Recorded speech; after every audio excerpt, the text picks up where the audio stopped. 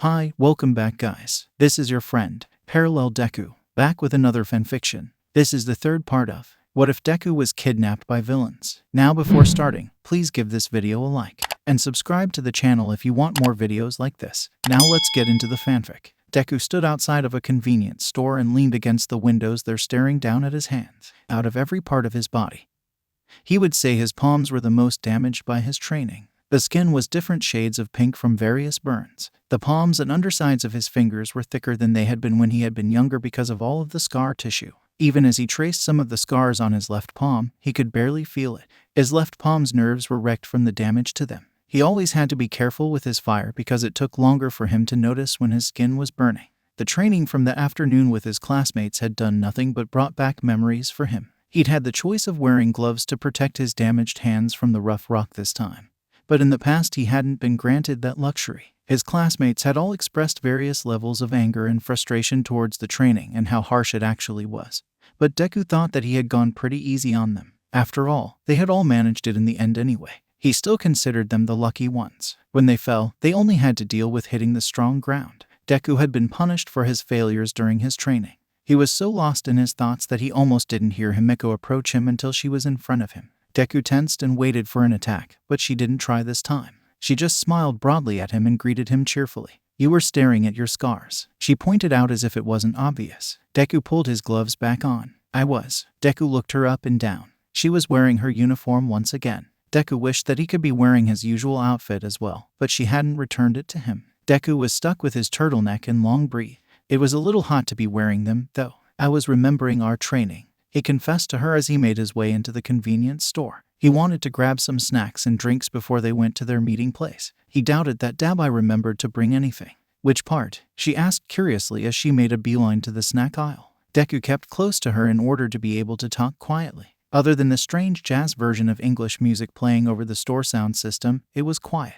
"The climbing exercises. Ew, those weren't fun." She shook her head and made a tisking noise as she took a couple boxes of Pocky. "My hands always hurt so badly." Her slitted eyes sparkled with manic delight as she looked at him and said, "You were always so sassy afterwards." "That's because I got punished so much for falling," he told her blandly. He had ended up bloody for the first chunk of climbing training. It had taken him a long time to start really building his muscles because he'd never trained before in the past. He moved away to grab a handbasket and came back with it so she could put the snacks in it. "For the longest time I couldn't figure out how to make the jump." "You think too much," she told him, kneeling down to examine the different bags of chips. Deku went over to the fridge section right nearby for drinks. "You still do. It makes your movements slow." "I've gotten better," he argued, a little embarrassed. "You have," she agreed. "I'm going to have to be careful. I've been allowing myself to think a lot more during my battles for the sake of my notes and to handicap myself. I can't let myself fall back into the habit." He grabbed a couple of drinks and returned to her. "Come back and train with me, then.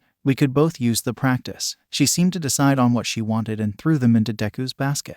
They made their way to the counter. "Training with you leaves too many obvious marks." Deku placed his basket on the counter and pulled out his coin purse. "We can practice stealth. I might take you up on that." They finished buying everything that they wanted and headed out into the darkness of the evening. They were in a rather busy part of this town at the moment, but soon enough the streets began to clear as Himeko led Deku towards their current base setup. It was in a relatively rundown section of the town, but it wasn't terrible. There was plenty of housing currently being used. Speaking of MSTR and his training, Himeko finally spoke up after an unusually long silence. Deku thought she looked kind of tired. Maybe she had been staying up late as well, or she was busier during the day than he thought. "I was thinking about some of the other experiments." "What for?" Deku asked, surprised that she was bringing them up. They so rarely talked about the other quirkless experiments because of how few of them survived.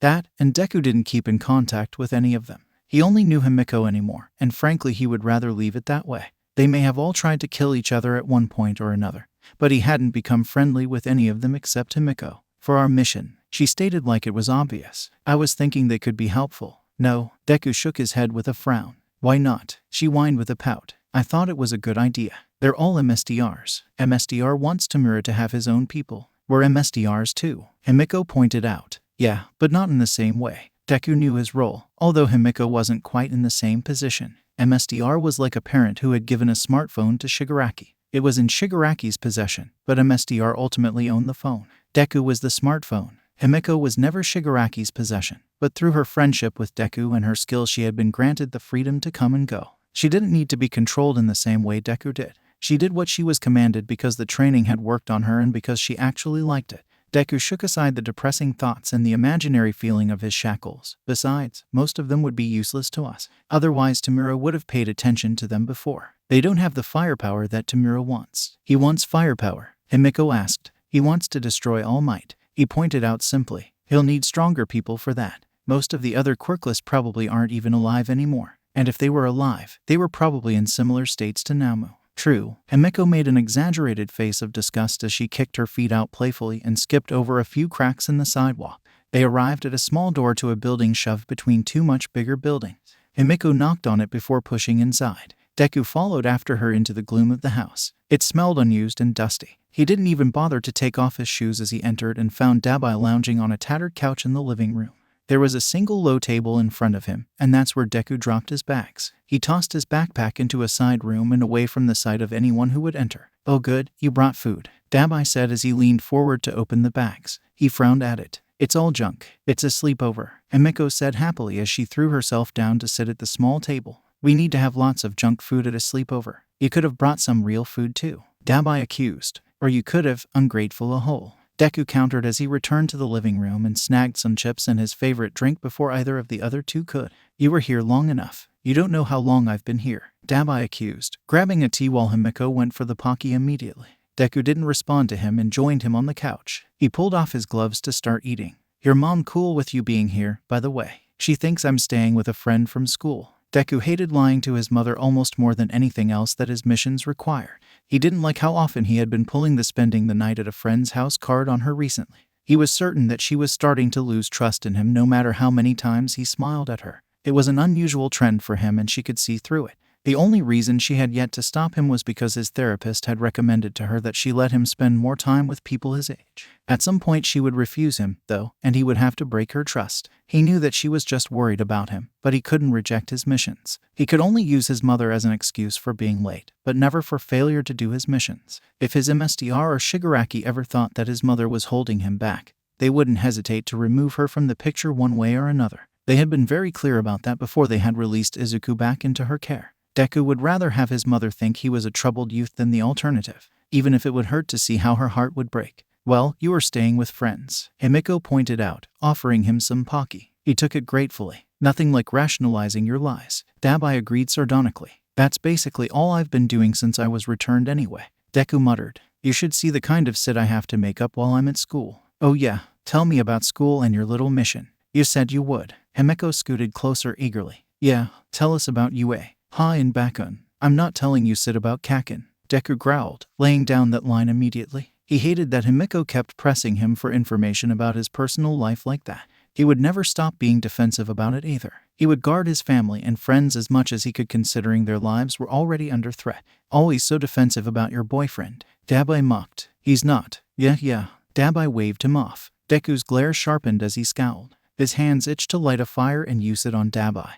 But fire wouldn't do much against the man. Maybe yanking those staples out of his face would do something. "I don't care about that kid anyway. I want to hear about your mission." "Answers for answers," Deku bargained. Himiko's head quirked to the side curiously. Her eyes snapped to Dabai. The man watched them both back before shrugging. "Fine, I don't have much to tell, though. I heard rumors around my school that there might be someone out there as strong as All Might." Deku lowered his voice as both Himiko and Dabai's eyes sharpened and focused on him. Deku wouldn't trust this kind of information with anybody else, but he could with these two. "Sound familiar? Are you referring to your MSDR?" Dabai asked with a raised eyebrow. He twisted his body and slumped sideways against the back of the couch. "He's the only one that I know of so far who can supposedly rival All Might." "What makes you think it's him?" Deku asked with a tilt of his head. He tried to recall if Dabai had ever actually seen what his MSDR looked like. MSDR didn't show himself to many people and preferred to work from the shadows. They had known Dabai for a couple of years, but maybe he hadn't actually met the man.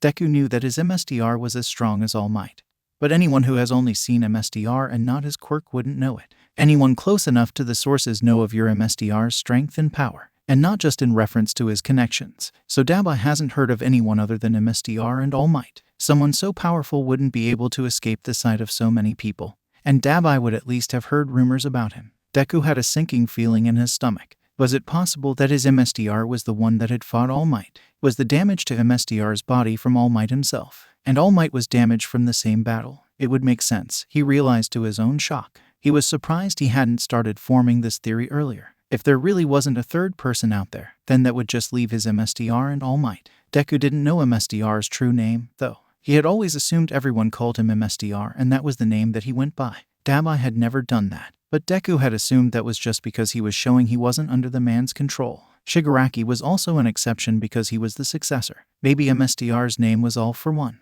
Deku could confirm it right there, but he couldn't go hunting for that kind of answer without appearing suspicious. He had never tried to see if MSDR had a different name before. Dabai and Himiko were both too sharp and would notice. He would have to ask Kurogiri or Shigaraki. They would give up the information a little more freely, maybe even MSDR himself. Besides, he had enough evidence to have a pretty solid idea, but that left a lot more questions.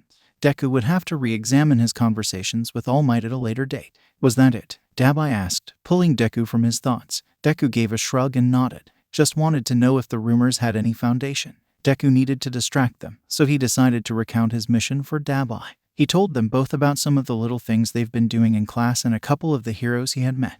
The three of them continued to eat while Deku told them all he could remember from the USJ, including why he had been so PSS. He still wanted to know why MSDR wanted the heroes to know that the villains knew his name. He was about to ask Dabai what he thought when another question appeared in his mind first. How much time do we have left? He asked. About 10 minutes is when a few guys are supposed to show up, Dabai said as he looked at the clock on his phone. A few, Himiko asked. Figured Deku could interview them all at once. Interview? Deku scoffed. Like it's some kind of job position. It's basically what it is. Are any of them good? They're villains, Deku. Oh my god. Deku glared at him. Dabai's smirk was irritating. You know what I meant. They're pretty handy, Dabai admitted with a shrug. Not many, though. There isn't anyone that's decent. Most of the stronger villains are in prison. Himiko agreed. That, or they're already hooked up with your MSDR. Which you already said you don't want. Actually, she spoke around her fingers as she SCK some chocolate off of them.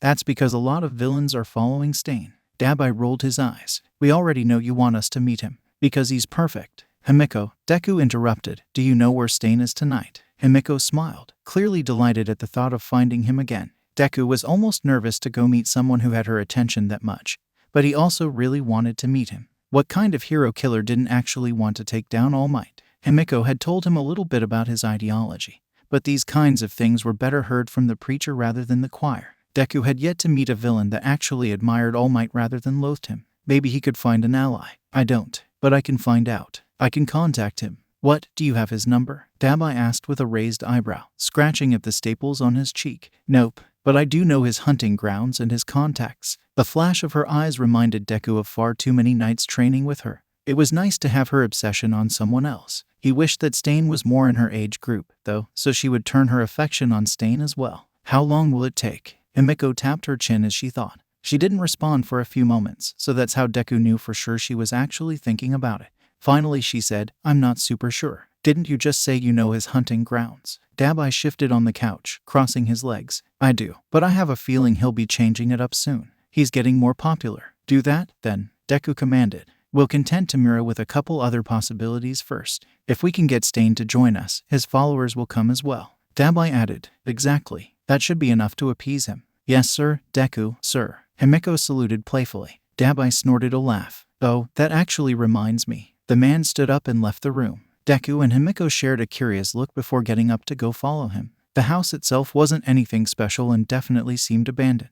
There was a staircase to head upstairs, but the wood looked rotten and not worth risking. Dabai entered what looked to be where they would be sleeping, judging by the single bed and the old futons on the floor. Dabai found a duffel bag and pulled out some long piece of clothing and something that was round-shaped. Here, Dabai held out the items to Deku, who took them with surprise on his face. Wear those. It's too hot for more clothes, Deku argued as he examined his new items. The clothing was a jacket that hung like a cloak. It had a hoodie that could be pulled up with only the bare minimum of decoration on the chest of it. It looked like a symbol that matched the face of the mask Deku was also given. The mask had red, slanted plastic eyes for seeing through. They were tinted enough that they would darken everything just like how Deku liked his eyewear for battle. Other than the eyes, the mask was black and white with a gigantic grin on it that covered the entire lower half of the piece. It was simple but sturdy plastic. It would stay attached to Deku's face by a thick LTHR strap. Deku was reminded again of All Might and his mood soured. Did MSDR put you up to this? He asked darkly. No, Dabai pointed at Deku's face. I thought of it. Your face is too recognizable. Even villains will remember you from the news a couple years back. That's to hide your face and your hair." Deku felt his rage calm a little as he considered it. He decided to slip on the cloak and zipped it up. Only the torso portion actually zipped though, leaving the ends to hang almost like a cape to blow while he walked. He slipped on the mask and pulled up the hood as well. The already dim room took on a red tint but didn't detract from his sight. He worked better in darkness anyway. It would take some getting used to for breathing with the mask on and his more limited range of vision. It would be good for meetings. It was a great idea. Ooh, Himiko bounced to stand in front of him and look him up and down. "That's a good look on you." "It's a good idea, Dabai." Deku agreed as he examined himself. He should have thought of it before. He would be more part of the villain society now. He needed to keep his identity secret. "Thank you, so polite," Dabai joked, but his face softened at the appreciation. Then it transformed into a smirk as he said, "You'll need it considering Himiko won't return your other clothes." "What?" Deku spun on her. "What does he mean?" She grinned. "I'm not giving them back. They're mine now. You gave them to me. I was drunk. I need my clothes back, Himiko." "No, I'm keeping them." A blush lit up her face, darkening her cheeks so even Deku could see it through his mask. Her expression became longing as she sighed. "It has your scent on it still." "I'm keeping them." Dabai choked beside him and Deku was glad his disgusted face was hidden behind his mask. "Gross," Dabai muttered. "You can keep them." Deku sighed and steadfastly ignored the thoughts of what she might be doing with his clothes. "I'll just buy a new set." "We still have your skirt and panties." Deku punched Dabai in the stomach before the man could finish. Dabai grunted in pain, going down with a curse. Himiko covered her mouth to stifle her giggle. Deku turned from them both to exit the room. Now that he was dressed and hidden, he felt much more confident and ready. He pulled his gloves back on. "Pull yourselves together. We've got villains to interview." The weekend passed far too quickly. Izuku was kept busy on both sides of his lives, which only made things pass faster. After Friday night had drifted into midday, he returned home. His new villain outfit had been firmly stuffed into his backpack and hidden away for his eyes only as he returned from his life as Deku to take up his life as Izuku again. He would have to be especially careful to make sure that nobody would see the outfit, so he made sure to store it away where nobody could just stumble across it. His Saturday was spent with his mother to help soothe down any fears she may have about Izuku distancing himself. He didn't know if that was how she felt, but his paranoia and anxiety warned him nonetheless until he made efforts to calm them both. He went to his therapy session and then hung out in the living room to work on his homework. His mother had sat down to help him where she could while a movie played in the background. Saturday night he snuck out of the house late at night to meet up with Shigaraki and Kurogiri to pass on more information about Present Mike. Deku didn't like that he hadn't seen his teacher in battle in a long time. But that was also the reason why he thought it was okay to pass over Present Mike's information. After all, the teacher most likely wouldn't be in battle anytime soon. He would be less likely to be killed. It didn't make the betrayal any less bitter, though. It was enough to make his stomach hurt. Sunday, Izuku spent the day tracking down hero fights where he could. The heroes that lived in his area were all people he had taken plenty of notes on, though most of them he had already finished fully researching and had passed on to his MSDR. Izuku had to move on to the interns and sidekicks of the heroes instead. He had been used to studying his surroundings enough and had been on enough missions to get a feel for where villains would strike. Izuku had even come to recognize some villains on the streets as well as petty thieves. He kept a police scanner on his phone and headphone in his ear as he walked around searching for places to go. When he heard something, Izuku made sure to rush his way over. Usually that meant scaling buildings for height advantages or free running his way across parks. It was great exercise and kept his skills up. He loved the thrill of the chase. Sunday night he stayed in and got as much sleep as his heavy mind and body would allow him. He ended up waking up after tossing and turning for hours around 2 in the morning.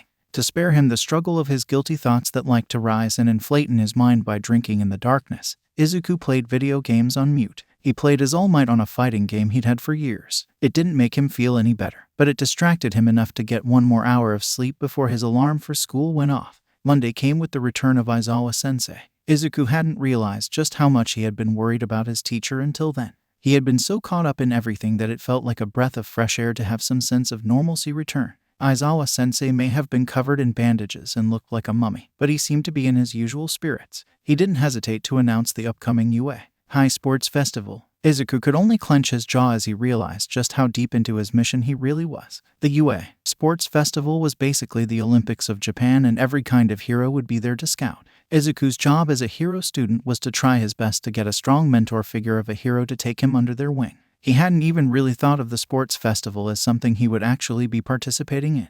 His classmates seemed a little hesitant in the wake of the villains having attacked on school grounds. Aizawa-sensei had been quick to reassure them, though, saying that the school wouldn't go forward with such a large event if they didn't think they could handle it. Izuku wasn't concerned about that, though. It was exciting and terrifying at the same time. This was his chance to really see if he had the true ability to be a hero. What kind of hero would choose him? Was he strong enough to face off against all of the other heroes in his grade? Would he be able to come out on top at only 20%? Did MSTR want him to come out on top, or did he want him to continue with the middle of the road? If Izuku was honest, he wanted to win. He didn't want to hold himself back so much that he was forced to lose the UA Sports Festival. He wanted to prove to himself that he was good enough. It had always been his dream to compete. He had so many strong competitors to face as well. He wanted to crush it. He wasn't the only one, either. To his own surprise and the surprise of their classmates as well, Uraraka began to get really worked up. She looked ready to take on the world, and it threw Izuku for a loop. Nevertheless, it only made him more excited. His classmates were just as stoked for the sports festival as he was. After all, he would have some good competition. If anything, it would definitely be more fun than running around town. He walked together to lunch with Uraraka and Ida that day and discussed with them the reasons for wanting to become heroes. To his further surprise, the happy-go-lucky Uraraka wanted to be a hero for money. Izuku was in the middle of completely reevaluating her character when she explained about her family's financial situation and the life she wanted to provide her family. Izuku had been struck dumb by it because in a way he understood her. She just wanted her family to live a comfortable life. He admired that kind of reason. He admired Ida's reason as well to follow in his family's footsteps. Izuku's eyes dropped to the floor as Ida was praising Uraraka's reasons. They had such noble reasons. What reason was Izuku becoming a hero? To protect himself and his loved ones, yes, but at the cost of others. Lives had been lost because of him. He wasn't even sure he was fit to be a hero. At this point, it was a charade he was acting in. It hurt. You really think I can become a hero? Do you? He was starting to think that no, he couldn't.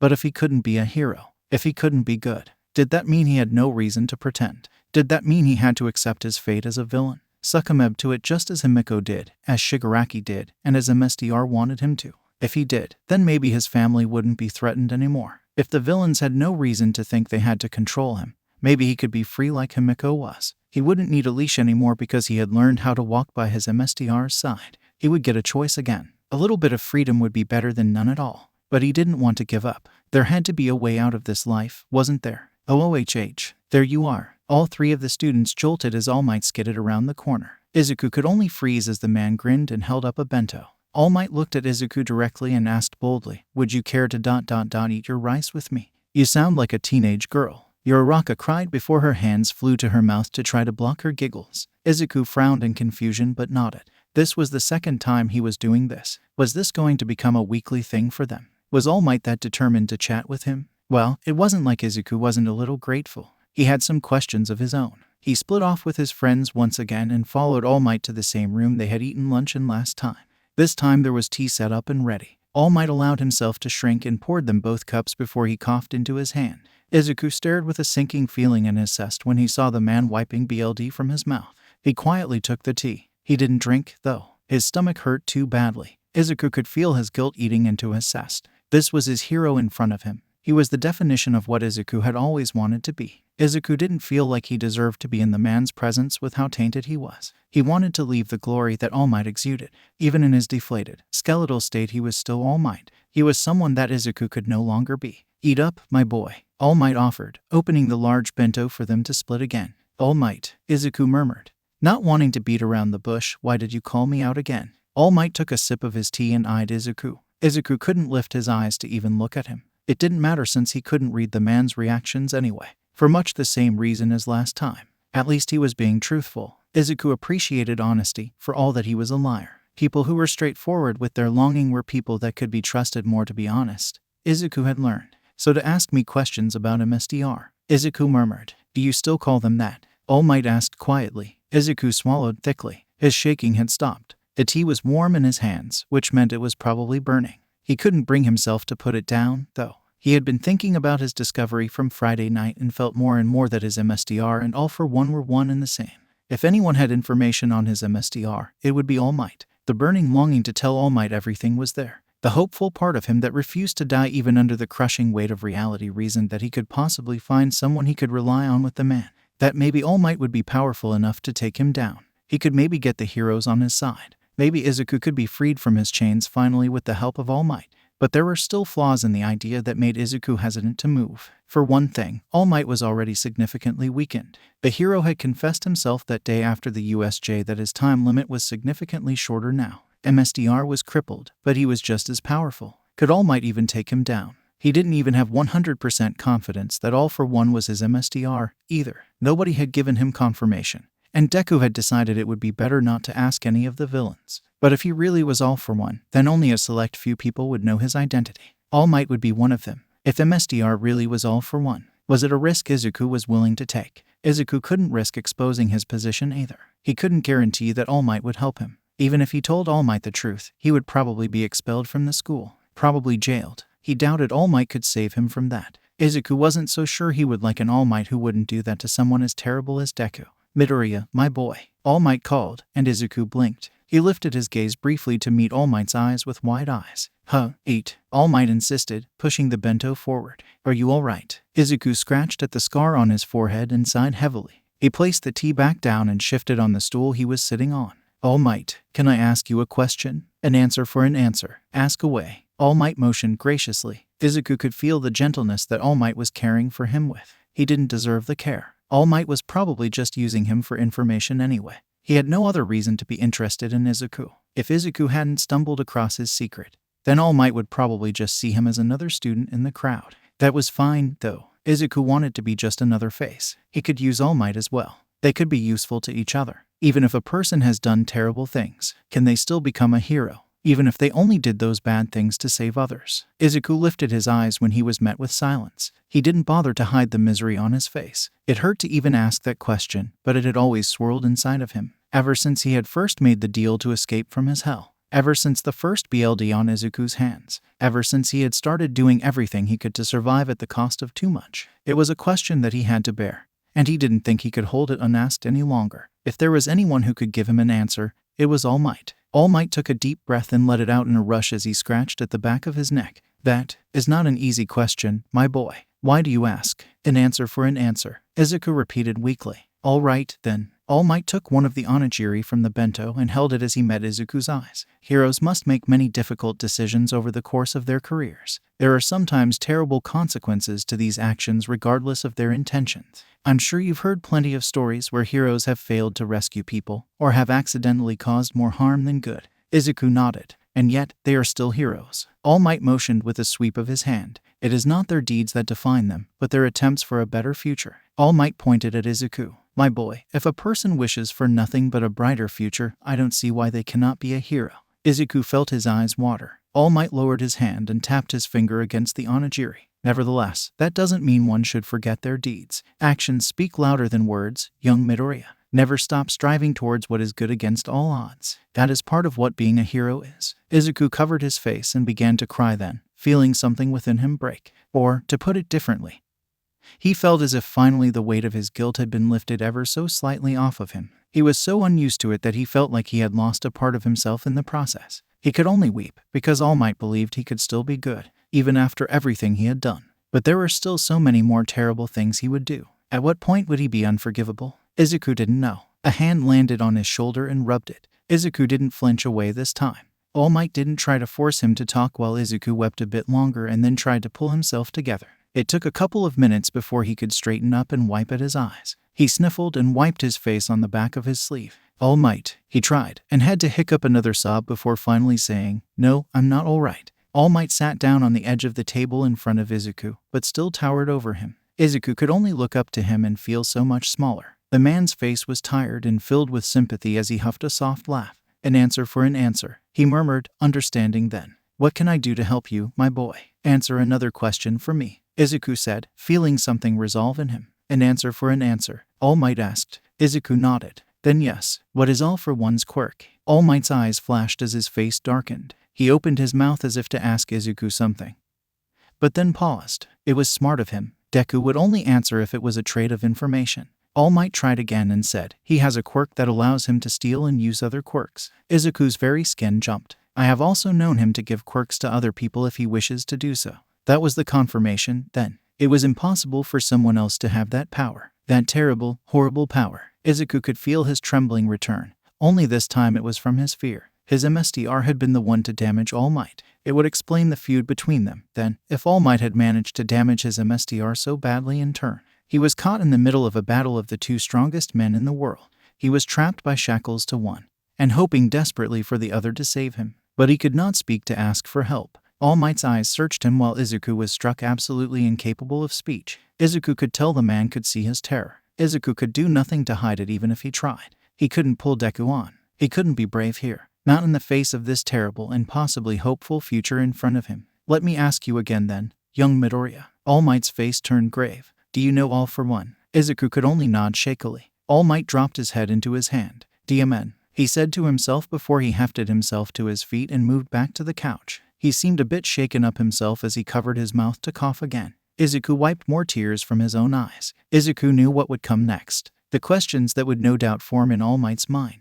But Izuku couldn't let things go any farther. Not today. Maybe not ever. He needed to speak. He needed to say something. But he couldn't even talk around the clenching of his trembling jaw. All Might leaned forward and motioned to the tea. Drink, my boy. Eat something. I won't ask anything more of you today. Izuku let out a sob of a laugh and thought himself insane. He wanted to run far away from everything. He wished that he could crawl under his covers like he had done when he was little and never come out to face the monsters in the night. Nevertheless, he ate a little. All Might didn't push him and the two ate together in silence. Izuku's growing panic began to calm after some time, although he kept waiting for All Might to ask. He was waiting for the shoe to drop. He was still waiting for someone to ask him what he had experienced with his MSTR, what he had undergone, why he had been taken. But All Might didn't ask. For that, Izuku was grateful. The bell rang to signify the end of lunch and Izuku stood. All Might stayed seated as Izuku finished gathering himself and took a deep breath. He wasn't sure how much longer his courage would last him, so he decided to just jump. He always did think too much. All Might. Izuku couldn't turn to face his teacher as his fists clenched so tightly that he could feel his nails digging into his palms. For a while now, I've been asking myself if I can really be a hero. I've always had doubts, but recently they've been worse. I've been thinking ... that maybe it would be better to give up.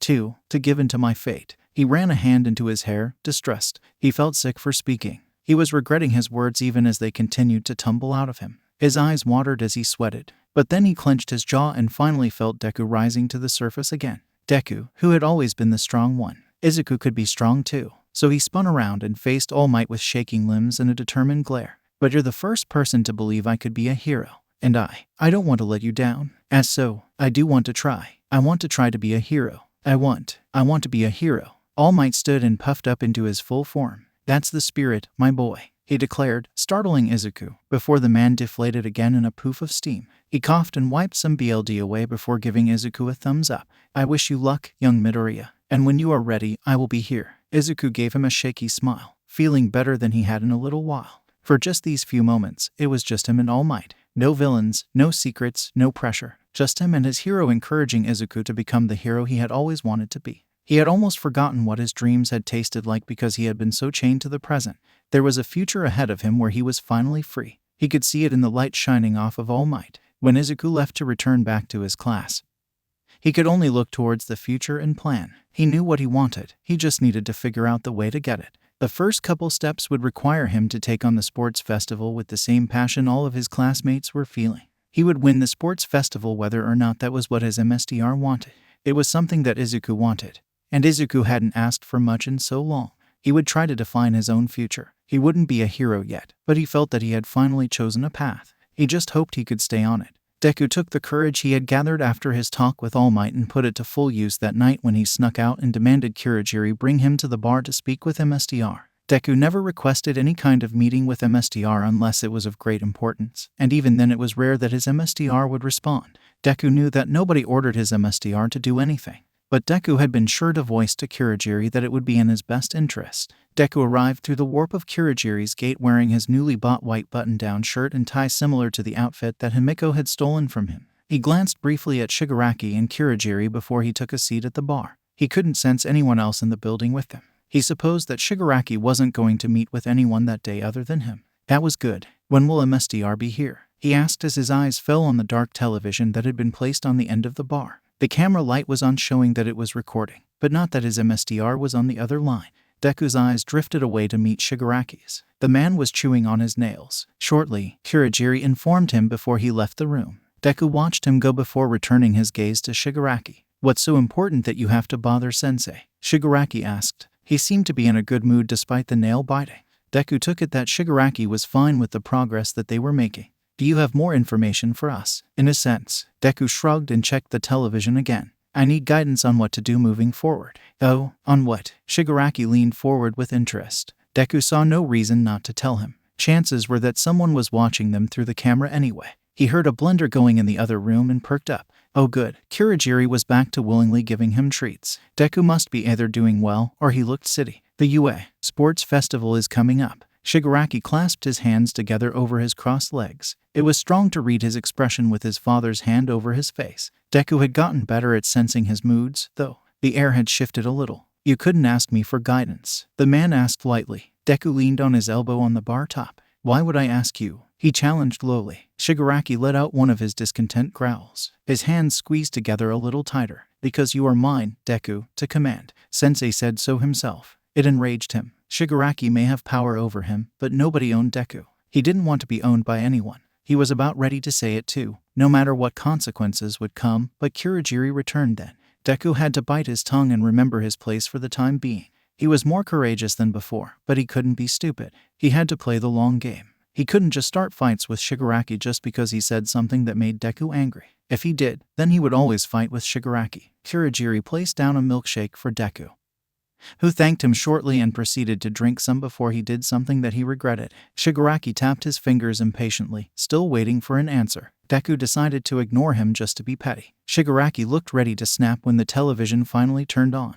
The words displayed audio only, which meant MSTR wasn't going to bother with his own camera. It wasn't unusual for him. Deku and Shigaraki both fell quiet instead of escalating their argument as Kurogiri greeted their MSTR. Deku, it's unusual for you to call upon me. What could be the problem? His MSTR began. Deku repressed the shiver of fear that instinctively tried to zip down his spine. Even without the visual, that voice brought back too many memories. It was ingrained in him to fear that voice. The voice of the man who had nearly killed All Might. All for one. Deku seeked at his lips to clear them of his ice cream before he spoke. The UA Sports Festival is coming up. He gathered his courage and then said, I plan to win it. There was silence that followed his declaration. It was the first time that Deku had made such a decision on his own.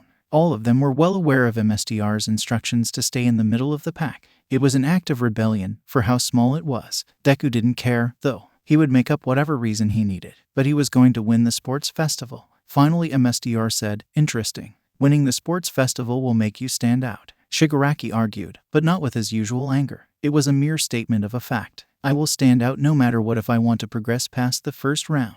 And I will. Deku responded in the same tone. This is a decision you have made on your own. His MSTR asked. Deku nodded, watching the camera and knowing his MSTR was looking directly at him. You've never acted out like this before, Deku. Deku tensed, waiting for the verbal scolding. Possibly even a commanded attack upon him, much like what happened with Naomu. He was intensely aware that Shigaraki was right behind him and Deku was within reach. Same thing with Kurogiri. If he dodged an attack, he would be punished more severely. I approve. Deku straightened in surprise at the smile in MSTR's voice. He actually liked it. His MSTR laughed a little then. You're surprised. I appreciate you showing some initiative in your mission. I don't dislike that. Deku had heard something similar to this before with Shigaraki. Deku had seen his MSTR praise Shigaraki when the man would think of his own plans and followed through on them. He had come to learn this was how his MSTR mentored Shigaraki. It was a different learning style from how Deku had seen his teachers at school teach the student.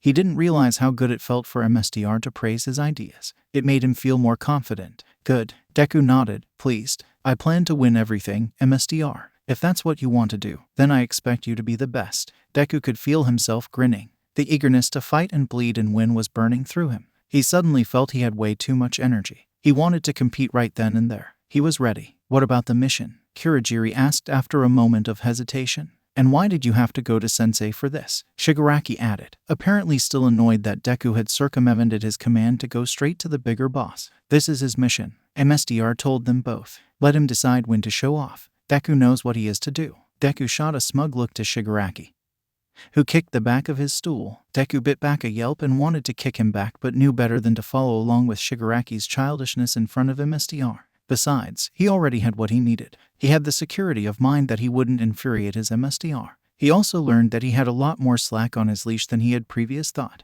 This was good information. His MSTR trusted him more than Deku had known. It was a good position to be in. He would certainly show off. The next couple days proved to be ones filled with excitement for Izuku's life. The physical training was filled with the passion of students that all wanted to prepare for the sports festival. Izuku got the chance to focus solely on his school life because Himiko hadn't gotten back to him with the status on Stain and Dabai hadn't checked in for a while. He had an excuse to slacken his mission as he studied and trained instead. Class was called to a break while the teachers were SWCH out. Izuku was trying to write down the last of the notes from the last class before he forgot them or the bits that he could understand.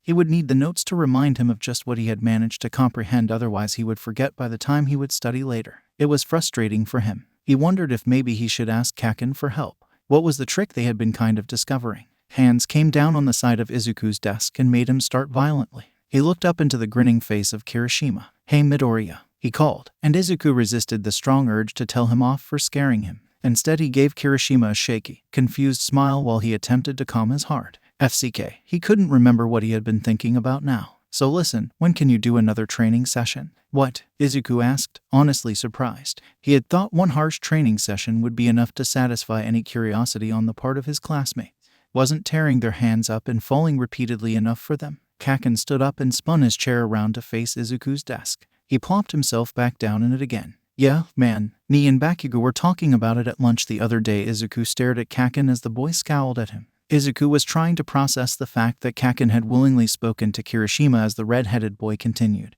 "And we both applied for another reservation. Apparently the more people we have, the more likely we'll get it cause everyone is training.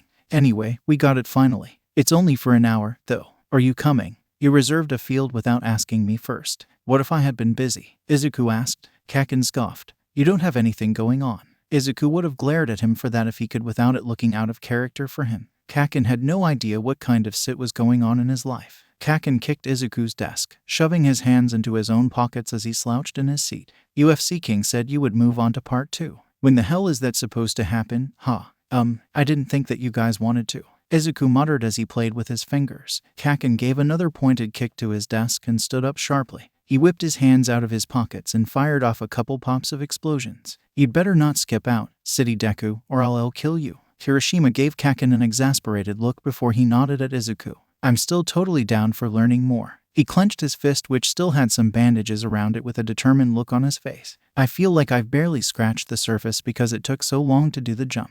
I've been practicing it a little around my apartment complex, but I want to continue with you." Izuku was rather impressed and surprised. "You've been practicing?" "Of course, dude. Of course we're freaking practicing." Kaken pointed at him. "Don't you dare look down on me. I'm not." Izuku shook his hands in front of himself. He didn't really know what he had thought. He had known his training was useful, but he wasn't so sure that the others would like it. It felt a little nice to know that both Kaken and Kirishima had found something they liked about it enough that they had been practicing the skill. "So what do ya think?" Kirishima asked again, leaning forward on the desk to get in Izuku's space. Izuku leaned away and scratched at the back of his head. Does Todoroki know?" "Who cares?" Kaken grumbled. "Don't be like that, man. Todoroki wants to learn too." Kirishima scolded, nudging Kaken. Izuku could only stare again as Kaken didn't immediately hit him back. But Kaken did shoot a rather fierce glare at him and growled. This time Kirishima held up his hands in defense. "I couldn't give two sits what half and half wants. That FC can train at home." Unfortunately, I heard Bakugou's voice and got the gist of what was happening, Todoroki said as he came close. He shot a cold glare to Kaken that Kaken returned with a vengeance of fire. Izuku wished he wasn't used to being around so much hostility. Todoroki turned to Kirishima. "Are we having another training session?" "Yeah, tomorrow. Are you in?" "We're going to the same place as last time. We have an hour. Are you coming, Midoriya?" "I want to continue," Todoroki asked as he turned his cold gaze on Izuku. Izuku didn't feel as pressured this time to follow their requests, but actually found himself kind of looking forward to it. He would need proof first that they could really perform the trick again. They wouldn't be able to even try part 2 unless they were at least decent at the previous skill. He had a couple of things that he also wanted to confirm. He very rarely got to see how his classmates worked without their quirks because the school was so intent on training up their various abilities. It was fascinating to see his classmates struggling with something Izuku had been trained to do as second nature. He didn't even need to use his quirks to do it. And it would be nice to get to know Kirishima and Todoroki more. Todoroki was at the top of the class and his quirk was amazing. However, the boy had been distant and cold thus far. Kirishima was friendly and easy to befriend. He was also Kaken's friend, so it would be good to get to know him more as well. "Okay, I'll join." And Izuku smiled because he was actually a bit excited. It had been a long time since anyone had given him a good chase. The end of the day came. Izuku said goodbye to his friends and joined Kaken at the front gate in order to walk with him like usual. The usual anxiety and inability to relax did not come this time as he walked beside Kaken. He waited to be reprimanded for walking beside him, but Kaken said nothing. It made Izuku feel good. The doubt in their relationship was fading quicker than he had thought it would. Kaken was his friend. It was still so surreal for him to think about, considering Kaken had loathed his presence throughout most of middle school and barely tolerated his presence through elementary school. But ever since their conversation in Kaken's bedroom, the tension between them had noticeably shifted. What Izuku had always taken as mere ploys to get closer to him, he was starting to look twice at. He couldn't quite convince his more cynical self that had difficulty trusting, but he felt more comfortable with possibly giving Kaken the benefit of the doubt. Maybe walking home together was just meant for them to walk home together without an ulterior motive. Maybe their game had ended a while ago. Izuku could only huff a laugh to himself at that thought. Maybe Kaken not hitting him was because he actually kind of liked Izuku. That was probably a stretch. Deku, Kaken broke their mutual silence first. He had a pensive frown on his face that Izuku was starting to become a little familiar with. Kaken had calmed down at some point over the past couple years. Not a whole lot, of course, but he was different enough for Izuku to notice. Izuku responded. Kaken seemed to roll the words in his mouth for a moment before his eyes met Izuku's. His brow was soft but his mouth was tense. Your training. He paused. Izuku tensed, waiting for what he could possibly ask. Was it the kind of training Izuku had gone through? Was it something he'd made up? Was it the training he did with Himiko? Kaken already had too much information. Izuku didn't want to give him any more. Kaken just grunted instead and his frown became more pronounced. Instead of relief, Izuku felt frustrated at the lack of the question. He would rather know than guess what Kaken wanted. He was usually so straightforward. Just ask, Deku commanded, allowing his irritation to shine through. Kaken studied him, but Deku couldn't read his face. Kaken just dropped his face back into a scowl. Don't tell me what to do, shithead, he barked before he asked angrily. What do you have to do today? What? Izuku asked, thrown by the subject change. You making me repeat myself again. I don't have anything to do today. Kaken's fury dropped to his usual anger instead and he growled, good. I already know you didn't FC King understand anything in class. We're studying today. When had Kaken become good at recognizing Izuku's struggle? Actually, he probably had seen it for a while. He had only mistaken his struggle for faking before. Izuku glared at him for the principle of being able to do so before he sniped back. Fine. He took a breath to relax his hackles a bit. He couldn't always respond to Kaken's anger with his own anger, but it was so instinctive now. He had been letting himself relax his guard too much. Kaken had yet to snap at him about it, though. He wasn't hitting Izuku like he did when he was faking in class. It was a bit disturbing. I was kind of hoping I could get some help anyway, he admitted quietly. I don't remember what our breakthrough was the other day, so I didn't know how to recreate it at all, Kaken asked, his voice void of the anger this time. It was strange to hear him talking normally. Izuku hesitated and then shook his head. I remembered the breakthrough and what I learned, but I can't remember what the method was. His voice dropped to a murmur. I should write it down this time. Kaken led the way into the train station and the two stuck close together as they maneuvered through the crowds. Neither of them could speak during the time because of the rush of students and civilians attempting to get onto the platforms. They had to wait until they were actually at the platform before Kaken said, You seem to have a problem remembering information in the long term because you can't properly process the information you're reading or hearing. Izuku blinked and looked at him. Kaken wasn't looking at him, though, and was instead seemingly studying the station sign that said when the next train was coming. Nonetheless, he was still speaking to Izuku. Yeah, Izuku responded, kind of lost. It's not the same when it's just everyday stuff, though. You remember all that's it just fine. So it's just for school, possibly the environment, but definitely the content. Kaken finally looked at him. His face was back to being pensive as he continued. We tried applying our studies to real life instead. If you're able to put yourself mentally into a situation where you need the information, or you can think of a reason why you would need the information, you remember it better. Izuku gasped and then gaped. You're right. He tapped his fist against his hand. Wow, I never thought of it like that before. That's amazing, Kaken. Kaken's mouth quirked a little, but his eyes were sad. Izuku blinked, feeling his stomach twist at the sight. But before he could process if he had actually seen what he thought he saw, Kaken turned his face away to watch the train that passed through the station. The sound of the train over the tracks and through the enclosed station was loud. But Izuku swore he heard Kaken say softly, You said that last time too, nerd. You're going to train with Todoroki-kun, Kirishima-kun, and Bakugou-kun. Uraraka asked with a surprised gasp at lunch the next day. I didn't realize all of you were so close. We're not, Izuku explained as he mixed the sauce from his meat with his rice. He continued to stir as he continued. I guess they really liked my moves and wanted me to train them. Wait, you're training them? Uraraka sat forward more. Even Todoroki-kun. Izuku nodded. I was surprised too. Todoroki is at the top of our class currently, Ida said, tapping his fingers against the table with a curious frown. What could you have to teach him? Izuku tried and succeeded in not getting offended by that. It wasn't like Ada knew of his true skill. He had only shown off a tiny bit of it. We're just practicing agility movements right now. It's our second training session together. He took a bite of his food and chewed before swallowing and saying, You're welcome to join if you want. But I don't know if you'll be able to actually join in on the training. Why not? Ada asked, straightening with mild offense. Izuku held up his hands with a tentative smile. I don't mean you guys can't handle it. I just mean, well, you'll have to see. I'll definitely come. Uraraka decided with a couple of excited nods. I want to see Deku-kun's moves up close as well. Maybe I can learn something. I will join as well. Ada agreed with a quick raise of his hand. If they are agility movements, I'm certain I can keep up. Izuku chewed his food and said nothing. They would see what he meant when they got there. What the FCK is this? Kaken shouted as Uraraka and Ida followed Izuku and Kaken towards the training grounds. Kaken was growling and glaring over his shoulders at them like he was some kind of guard dog.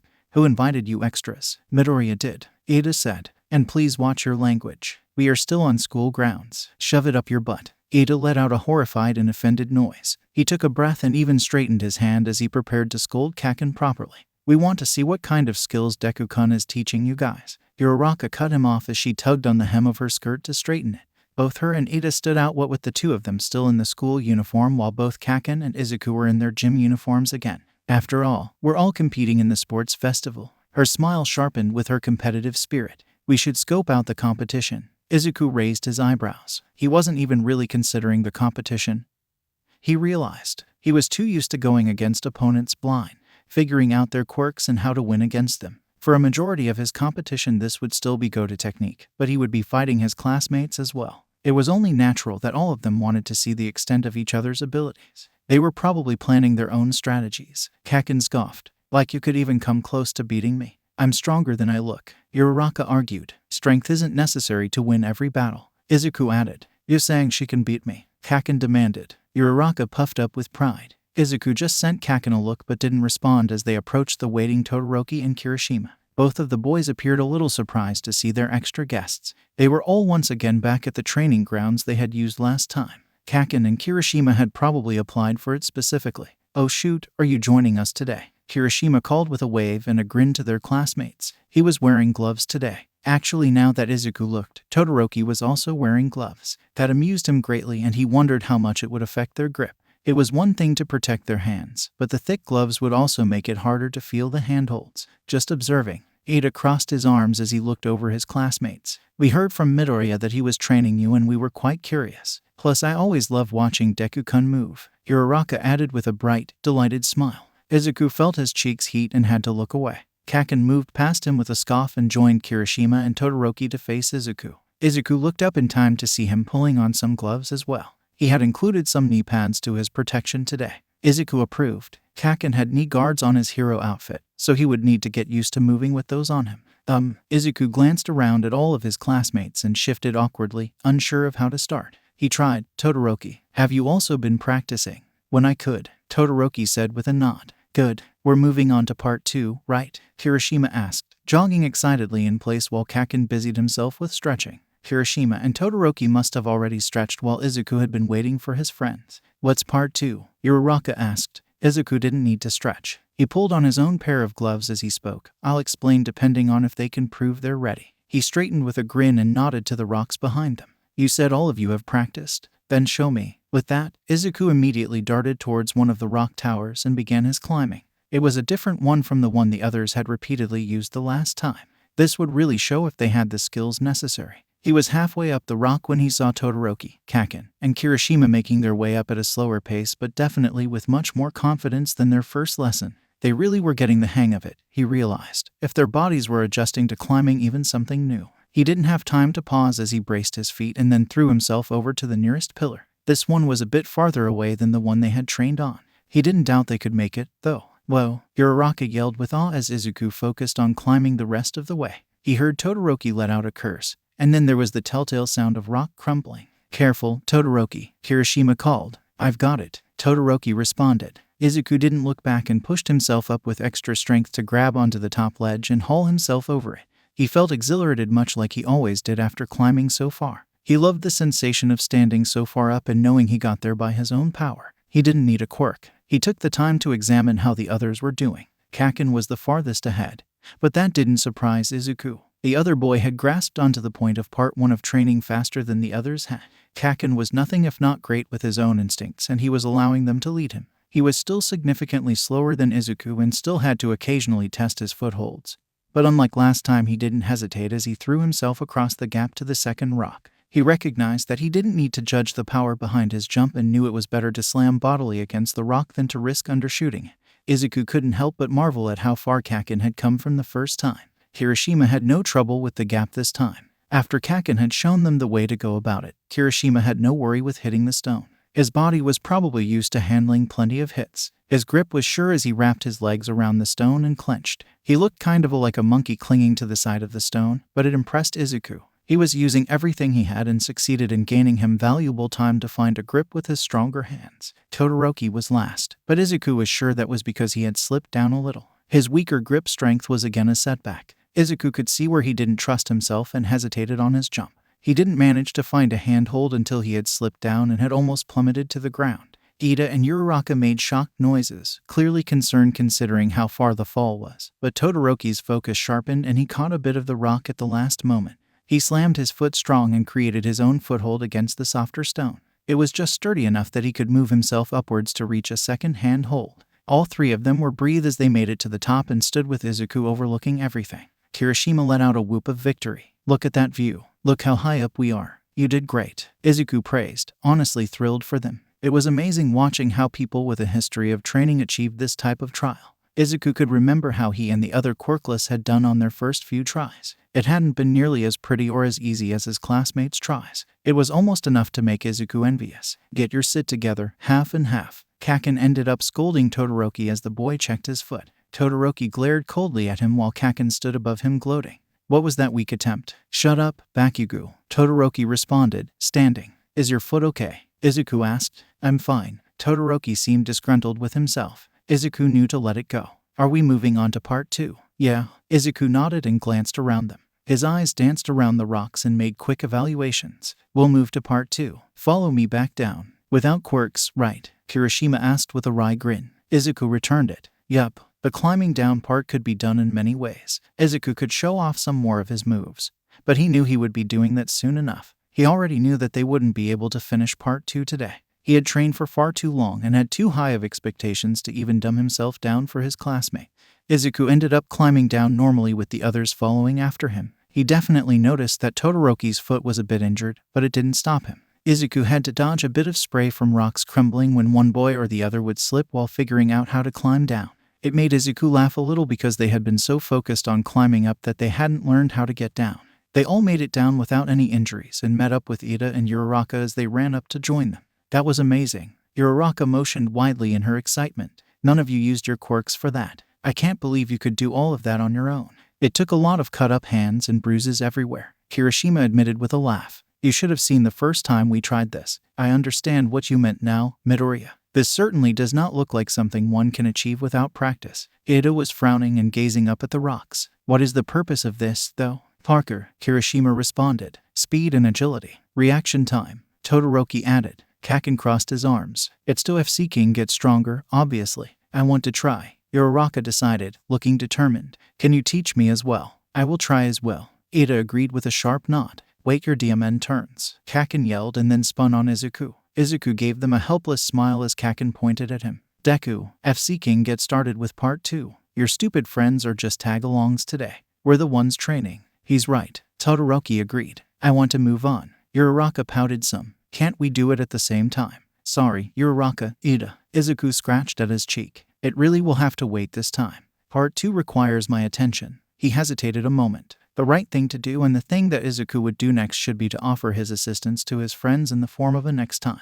But he didn't know if he had so much time. But he really kind of liked helping out his friends. It was rather thrilling to see his classmates achieve a goal. He didn't mind helping Ida and Uraraka as well. Besides, if it helped them in their hero careers, then it was a relief for Izuku. Next time, okay, he told them. Izuku then put his hands on his hips and turned to face Kirishima, Todoroki, and Kaken.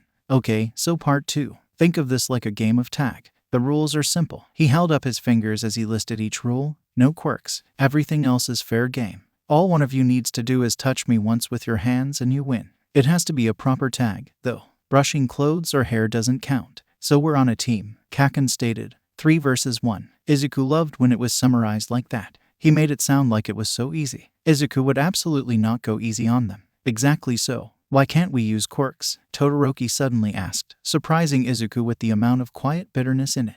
Was he that frustrated? Izuku didn't even realize that Todoroki showed so much emotion. Maybe he hadn't been paying enough attention. What would be the point of training like this if we're just going to use our quirks as crutches? Kaken demanded with a scowl. He has a point, man. Kirishima agreed. It would be too easy for you guys considering your maneuverability with your 2 quirks. Me and Midoriya would be at a disadvantage. Izuku bit his tongue because he was sure he could still avoid being tagged even if Kaken and Todoroki used their quirks. However, it would take more than his 20%, and it would definitely be a challenge between the 3 of them. It would certainly be unfair for Kirishima, though. It's simple, really. Izuku examined the tips of his gloves in an unconscious movement to check his matches even though he didn't need to. He dropped his hand again and regarded them all seriously. You guys are here because you wanted to learn something from me. I've only had my quirk for a little over a year that I can remember. What could I possibly teach you about your quirks that you haven't learned since you were 4? None of his classmates responded to that, but Izuku spotted Kaken's eyes regarding him with suspicion.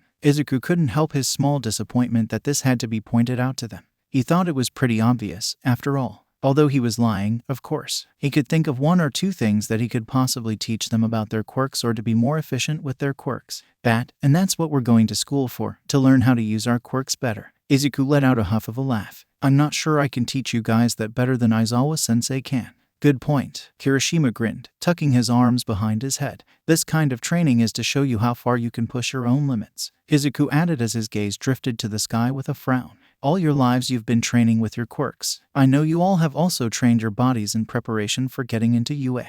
This is obvious just by looking at you. He dropped his gaze to look at each of his classmates in turn. They were all watching him as if enraptured. But all of your training is probably just to enhance your quirks. Everything is about making sure your body can keep up with your quirks. Your body is merely a support item. Izuku's gaze darkened as he remembered his own training. The way his body had screamed at him. How he had broken himself to pieces so that he could survive. The way he had cried bitter and terrified tears not knowing if he had screwed up enough that he would be the next quirkless to never return to training. Not knowing why he was training in the first place but believing the villains when they told him that they would not kill him if he succeeded in his training. How he had burned with envy towards anyone who had a quirk. How he knew that his training would have been so much easier if he had some type of quirk to rely on. He would have taken anything. But he'd only had his body to rely on. Take it from someone who was quirkless for a majority of his life when I say that your body is not a support item. It is your main weapon. Sometimes it will be your only weapon. What if you run into a situation where you can't use your quirk? There are people who won't even give you a chance to use your quirks. There are people your quirks will be absolutely useless against. His throat tightened. There are people out there that can take away your quirks. He swallowed back the tightness and his voice strengthened again as he straightened. At those times, what will protect you? Will you just run? What do you do when you can't flee? You will be quirkless. In a life or death situation, are you confident that you will be able to help anyone, let alone yourself? Sure, you'll know how to fight. But do you know how to survive without your quirk? Izuku turned away from them and pressed his hand to the stone. He could still hear the sounds of bones crunching, the screams of children as they ran for their lives and were brought down because they weren't fast enough. Villains laughing as they heartlessly hunted Izuku and the other quirkless. His fingers dug into the rock. His breath was coming a bit harder. He had to blink rapidly to bring himself back to the present and away from that time. The harsh sunlight startled him because he half expected to be back in the darkness. The lack of sound from his classmates had him glancing back at them with wide eyes, terrified that he had exposed too much when he had been lost in the past. His classmates only stared at him back without a word. Todoroki lowered his eyes with a frown as he thought. Kaken's fists were clenched so tightly that Izuku could see his arms shaking. His face was pale and his eyes were unreadable for Izuku. Kirishima, Uraraka, and Ada all looked grim as his words reached them and they understood. Uraraka was biting her lip and her eyebrows were pulled together with worry. Izuku wondered what his face looked like. Izuku had to force a smile onto his face, trying to lighten the mood and cover for the slip of his mask. "So that's why I don't want you to use your quirks." He laughed and felt how it echoed hollowly through his chest. It sounded real enough as he gave them all an embarrassed smile as a way of apologizing for getting too dark. "I want to make your bodies stronger, Midoriya." Ida glanced at his classmates and then back to Izuku. He opened his mouth like he wanted to say something, and Izuku felt his chest constrict with fear. He waited to be called out. Yes, you're absolutely right. Our bodies should be trained with the intention of MSDR them before our quirks. A true hero should know how his body works without fail." "Right," Kirishima agreed with a flex of his arm. He grabbed his own bicep with determination. "I don't want to ever be caught unable to help, especially if my quirk ends up being useless." Kaken and Todoroki said nothing. Kaken had lowered his head so Izuku could no longer read his face. Izuku's heart was racing in his chest with the knowledge that he had let more slip to Kaken. It's not like Kaken didn't know that Izuku remembered his time with the villains, but this was further knowledge. This was Izuku confessing to something he had experienced for himself. His fear and desperation. He would give anything to know what the boy was thinking. But he couldn't, and Izuku wasn't sure he was courageous enough to ask later. He had to push it aside as he finally gave a shaky smile and asked, "Are you guys ready for part 2 now?" It felt like Izuku was fumbling mentally with himself as he attempted to regain equilibrium and pretend that he hadn't just had flashbacks to a terrible time in his life. He put his focus into beginning the second part of their training and tried to get back the excitement that he had previously held. It didn't help that Kaken's eyes were dark and there was a grimace on his face. He had yet to look at Izuku again even as their group moved towards the middle of the training grounds. Izuku closed his eyes and took a breath to center himself before he let it out slowly. He looked to his classmates and tugged on the bottoms of his gloves to make sure they were snug. "Are you all ready?" "Yes," Kirishima called while Todoroki nodded sharply. Kaken finally lifted his eyes and met Izuku's before he nodded as well. Izuku didn't miss how all of their other classmates shot Kaken varying forms of confusion at his silence. Usually the boy was a lot more passionate about these kinds of things. Izuku quickly decided to pull their attentions from him. "Uraraka, can you please set a timer for 15 minutes? Or you, Ida." "Got it." Both Ida and Uraraka pulled out their phones and began to type on them. While they were working on that, Izuku said, "You all have 15 minutes to tag me. When the timer goes off and you haven't tagged me, then it's my win." "Pretty CCKY there, Midoriya." Kirishima's grin was bright with his eagerness. "You're so sure we won't catch you?" Izuku did some mental calculations of their speeds from earlier as well as their general running speed and gave them a small, smug smile back. He said nothing, though. "On my call," Ida said, and all 4 of the boys tensed. Izuku's heart rate picked up in preparation. He already had a couple of routes and ideas planned. And, go. The instant time was called. The 3 boys charged Izuku. Kaken was still the fastest of the bunch and swung out with his right arm. Izuku had to get out of the way of all 3 of them and gain some distance. They would expect him to turn tail and run in the opposite direction. He would use that against them. Izuku ducked around Kaken's attack and leaned towards Todoroki. The other boy attempted to tag his arm, but Kaken got in the way with a yell. Kaken instinctively tried to go after Izuku and ended up crashing into Todoroki, causing them both to stumble. Izuku twisted his way out of the wreckage and dropped into a roll as Kirishima also dodged the pile-up and aimed for him. Kirishima only ended up getting tangled as well as Kaken spouted furious curses. Izuku took the time to run past them and gave a jaunty wave to Uraraka and Ida along the way. "Get the FCK back here," Kaken yelled, and Izuku heard the sound of 3 different pairs of feet. He could run so much faster than he was currently, but he decided not to give them the runaround too much. They were supposed to be learning how to use their skills just like how Izuku had shown them. He wanted to see what all they could do. "Hurry, hurry," Izuku mocked playfully, glancing over his shoulder at them. He was surprised to see that he had lost Todoroki, but he spotted movement from the side. He was separating from the pack. That was fine. Izuku wondered what kind of technique he would use. "Go," Uraraka cheered. Izuku spun around and came to an abrupt stop in the shade of one of the rocks. He tensed and widened his stance as Kaken and Kirishima separated to attack from either side. Rapid footsteps from behind him told him that Todoroki was circling around. Izuku waited and spotted the moment he needed. As soon as Kaken and Kirishima threw themselves forward, Izuku tossed himself to the rock beside them. Kaken spun quickly and his hand came close to Izuku's leg, but Izuku yanked it up in a way to press to the rock. He flipped off and over their heads, barely dodging the fingertips of Todoroki who was reaching upwards, and landed on the ground. "Close," he yelled, but didn't even give them the chance to turn before he was already onto the next rock and climbing. He knew this was where he would gain his most advantage. None of them could climb as fast as he could. He had to slow down some so that they could have a chance. "FCK," Kaken shouted in frustration. "We need to work as a team," Kirishima said as Izuku paused partway up the rock. He was surprised that the others didn't immediately come after him, but maybe they realized that they would have no hope of catching him by climbing. He was too fast. What would they come up with to catch him? Would it help if I pretend to be a villain? Izuku asked. No, Kaken snapped at him, glaring. Izuku only blinked at the anger in his voice. He turned to Kirishima. You, come here. Huh? Kirishima approached nonetheless. Before any of them could blink, Kaken grabbed the front of the boy's jacket and hefted him upwards. Whoa. Kirishima yelped as Izuku could only gape in shock. He hadn't realized that Kaken was that strong. Die! Kaken screamed and spun in a circle before launching Kirishima at the rock. The boy flipped in the air as Izuku let out a cry. Kirishima's shocked face quickly turned to a grin as he twisted himself just in time to grab the rock. Izuku understood then that Kaken had used Kirishima's grip strength to his advantage. Kirishima was scrambling the last foot and a half after Izuku in the next moment. Izuku fled. Holy shit, Bakugou, you're insane. Kirishima called down as he kept moving his hand out to try to tag Izuku's foot. Izuku just climbed up a bit faster and tried to judge when he could leap. He couldn't go back to the ground yet because both Todoroki and Kaken were waiting for him. They had someone on each side just waiting to see if he would jump down.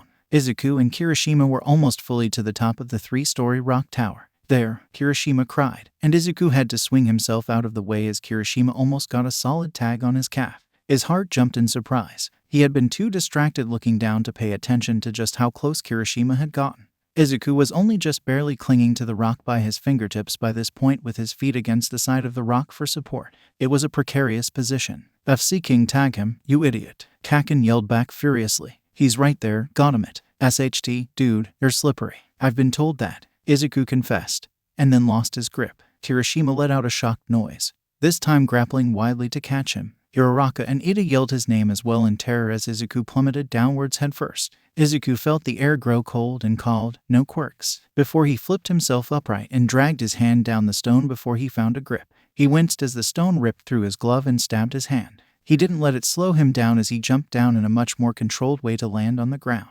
Midoriya, Todoroki was watching him with wide eyes, but Kaken didn't let himself get distracted. Izuku had to dodge 2 grapples from the boy before Todoroki also attempted to tag him. Izuku felt Todoroki's hand swipe his hair as he ducked downwards and then threw himself through the gaps between his classmates' legs. He was breathed from his effort and had to roll back to his feet. He stumbled backwards on clumsy legs and felt his back hit the stone as Kaken and Todoroki closed in on him. Kirishima called something from above and Izuku could only gape a moment before he jumped to dodge the falling body of Kirishima. He landed right where Izuku had been as Kaken got a grip on Izuku's jacket.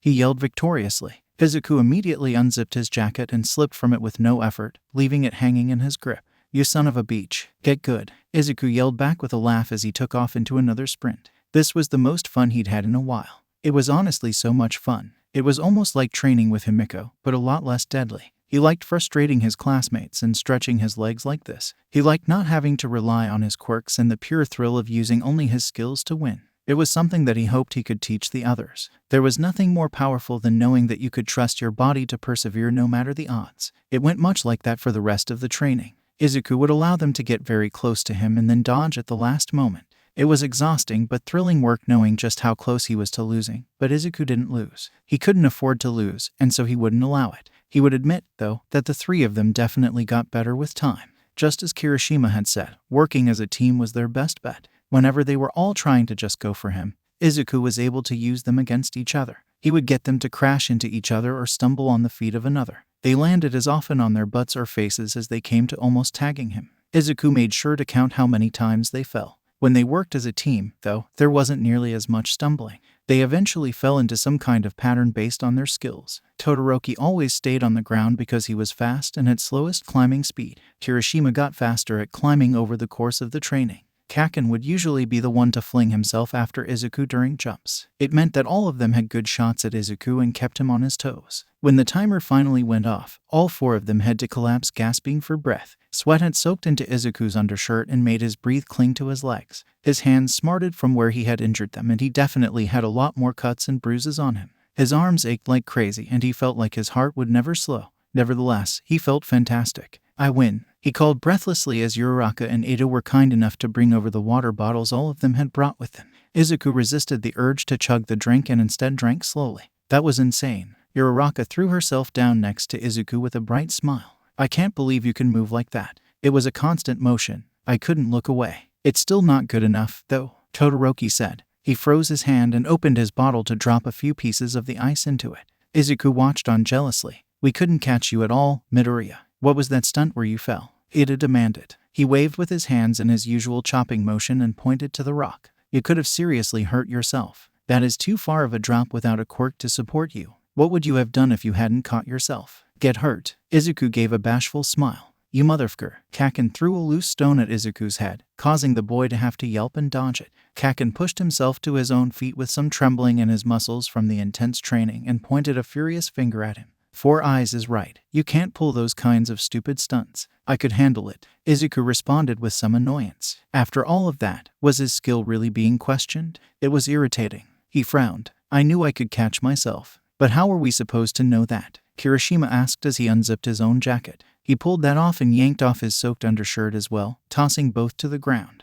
Uraraka blushed a little and looked away at the sudden display. Dude, it looked like you were just falling to your death. I was hoping Todoroki would catch you since I'd missed. Izuku opened his mouth to argue, getting angrier, but had to bite back on that anger. These guys weren't the villains who knew he could handle himself. These were his classmates who didn't know the full extent of his abilities. They didn't know he had survived higher falls. They didn't know that he knew how to land from a tall height in order to survive the fall with as little injury as he could get.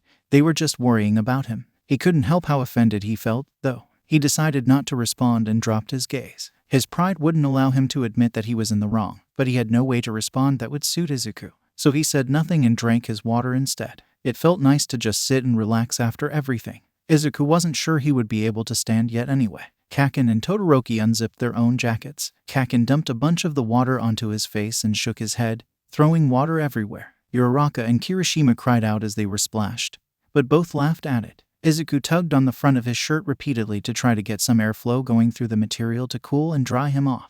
I would like to try this kind of training with our quirks at some point, Todoroki said after a long silence between all of them. Yeah? Izuku asked. Todoroki nodded with a contemplative frown. Izuku wondered if he should take a risk. He had a theory and he wanted to confirm it, but he wondered if it would be too much to ask. Would it be rude? Todoroki looked the most relaxed that Izuku had ever seen him, though. This may be Izuku's one chance to ask. He would like to say that Todoroki was tentatively his friend. He leaned forward and rested his chin on his arms as they laid across his knees. Would you use your fire quirk too? Izuku had never seen someone stiffen and shut down so quickly before. The very atmosphere seemed to turn heavy as Todoroki narrowed his darkened eyes at Izuku. Izuku only blinked at the sudden chill in the air, but wasn't intimidated. What was that reaction? No, the boy finally said when his glare wasn't enough of an answer. I don't ever want to use that half. I refuse. TFFT, why? Kaken scoffed. Too weak. Todoroki's cold glare turned on him instead. Kaken was also unaffected. Not in the slightest. You have a fire quirk, Todoroki-kun. Uraraka asked, somewhat nervously as she sensed the tension. I mean, I knew you could warm things up. But is it really a fire quirk? Is it like Endeavor's? Kirishima asked. That'd be really cool if you could have those wicked flames in your eyes. You'd be unstoppable. That seemed to be the wrong choice of words. Todoroki climbed to his feet swiftly and looked away from them. This is none of your businesses. He growled and decided to go grab his backpack. Todoroki, Izuku called, climbing to his own feet. Todoroki paused and glanced over his shoulder at him. There was hatred burning in his eyes that chilled Izuku. Izuku recognized hatred for what it was and knew he had seen that look elsewhere. Where had he seen it, though? Todoroki's blue eye reminded Izuku of Dabai and his blue flames. Dabai hated Endeavor as well. That hero had really made a lot of enemies. Even his son seemed to hate him, it looked like. He made a mental note not to mention Endeavor around Todoroki, but decided it would be worth looking into. Endeavor was Todoroki's weakness. Izuku gave the boy a small smile. We don't need to practice with our quirks. We're more than that, after all. I'm sure you won't have to rely on your quirks at all in the future if you didn't want to. The darkness pulled back from Todoroki's eyes a bit. His frown softened, but his brows furrowed. Thank you for your time, he responded instead, and then left the training grounds with his stuff. Izuku sat back down. He's still a pretty mysterious guy, huh? Kirishima commented as he watched Todoroki's departing back. Who cares? Kaken grumbled. He got up to grab his own stuff as well from where they had stored their bags, but he rejoined the group afterwards. He sat down to play on his phone, wanting to be a hero after growing up in a household with a hero. Ida said quietly, frowning, can be strong for some people. Is it strong for you, Ida-kun? Uraraka asked. Not at all. I loved watching and learning from my brother. I just feel Todoroki has probably experienced something vastly different from my own experience. Izuku thought about how Todoroki had reacted when Izuku was having a panic attack. He had recognized immediately what it was and had taken steps to help him. It was the only time Izuku had seen sympathy in his eyes, and he had displayed it again later that day when they had met up again to first discuss training. He thought of his anger at the mere mention of his fire quirk and his sudden departure as soon as Endeavor's name was mentioned. Izuku had assumed that growing up with a pro hero would only be good for future heroes. It was obvious that Todoroki had received quite a bit of training by how toned his body was and how capable he was in battle. However, Izuku recognized trauma easily and knew that type of darkness and anger by heart. Endeavor had hurt something deep in Todoroki, and it was enough that he was rejecting half of his quirk. Izuku wondered how deep that wound went. He wanted to help him if he could. Maybe Deku should focus his research on Endeavor next. The sun was setting quickly over the horizon of the buildings, but Katsuki still felt way too hot after his workout. Chugging water wasn't doing enough for him because he felt like he couldn't stop his thirst. His hands and feet hurt from grabbing and running for the past couple hours, and he needed a break finally. He would have to head home soon before his father started calling his phone wanting to know where he was. At least he wasn't the only one exhausted, as City Hair, Chubby Cheeks, and Half were all breathe as well. Today City Hair's hair wasn't actually too bad because he hadn't spiked it up in his usual city hairstyle. He'd simply pinned back his fringe and had given himself a small ponytail. Half needed some of those hairpins as well because his stupid fringe was sticking to his face everywhere. Katsuki was glad his hair stayed mostly poofy and out of his way no matter what. Chubby Cheeks had left her hair loose because it was too short to put up at all, but she did wear a headband to keep part of it back. Katsuki wanted to make it very clear that he didn't really like any of them. Hell, he really didn't like Half. He barely tolerated City Hair and Chubby Cheeks. However, he would admit to himself that they were decent training partners. They all had very similar passions when it came to training. And that was the only reason why Katsuki had agreed to meet up with them during the weekend. Even Chubby Cheeks had managed to figure out how to keep pace after the first hour, and with some coaching from City Hair. It had originally been City Hair's idea. After their first training session, he had made the suggestion to Katsuki that they could meet up even without Deku and practice in a city environment.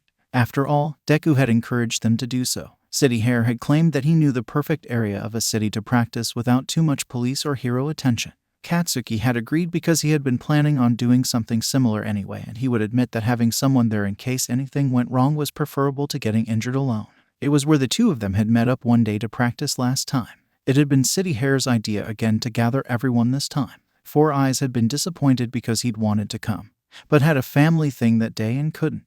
That had left the original three boys and Chubby Cheeks to join. Katsuki had been surprised that Half had decided to join in, but then again he didn't really care. Chubby Cheeks had been excited to finally learn some of the moves that she had seen, but she had been a lot slower than the rest of them. She could leap pretty high and had some good dodging skills, but she clearly wasn't used to free running. She had a smaller amount of stamina, but her determination had kept her going to keep pace. It helped that City Hair was willing to give her tips because Katsuki had been focused on Half. Ever since their last training session, Half was acting different. He had always been willingly isolated and didn't interact with anyone, but apparently when they had touched on whatever weird daddy issues he shut down. He had yet to talk much despite how long they'd all been together. He barely even acknowledged that he was training with anyone. If it wasn't for the fact that Katsuki could feel Half's silent challenge towards him, he would have thought that Half should just have King leave. As it was, he tolerated his irritating cold presence because there was nothing like lording his better skills over Half.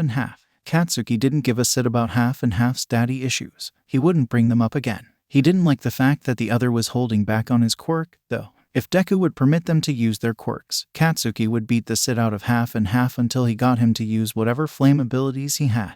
As it was, he left it alone. It really wasn't any of his business unless they were going against each other anyway. It was strange for Katsuki to take a step back and really think about this training that Deku had them doing. He had seen the logic behind Deku's reasoning for teaching them this kind of training method. It was certainly harder than the daily training that Katsuki had put himself through for months leading up to the UA high entrance exam. After every workout he could feel his body burning all over because he had needed to use everything in him to get where he wanted to go. It felt amazing. It was sensational to test these new limits to himself, although it was strong for him to break the habit of using his quirk to catch himself if he messed up. All of them had agreed without saying that even when training without Deku they wouldn't utilize their quirks unless they were in a dangerous situation. More than once had Katsuki crashing to the ground when it would have been so easy to just use his explosion to stop himself or slow his fall. He forced himself to take the damage, then get up and keep going. Everyone else seemed to be of the same mind, although there were a couple of slip-ups here and there. Deku was right. Their quirks should be their support item. But Katsuki didn't want to think too long about Deku's training because it ripped the air from his lungs and made him feel like someone had aimed one of his explosions right into his chest. Deku had gone through this type of training in the past. It was obvious by the way he moved and the way he spoke. But what he had said at the last training session, it haunted Katsuki. He had heard it in Deku's voice as he had spoken that whatever training he had gone through had not been like how he was teaching them. At those times, what will protect you? Will you just run? What do you do when you can't flee? You will be quirkless. In a life or death situation, are you confident that you will be able to help anyone, let alone yourself? Sure, you'll know how to fight ... but do you know how to survive without your quirk? The villains probably didn't train Deku. It had to have been some type of torture. Katsuki could easily see how it could be used as a form of torture. Whatever he had gone through, he'd had to survive in order to even be standing with them that day. The realization had caused that dark thing to swell and boil over until Katsuki hadn't been able to think. He'd had to shut that thought down and had forced himself to focus on training with Deku, because the alternative would have left him paralyzed. He couldn't even imagine what kind of quirks Deku must have gone against. He doubted that the villains hadn't used their quirks. Not all of those scars he had seen on Deku's body had been clean. What kind of people had he gone against? What kind of torture had Deku had to have gone through in order to move the way he did? Why did they do that to him? When did you remember your time with the villains? I never forgot. How much torture had Deku had to have gone through before he had gotten his quirk? How long had he only had his body to rely on? Katsuki had heard about how extreme stress had probably caused Deku's quirk to manifest. But it was starting to hit Katsuki what the extent of extreme stress could mean. He was realizing he was only scraping the tip of the iceberg. No wonder Deku had a tremor. Katsuki'd had a nightmare that night. While Deku had been missing, he'd had a lot of nightmares. His nightmares didn't come as often as they used to since the boy's return. Often Katsuki didn't even remember the nightmares.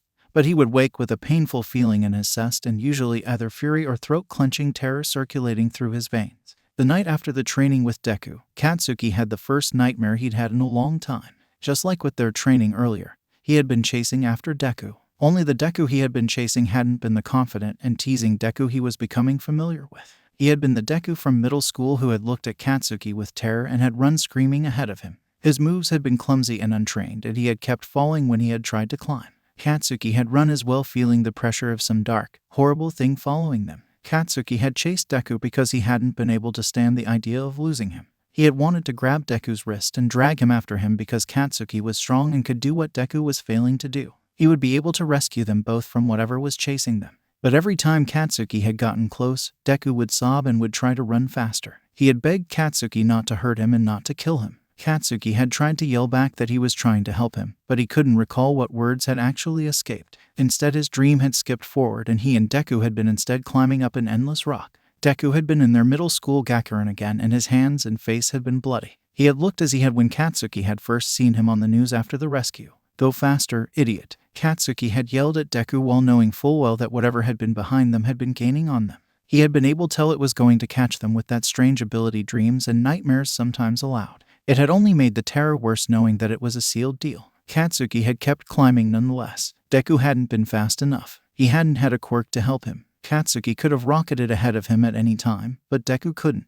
Katsuki hadn't even considered using his quirk to help save Deku either. Soon enough he had even forgotten he'd had a quirk. He had been just as quirkless as Deku was. Kakin, Deku had sobbed. His eyes had been wide and wet. He had looked positively gruesome and had somehow seemed to glow even in the darkness. Don't let it get me. Please don't let it get me. He had screamed as the rock in his hand crumbled and had left him hanging with one hand. He had swung dangerously, so very far from the bottom. Katsuki hadn't been able to even see the bottom of the mountain anymore. He had known instinctively that only death awaited them there. Katsuki had frozen at the sight. Deku had reached for him desperately as his other fingers had slipped. Katsuki hadn't been able to get himself to remove his hands from the wall because he had been scared he would fall too. In a life or death situation, are you confident that you will be able to help anyone, let alone yourself? Please, Deku had whispered. His fingers had been close enough to grab. Katsuki had been reminded of that day so long ago of the two of them in that stream in the woods, and he had fallen. That same offended rage had filled him and he had slapped Deku's hand away instead of grabbing it.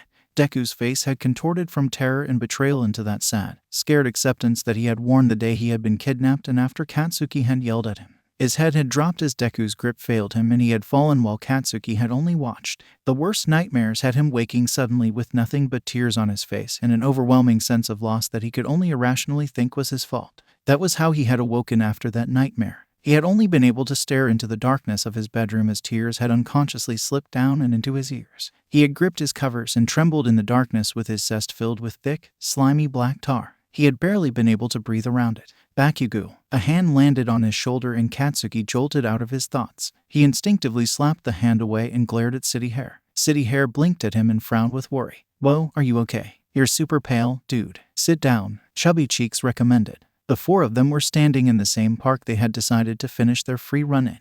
The sun was no longer setting and was mostly gone from the horizon. Katsuki felt sick. He felt like the water he had just drank was honey and it was filling him with disgust and coating his throat and stomach. He hated the sensation. He shouldn't have thought of Deku again. "Get off." He pushed her away as well and stubbornly refused to sit down.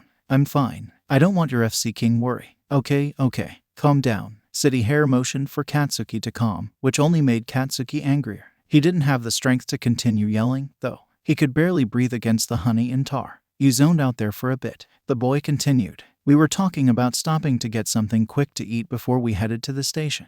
Did you want to come with?" Katsuki ran a hand through his disgusting hair. He wanted a shower to get rid of his sweat and he wanted to sleep. He would sleep dreamlessly tonight after such an intense workout. He would need to rest tomorrow because the sports festival was on Monday. He couldn't overwork himself before then. Fine, he decided. He needed something else in his stomach just to prove he wasn't full. He knew he wasn't. He felt nauseous as the four of them left the park together. "Oh, my legs hurt." Chubby Cheeks whined and rubbed at her hands. "I wasn't expecting the police to come after us. We almost got caught." "Yeah, Midoriya did say to watch out for them." City Hair laughed a little. "It was pretty fun, though. I don't think I've ever seen you run so fast." Todoroki, half and half, had that stupid blank look on his face. But it was at least calmer than it had been all night. He seemed to at least calm down when he was tired too. He spoke with reluctance as he admitted, "I didn't want to get caught." "Well, yeah, none of us did. That wouldn't look good before the sports festival. But holy CRP, it was so funny." Chubby Cheeks was giggling too and wiped her forehead on her arm. They were all cut up and bruised. Katsuki was willing to bet they'd all run at least 10 miles that day, if not more. And that wasn't including all of the climbing. It had been admittedly really fun climbing up the sides of buildings knowing that he could and had the confidence. The four of them had even run on top of some of the taller buildings as well despite the drop that they'd risked.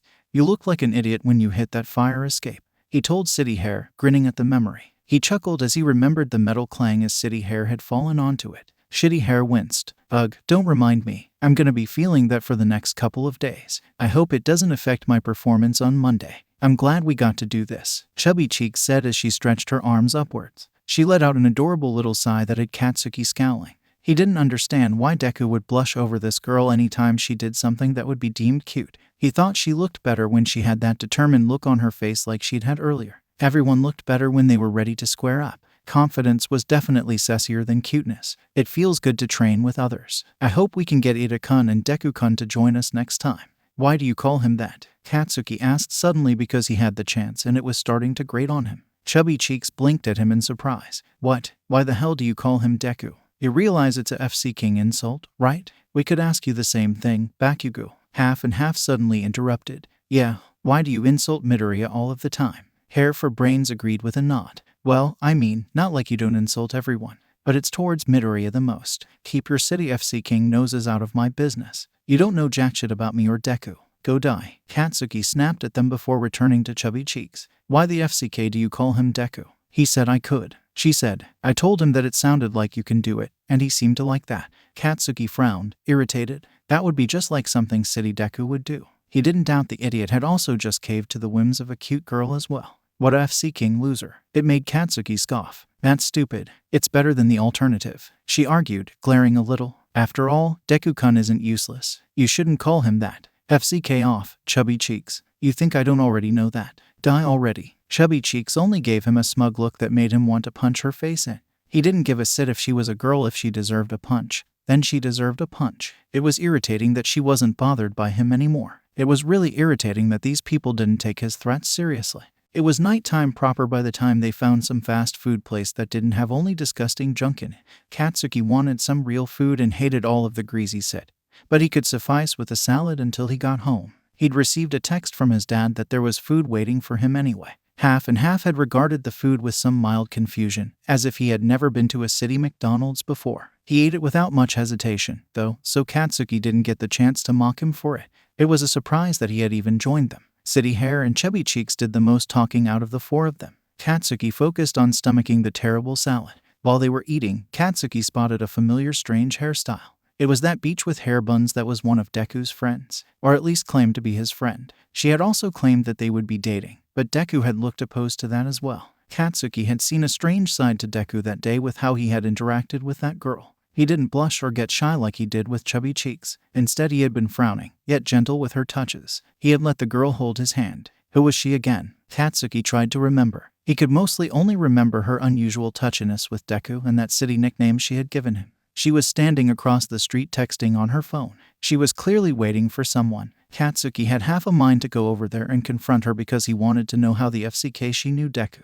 Katsuki couldn't recognize what school her uniform was from. When would Deku have time to even meet someone from a random school? Was she someone from his therapy? Just a random friend? It seemed unlikely. Then he remembered that she had said she was someone who trained with Deku. Something CLC'd in his mind, and his eyes widened a little in realization. Was it from that training? That was impossible, though. That would make her a villain. But when else did Deku train? Was she the one he had gone to see the night he had come back bloody? Why had he been sneaking out so late to train anyway? Katsuki didn't have an idea. No, she couldn't be from that training. If she was one of the villains that had captured Deku, she would have been arrested that day as well. Deku wouldn't let her that close to him. He had seemed uncomfortable and angry that day when she had shown up, but not scared. She couldn't have been one of the villains. Then she was just someone he trained with. He had said it was agility and speed. Was he also training this girl? Or was that girl the one training him more? Was Katsuki wrong to think that he had been trained by the villains? His head was starting to hurt. The lack of real food and exhaustion weren't helping.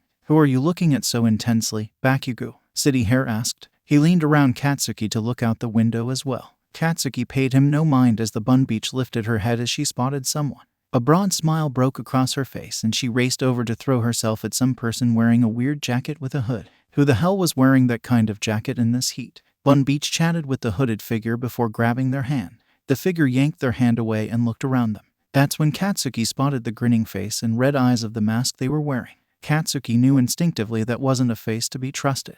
They were suspicious. A villain. What a creepy mask. Half and half murmured. And Katsuki realized all of them were staring now. The masked figure didn't look their way and instead turned to continue down the street and disappeared into an alley. Bun Beach moved to go after them, but her eyes caught Katsuki's. Her smile widened and she wiggled her fingers in greeting before she ran off. Katsuki felt a chill run down his spine. Do you know that girl, Bakugou-kun? Chubby Cheeks asked with a frown. She definitely waved at us. Katsuki didn't know her, but he didn't like her. There was something off about her. Maybe she actually was crazy. Why would Deku train with someone like her? Nah, just some weird chick, I guess. It was the day of the UA High Sports Festival. Izuku would be lying if he said he was fully prepared for whatever he might face that day. If he was to be totally honest, he wasn't sure he would be able to contain himself. The problem with the festival was that the events were random for the students, so they could never be fully prepared. Izuku had seen various ways that the sports festivals in the past had played out and had even tried to do some odds for them, but they were truly random and Izuku wasn't that great at that kind of math. And so Izuku had to go into the event blind. But that was exciting, so he didn't actually mind. He had faced worst odds in the past and had survived and thrived in them. He would make sure that he would come out on top for everything. He knew for a fact that Shigaraki and his MSDR would be watching the event today. He would prove that he knew what he was doing. If he succeeded, MSDR might even give him more slack on his leash. Winning the sports festival meant more to Izuku than just proving himself as a capable villain. Depending on how he did in the festival, he would have various heroes vying for his internship. If he had a lot of them, did that mean he was more suited to be a hero? Izuku wanted to prove to himself that the hero world would want him and his disgusting skills. He would show people that he could use his quirks for good. If he won the sports festival and started interning, he would finally be able to do some true good. He would need that to look forward to in the next coming days with whatever Shigaraki was planning with the villain alliance. Izuku had woken up too early because he had been eager to start the day, so he cooked breakfast. He wasn't as good as his mother was, but he managed a decent and humble meal. It was ready by the time she had woken up and joined him. His mother looked surprised but thrilled to see him awake and already dressed and ready. "Good morning," she greeted. Izuku approached her and pressed an embrace to her cheek. "Morning, Mom." He busied himself with plating the food while his mother glanced around him to take in the spread. He had gone a little overboard with his nervous energy, but he could always leave the leftovers for a later date. He brought the food over to the table for them. "Are you nervous?" she asked as they both sat down to eat. "You're up very early, after all." Izuku gave her a bashful smile and scratched at his cheek. "I think I got too excited. I couldn't sleep." You did go to bed awfully early last night, she said with a laugh. Izuku nodded in agreement, but he had only gone to bed early so he could make a phone call to Shigaraki. The man had wanted him to call him because he had further instructions for him, apparently. He would have to remember to pack his small notebook for today to put into his clothing. Shigaraki wanted notes on his classmates. Yeah, I did. But at least I got a good night's sleep. That's very good. The food ended up sitting heavily in Izuku's stomach so he couldn't eat too much. He was too nervous and worried that running around too much or whatever else the festival would have them do would make him vomit. He would eat a bigger lunch later if he could. He could work off of only a little food. I'll be watching today, his mother promised as Izuku finished tugging on his shoes. He made sure to wear his familiar red shoes because they were both comfortable and reliable. Be careful not to get hurt. Izuku stood and gave her a smile. Getting injured during any school training or event like this just meant he was taking it seriously. He understood the sentiment. He doubted the school would be cruel enough to risk a student dying during this, especially so when it's broadcasted everywhere. Izuku had to show how strong he was. Everyone would be watching. Okay, he told her and then waved. I'll be bringing home a medal today. Good luck, she cried with a familiar look of determination on her face that Izuku knew he had inherited from her. He left the apartment and felt nervous energy coursing through him. He was already going to be limited today because of the rules of the festival. He already knew that costumes and support items weren't allowed for the heroics course so as to level the playing field. That limited Izuku to being essentially quirkless for the sake of the event unless he could acquire fire from someone. Just like every morning, Kaken was waiting for him at the front gate to the apartment. Izuku could immediately sense that something was off just by the atmosphere he was giving off. It wasn't until he approached did he see the darkness under Kaken's eyes when he looked at Izuku. That was shocking in and of itself. Kaken always made sure to get enough sleep. There was no possible way he was nervous about today. Was he sick? Are you okay, Kaken? He asked after greeting him a good morning. You look tired. Kaken scowled in response and glared. Shut the FCK up, City Deku. I don't want to hear that kind of sit from you. Izuku sighed through his nose. It seemed that even now that they were friends, Kaken wouldn't let Izuku worry about him. Izuku gave a wry smile. At least I have an excuse for looking like CRP. Kaken's face softened from his glare at the honesty in Izuku's voice. Was he really so easy to read now that Kaken could tell immediately when he wasn't putting up a front? It was frustrating. What was giving him away? Was Kaken just more aware of how he was when he wasn't acting like the old Izuku? Was the difference that stark? Midnight training, you mean? Kaken muttered as the two headed out and down the street. Kaken had a Palkari sweat in hand. He was already working to make sure he had his fluids for later. He would need his sweat. No, I actually went to bed at a normal time last night, Izuku argued casually. He stared at some flowers that were growing in a nearby garden as he continued, I'm just always tired. Then FC King sleep more, you dumbass. It's not that strong. Hot calling the kettle black. Kaken glared at him and crushed his bottle in his hands. Izuku held up his own hands so as to not start a fight. He needed to be at full strength for today and he didn't need Kaken to break his don't punch Izuku rule right then and there. He lowered his hands and pointed at Kaken. Why couldn't you sleep last night? It's none of your goddamn business. Kaken grumbled. Izuku wanted to push it, but he had no idea how he would even go about getting Kaken to admit what was wrong. Izuku recognized that kind of face from when he had nightmares, but Kaken wouldn't have nightmares. There wasn't anything Kaken was scared of that Izuku knew about. Maybe it had just been an off night last night. That was poor luck on Kaken's part. They walked in silence until they were almost to the station. Kaken pulled to a sudden stop that had Izuku stumbling to stop himself as well. Kaken was glaring at the ground with that thoughtful and frustrated frown before the frustration cleared and he lifted his gaze to meet Izuku's. He stomped forward and twisted so that he was standing in front of Izuku, legs spread in a power stance and his clenched fist shoved into his pockets. His red eyes glowed with an inner fire that always made Izuku's heart rate pick up no matter how much time had passed. It had been the part that Izuku had admired most about Kaken since they had been barely older than toddlers. And it was that same fire that he had tried to replicate as Deku. It was breathtaking to have it aimed at him. Deku, Kaken's voice was heavy with intent. Izuku swallowed the heat that threatened to sear him from the inside out. I will be number one, so you'd better watch out. It was a spectacular emotion that Izuku would never be able to explain to anyone. There were no words to describe the pride of a victory Izuku hadn't even known he had been waiting for anymore. Kaken had just acknowledged him. Izuku might actually tear up. Instead of crying, however, Izuku managed to grin back shakily because he couldn't control the flames that had erupted from his heart and coursed through his bones and muscles and BLD stronger than any possible explosion Kaken could make. Izuku took that declaration and held it close to his chest. It was nothing different from what he had essentially said to the crowd of other students that had stood outside of their classroom the other day. But Izuku understood the words that were not said. The unspoken words that more than anything caused the flames of competition to burn in him hotter than any before, in the way that only Kaken could do for Izuku, because Kaken was the very embodiment of victory for Izuku.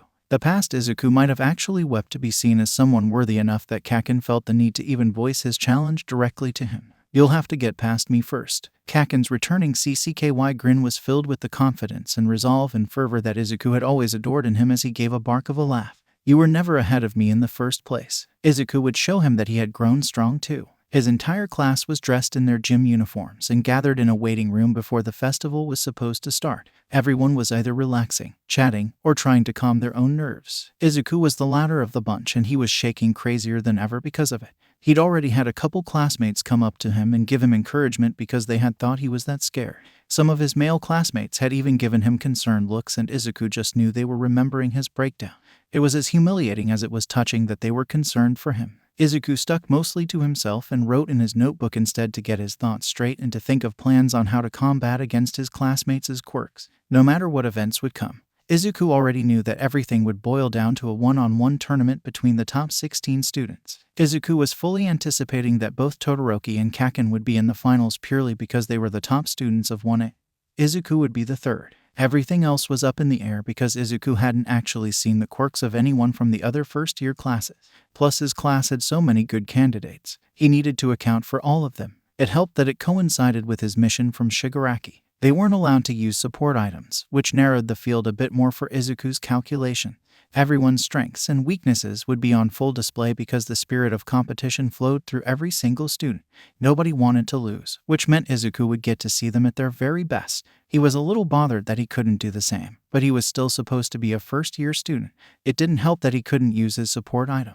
Izuku was sure he could have tried to exploit the loophole in the rules about support items, though. Homemade items, as long as they could be worn as a costume, were still allowed. It was a rule mostly in place for the support department to show off their tech every year, but Izuku had his own homemade invention. As long as he could have shown the crude craftsmanship of his gloves, he would have been allowed to have them. He'd had a feeling that Todoroki would be using his cleats for the event so his ice wouldn't hinder him. But Izuku had chosen not to take advantage. The lack of his gloves would be poignant and show off his true skill. How would the heroes react to watching someone who was essentially quirkless? Izuku didn't know if he would have the chance to get any fire. Izuku might have gone overboard if he'd had access to his fire at any time and he needed to limit himself. He wasn't even completely sure his gloves would be legal for the event either, so he would go without. Besides, it would be more fun if he needed to get creative. He also needed to be aware of the fact that he was becoming more active with the villains. He would definitely need his pyrokinesis if he was going to be dealing with criminals. If he appeared in the eyes of the public as a villainous figure, then the less they saw of his fire, the better. Fire quirks were not as rare as some quirks, but Izuku's pyrokinesis was rarer than most. He would have to be careful. These were the things he was thinking of when he'd heard his name called. The voice didn't actually register right away as to who had called him, so Izuku had to look around with a confused frown.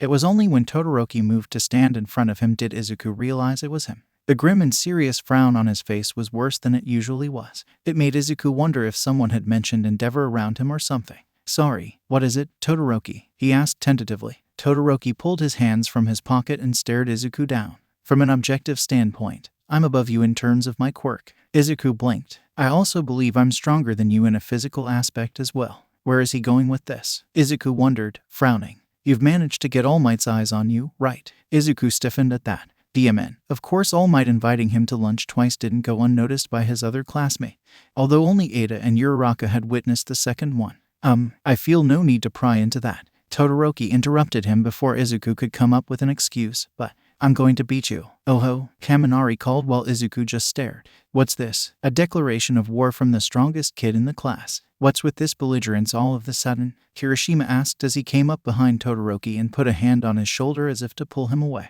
"Don't spring this on him right before." Todoroki shook him off sharply. "I'm not here to play nice and make friends, but whatever." "But we are friends," Kirishima argued. Todoroki gave him a cold stare that made the boy frown and flinch back a little. "Nobody is anybody's friend today. We're all competitors trying to win a competition." The class fell completely silent at his words and the atmosphere shifted. The friendly, gentle atmosphere had turned stiffer as everyone acknowledged Todoroki's words. They were true, of course. They were all classmates and most of them were friendly with each other, but they couldn't afford to be friends. They were all aiming for the top, after all. Izuku had to force back his competitive spirit for this conversation. It wasn't like with Kaken earlier where he could be honest. He was Izuku right then and there, and he couldn't be as confident. But he had shown some of his confidence to Todoroki and Kirishima already when he had trained with them. How was he supposed to respond to this? Also, what was with today? Izuku was thrilled inside. He had been acknowledged and challenged by the two strongest people in their class, possibly even in their entire year. It made him eager for the festival to start so he could face those challenges head on.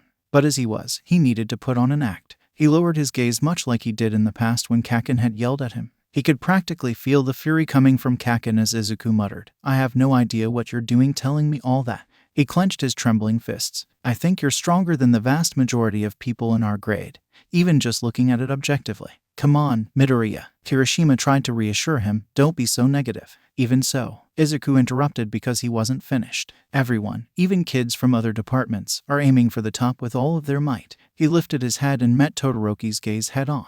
He fought with himself, but in the end he chose Kaken's common method of FCK it. His pride overran his urge to stay humble and quiet even for the sake of his act. He refused to be looked down upon if he could help it. Only a few people could see him as Deku grinned and felt the same flames Kaken had stirred in him earlier blaze through his core. "Be prepared to use your flames, Todoroki." He pointed at Todoroki's scar briefly before he clenched his fist. "'Cause you're gonna need everything you have if you even want to think of surpassing me." Kirishima openly gaped as Todoroki's head lifted in offense. His eyes were steely with withheld rage as Deku sneered. He didn't care if his classmates were seeing him like this anymore. Izuku could be confident too. Maybe it was time to start showing off his Deku side more. After all, Deku caught Kaken's fiery gaze as his own eager and furious sneer settled into place. Those eyes turned on Todoroki next. Kaken, at least, seems to appreciate and respect strength more. Maybe the others will as well. Izuku's heart jumped again as he felt the tension between the three of them sharpen and solidify. "They're calling us now," Ada yelled as he opened the door to the waiting room. The tension was thick as he motioned for them all to gather. "It's time for the sports festival, everyone. Please follow me." The sports festival was a bit easier than Izuku had thought it would be. That's not to say he hadn't had a blast while he had been participating in the first and second trials of the festival, but it was definitely easier than he had anticipated. He had sat year after year watching every UA sports festival that he had been able to, and to participate was a dream of his. He didn't know if he felt disgruntled or proud of the fact that he could easily get through 2 trials while using only 20% of his ability. Actually less than that at the moment, and he had made it to the top in the first round, coming in first over Kaken and Todoroki both by just a hair's breadth. He had yet to even use any of his quirks, so he was in perfect health. The first round had been an obstacle course. Even if Izuku had wanted to use any fire during it, Kaken had barreled ahead way too quickly. Nobody else around them had used any kind of fire either. But Izuku hadn't minded it because he was content with just using his own abilities rather than his quirk. It had been a fun challenge to figure out how to beat all of his competitors with just his speed, agility, and his wits. They were his 3 best assets, and it had won him first place in the end. If anything, he would be able to rub that win in the face of his villain friends. He hoped that all of them had been watching so that he could have impressed them. The second round had been harder mostly because Izuku had to use other people to help him. He was used to having to work alone for whatever jobs he had to do. The few times he'd had to work with someone else, it was with people he knew well and knew the abilities of well. On top of that, he had been able to fend for himself or abandon them as needed. For the human cavalry battle, Izuku had been reliant on his horses. His winning streak had suffered because he'd had to pull back on just how much knowledge of his classmates' skills he had memorized as well as their own lack of experience. He could have thought of many creative ways they could have combined their quirks to win, but he hadn't the time to plan nor the courage to break out of the mold of Izuku. Izuku was a determined and intelligent fellow, but he also wasn't supposed to have so much knowledge on his classmate. So he dialed back on his plans and still came up with a successful enough plot to skate into the third round.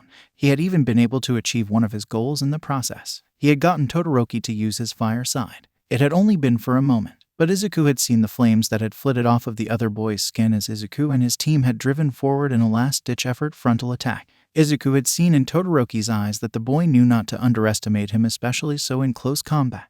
Izuku had trusted his teammates and had thrown himself at Todoroki's left side knowing that he could easily fend off a guard or counterattack. But he hadn't expected the flames. He had instinctively jolted away from them, losing himself his precious second of surprise and his reach, but he had been able to react quick enough to recover and grab Todoroki's hand to throw it aside. He had seen Todoroki's eyes widen as Izuku didn't even hesitate to touch the flaming arm, and he knew that he had caught Todoroki just as off guard. It had almost been enough to make Deku grin. The pain had meant nothing when only the thought of winning had been in his head. He hadn't been crafty enough to get first place again, but their technique had been enough to get into the tournament round. He supposed that he should have expected Todoroki to call him out as soon as noon break had started. Izuku had only wanted to finally get some food into his stomach since he had burned off what little breakfast he had eaten. He was starving. Then afterwards he'd fully planned to find a place to spend some time alone to write down his observations from the first 2 rounds and think about how he wanted to handle the tournament. But Todoroki had found him first and had pulled him aside to talk with him away from everyone else. "What is it, Todoroki?" Izuku asked as he stood across the entryway half in the shadows with Todoroki across from him. Todoroki looked even more pissed off than before, although he hid it well. Izuku couldn't help but compare it to Kaken's anger. Kaken was all fire and rage while Todoroki was the opposite. If Izuku hadn't already dealt with people whose anger was significantly more threatening than Todoroki's Arctic aura, he would feel chilled at the ice in the boy's heterochromatic glare. "If we linger too much, the cafeteria will probably get super full." Todoroki didn't respond except for his head to dip just a little bit. Izuku noticed that his hands clenched inside of the pockets of his brief. Is there a reason you called me out?" Izuku asked, feeling stupid for prompting Todoroki when he had a pretty damn good idea of why they were there. But he had to wait for the other to say something. Todoroki finally spoke. "You made me break my vow to myself earlier, when you made me use my fire side." Izuku's eyes drifted down to the left side of Todoroki. He didn't understand why the boy was holding back. It would have been beneficial to him if he had used his fire side. Was his anger towards his father really so bad that he didn't even want to use half of his quirk? Todoroki lifted his left hand out of his pocket and gazed at it. "You've been spending time with All Might recently. I would ask if you were being trained by him, but your movements are nothing like his. Your quirks as well are too different." He clenched the fist and locked eyes with Izuku. "You already know who my father is, don't you? Endeavor. He's been the number 2 hero for forever now. If you're connected to the number 1 hero in any way, if All Might has taken an interest in you, then that means I need to win all the more." "I don't have a connection to All Might," Izuku argued, waving his hands and shaking his head. "He's just, He didn't really want to explain to Todoroki why he was speaking with All Might. Honestly, the less he told anyone about his conversations with All Might, the less the risk was of the information leaking. He couldn't possibly allow anyone from the Villain Alliance to even catch a whiff of the fact that he had met with All Might outside of class training. He would be punished again. All Might's secret would be at risk. When he fell silent without an explanation, Todoroki closed his eyes and let out an annoyed huff. He seemed to mull something over before coming to a decision. "Midoriya." Izuku met his gaze with a worried frown. "My old man will do anything to advance his position. He made a name for himself during his hero career firing on all cylinders, but it was never enough to remove a legend like All Might, who was an unmovable might in his eyes. Because he could never hack it with his own powers, he devised a plan." Izuku stayed silent as Todoroki unleashed onto him the core of his hatred towards Endeavor. The man had basically bred Todoroki to be a powerful tool using quirk marriages. Izuku had always known of quirk marriages and had even met a couple people who had been born of them, but he hadn't thought they were something that were still considered normal. However, it made sense that this was something that Endeavor would do. He couldn't make it to the top on his own power, so he would take another powerful quirk and breed it with his own in order to create a perfect specimen, someone strong enough to take All Might's spot. Izuku was reminded of his MSTR. He found himself shaking with anger. Todoroki had only continued as he spat out furious words about Endeavor and how he never planned to be that man's tool. Izuku had never seen Todoroki so angry. It wasn't the same icy anger, but the fury of years of hatred boiling over. When he spoke of his mother, from whom he had inherited his powerful ice abilities, he spoke with grief that easily lined his anger. The scar across his left eye had been from her pouring boiling water over his face. Izuku felt his stomach twist. "The reason I want to beat you is one of a personal triumph. Whether or not you are connected to All Might, you're someone he seems to have acknowledged. On top of that, you're near the top of our class in terms of ability." Todoroki dropped his hand from his scar and raised his head in defiance. "I will become number 1 without using my city old man's quirk. I won't need to use it. This is my total disavow of him." Izuku wasn't sure what to say in the wake of response to this revelation. He understood now that Todoroki didn't just despise Endeavor, but he wanted to take him completely down. Izuku understood that. He hadn't wanted to use any of his quirks in the beginning either when he had learned what he would be using them for. It had made him physically sick. But Izuku didn't really understand one thing. The quirk wasn't Endeavor's quirk. Sure, half of his power had come from Endeavor, but Todoroki's quirk was half hot, half cold. Did Todoroki not see that? But the story with his mother. It must have been terrible to know that one of his parents gave him such a terrible scar. With a story like that, he was like the protagonist of a video game. It explained why Todoroki seemed sensitive of Izuku's own moments of weakness. Had Todoroki experienced panic attacks? They were both too similar for Izuku's taste. "It's fine if you want to beat me," Izuku finally said after a long silence. He caught the fact that Todoroki had just opened his mouth as if to say something, but he closed it again as Izuku continued. I've always faced challenges like you, Todoroki. Even before I got my quirk, before I was kidnapped, I was always facing people who wanted to beat me down. People I didn't have the power before to struggle against. It was a hopeless fate. He thought of Kaken and his friends beating on Izuku. How he had never been powerful enough to fight back even if he would willingly put himself in the line of fire. It was something that Shigaraki had liked about Deku. It was one of the reasons Deku had been chosen for Shigaraki's protection. I'm here today by my own power, though. Izuku pushed off of the wall he was pressed against and stepped closer to Todoroki. He wasn't taller than the other boy, so he had to look up a bit to stare him in the eye. Deku's fire burned in his heart. I've had to claw tooth and nail to even stand here in front of you. I didn't have anything to begin with. I didn't even have a quirk to call my own. I had to start from the bottom. And now you're telling me I'm near the top of our class. He huffed a laugh and shook his head. He was angry. I'm here because of my own strength, but also because of the memories of the people I care about, the people I strive to protect. All Might, I want to be like him. He has the strength to protect people but to also win. He backed away to give Todoroki some room and moved back out towards the sunlight. My reason isn't like yours, but it's just as powerful. I can't lose today. I have to prove my worth. I have to prove that I can be a hero. Not just for me, but for the people I care about most. Deku turned his head and met Todoroki's eyes one final time. He couldn't read the expression on the boy's face. Deku sneered, and nothing will stop me, especially not someone with such half-but determination. Izuku was starting the first round of the tournament trial in the sports festival. It was his luck that not only would he be in the first match, but he would be facing off against someone he had yet to see the skills of. Shinsu was someone who hadn't stood out to him the entire competition, but he had made it into the final competition nonetheless. Izuku had only noticed him a couple of times during the human cavalry battle and once during the obstacle course. He was also one of the people who had shown up at the classroom with everyone else when people had come to scope out their competition with the infamous Class 1A. Izuku had some data on him already. Shinsu wasn't very friendly and wasn't someone who was easily intimidated based on the fact that he had sassed Kaken right to his face. He was CCKY too, which could be a downfall. He had made Ajiro drop out of the competition because the boy hadn't been able to remember how they had made it to the final round.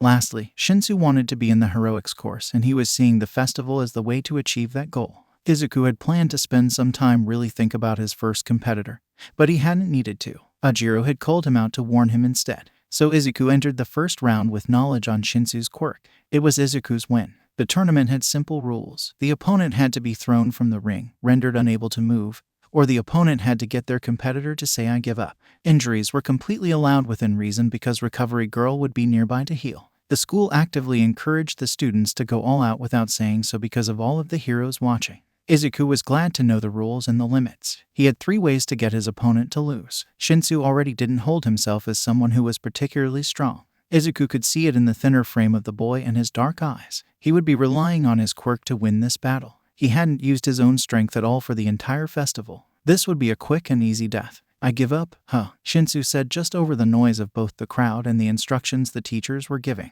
You understand then as well, don't you, Midoriya Izuku? This is a battle to test your heart. Flames went off at the corners of the stages. Izuku noted them and barely paid attention to Shinsu's words. His words were toxic and worthless. Shinsu could brainwash him the moment Izuku responded to anything that he said. Izuku was the worst opponent that Shinsu could have come up against. Someone angry and hot-headed like Kaken would have been a better choice considering he wouldn't have been able to hold his tongue. The battle was called to a start. Shinsu looked a little annoyed that Izuku wasn't even paying him much attention. He scowled as he said, that dumb chimp made mention of his pride when he chose to drop out. But don't you agree that he's just an idiot for discarding his chances? Izuku bit back the urge to snipe at Shinsu for insulting his classmate. He had admired Ajiro's choice to drop out because he had clearly wanted to get there on his own power. It was a waste of a chance, but he would have other chances. Instead, Izuku charged Shinsu, which startled the other boy into tensing. What? Shinsu cried and put up a guard. Izuku ducked behind him and sent a quick kick to his back. The way Shinsu fell and with how slow it took for him to catch himself, Izuku knew that he hadn't been trained. He probably only did basic workouts. He may have a powerful quirk, but he had no way to protect himself when his quirk failed him. It was exactly what Izuku had been trying to teach his classmates. He hoped that they had caught the significance of this as he attacked Shinsu again. The boy had managed to climb to his feet and he yelled, "You're certainly blessed, aren't you? Getting a quirk late and now suddenly you're a hero." Izuku responded by punching him in the stomach. Shinsu bowed forward as the air rushed out him, and Izuku slammed an elbow to his back before he had the chance to recover or retaliate. Shinsu dropped heavily to the ground. Present Mike cried out in excitement as he commentated on the fight. But Izuku ignored him. Izuku pitied Shinsu. He got what the boy was trying to do by riling Izuku up into responding. But Izuku had been in many scenarios where he'd had to stealthily and silently take people down. He knew when to hold his tongue, especially so when he didn't have to act on Deku's personality too strong.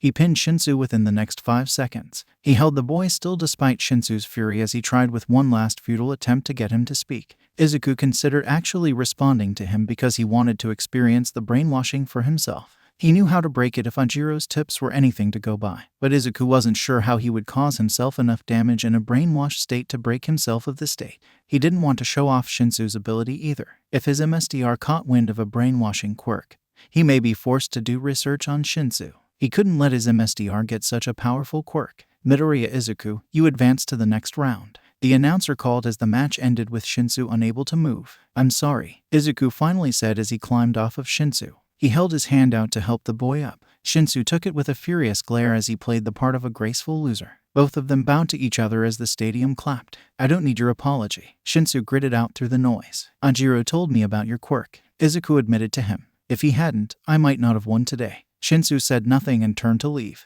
But still, the boy paused as Izuku called back to him, you should train your body more. You might be relying too much on your quirk. Shinsu left without another word. Izuku felt pretty bad, but he didn't have time to ruminate on it. The next match was Todoroki's match. Izuku didn't doubt the other boy would win. He just didn't think he would be facing Todoroki so soon. He couldn't stop his excitement. Match after match occurred with Izuku sitting in the stands with the rest of his classmates and his notebook out. He had to take extensive notes on every single person who went up in the matches. It was the first time he'd really had the chance to do something like this in UA.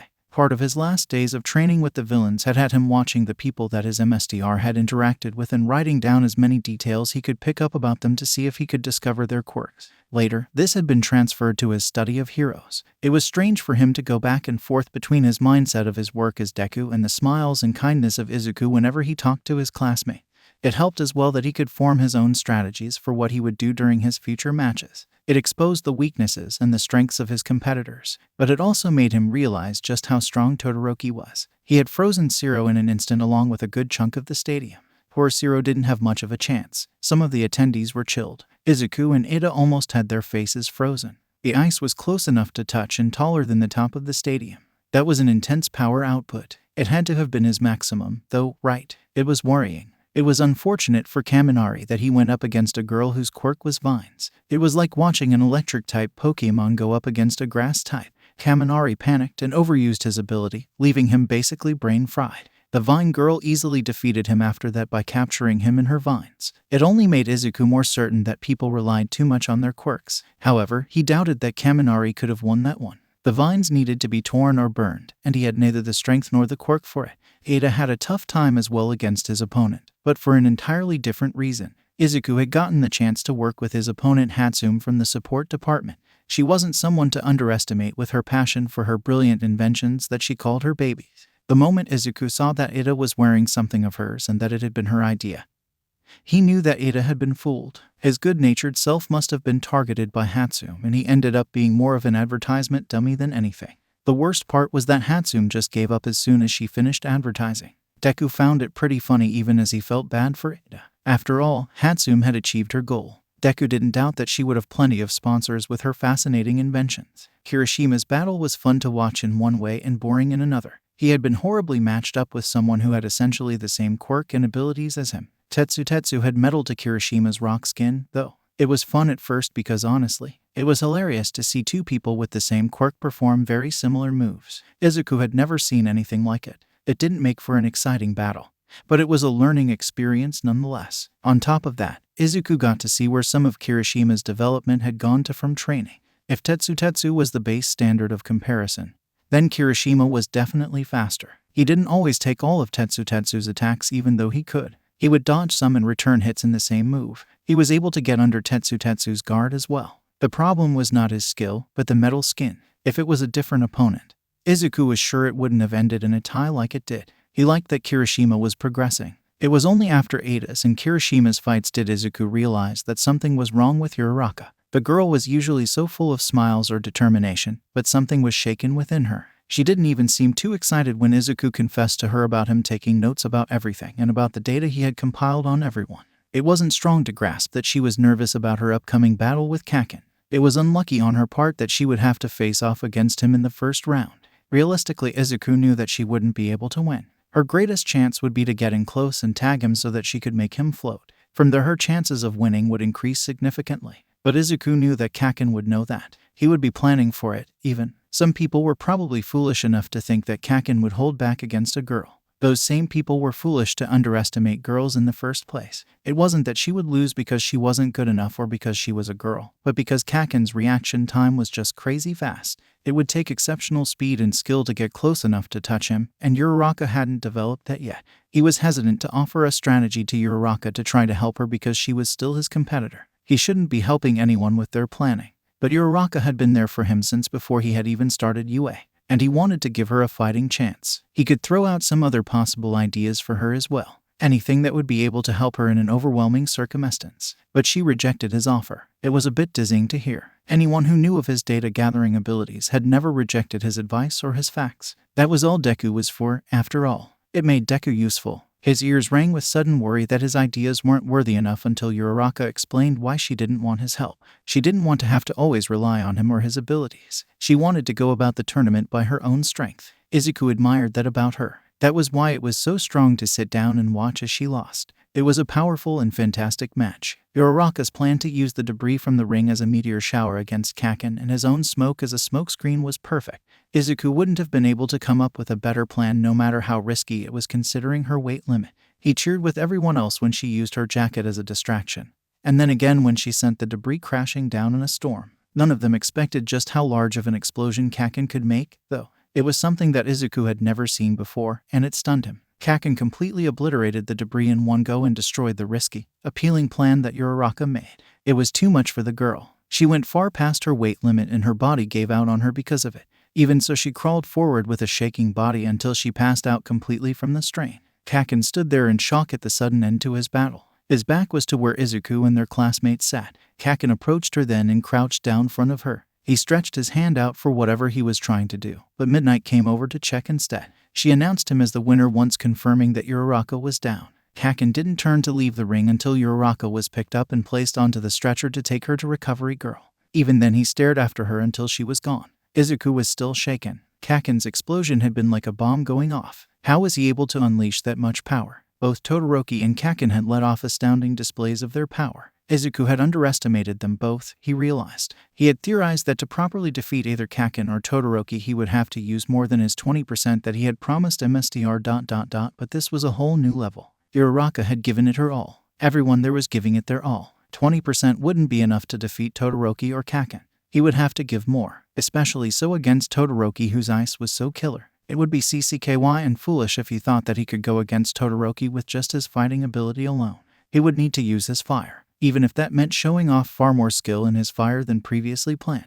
Well, he wasn't near the top of the class for nothing. Izuku had to wait to go see Uraraka even though his heart had been shaking for her. She had tried everything and had still failed. He had predicted it, but it still hurt him to see his friend taken down like that. He had to push aside the unconscious whispers in his mind that told him that she would be punished for her weakness. She had so badly wanted to face off against him in later rounds and had even encouraged him with her bravery and strength. It hadn't been enough against Kaken pure power. But the thing that really burned more than that was the fury that was beginning to rage in his cess. He had to listen as heroes, pro-heroes, had called Kaken a villain for how he had faced down Uraraka with no mercy. How could they possibly say that about him? They hadn't mentioned how Todoroki had taken out his own opponent immediately. Kaken had just been doing his best just like everyone else. It infuriated Izuku that anyone would even imply that Kaken was anywhere close to being like a villain. He had thought that pro-heroes of all people would know what true villains were like. They knew nothing. They were idiots. Izuku threw himself out of his seat and shoved his hands into his pockets to get away from the sick feeling in his stomach.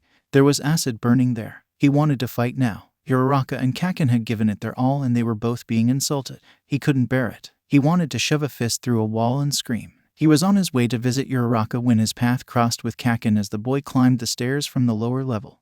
He only managed to glance at Kaken when Kaken yelled, "Yo, what the FCK do you think you're doing, you city a hole? Go die." It unexpectedly made Izuku feel a bit better to hear Kaken's angry voice. "Kaken," Izuku called as he pulled to a stop. He ignored the angry threat and said, I was going to visit Uraraka. Congrats on winning the first round. Kaken's face was still pale, and there was more sweat on his face than Izuku expected after that battle. The darkness in his eyes and under his eyes seemed darker. His left hand twitched unconsciously. Possible damage from the explosion. Kaken slammed his right fist against the wall as he finished climbing the stairs and stopped. He lowered his head and demanded, Did you put that city desperate plan into her head? The one that threw her around everywhere and ended up with her like that? There was something weird in Kaken's voice. He couldn't read the other boy's expression. His left hand was trembling a bit now. Was he really that angry over Uraraka's plan? Huh? Kaken lifted his head and snarled when Izuku didn't respond. Don't bust my god MS, Deku. I know she's your friend. I didn't give her anything. Izuku finally said with a frown. That plan was all hers. If anyone is busting your ass, it's her. She was the one tossing you around herself. Kaken's teeth audibly gnashed together. Izuku tapped his fingers against his thigh. It was a good plan, if very risky. I was impressed watching it. Oh, but your explosion was amazing too. I didn't know you had that much power output, Kaken. It was an exciting feeling. He needed to update his data. Kaken's face softened in its fury to his usual simmering anger as he continued to glare at Izuku. There's a F-seeking lot about me you don't know. It's not like I showed you all of my power, Deku. We weren't friends, so why would I show you sit? That's true. Kind of sad I haven't been able to see it during training. There was cheering outside of the walls, and Izuku suddenly remembered the entire reason he was even in that hallway. The acid burned in his stomach again. He turned away from Kaken to hide his disgust and kept his voice light as he said, Well, I'd better go. I only have a little bit of time to check on Uraraka before my next match. A hand grabbed Izuku's sleeve though and forced him to turn around.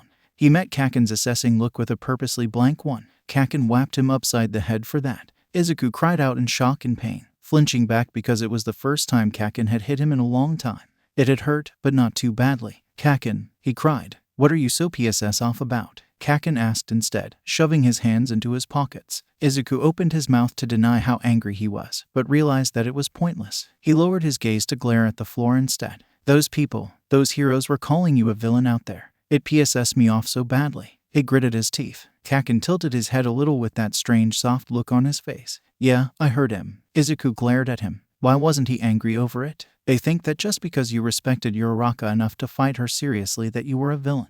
Deku growled. They're FC-king DC Chaos. Kaken gave him a short grin at that. Took the words straight from my mouth. Izuku startled at the smile. It disappeared as quickly as it came. He moved past Izuku to head back to where their class was sitting. Ignore them. They're dumbasses anyway. Our classmates were ragging on you too. Izuku added, watching Kaken's back. Whatever. Redirect the anger instead. You should be focusing on your next match. Kaken looked over his shoulder and pointed at Izuku. You'd better not FC-king lose to half and half. I'll kill you myself if you do. Izuku nodded once before he turned away and left. He needed to check on Uraraka. He understood just a bit better how Kaken was so able to see through his act as Izuku. Uraraka attempted to do the same thing that he did, pretend to be fine and just like his normal self. She was smiling and bubbly and ranting about Kaken's strength and how frustrated she was with losing when Izuku went to meet her. But he could tell immediately it was just an act and it twisted his stomach. She was hiding her pain behind that mask and it hurt to look at. Did Kaken feel this way when Izuku acted? Izuku didn't know how to react to this mask. Did he call her out on it? Did he pretend he couldn't see it? What would be the proper way to handle this kind of situation? He doubted Kaken's approach of anger would be the best choice. Izuku wouldn't do that anyway. He didn't have time to even think of an answer to this sudden challenge. Before he knew it, his match was scheduled to start. He'd had a break because Kirishima had a tiebreaker match with his opponent.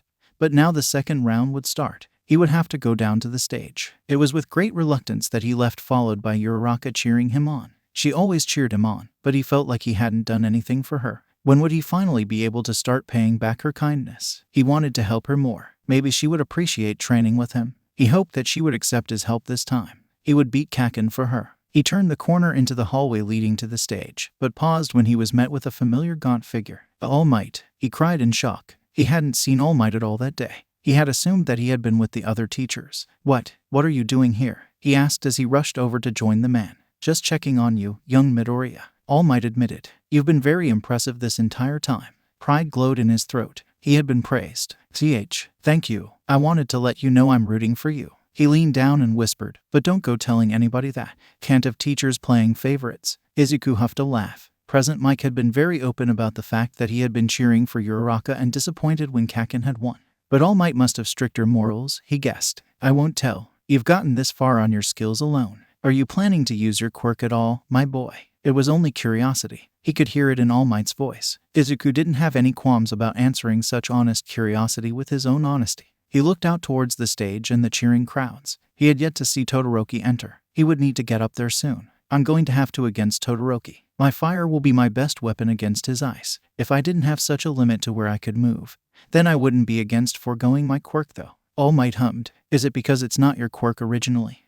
"No, it's because I don't need my quirk to win most of my battles." Izuku lifted his head higher but couldn't look at All Might. He couldn't allow All Might's revelation to throw him off. He could think of what All Might had learned later. He had bigger things to deal with. "I look forward to your battle, young Midoriya. Keep that fire burning." Izuku gave him an appreciative smile and flinched at the encouragement present on All Might's face. For once he didn't feel pressured to win. All Might was actually rooting for him and wasn't demanding that he win. It was weird. Izuku hurried out towards the stage then. He could see Todoroki approaching from the other side of the stage. The fire in his heart turned into searing flames. He would take Kaken's advice and turn his anger into motivation. Everyone has been working their hardest, but Todoroki was not. If he thought he could beat Izuku with only half of his quirk, Deku would hand his bud to him strong. It was a spit in the faces of everyone there. Izuku would turn his anger on Todoroki since he could not scream out his fury at the people in the stand.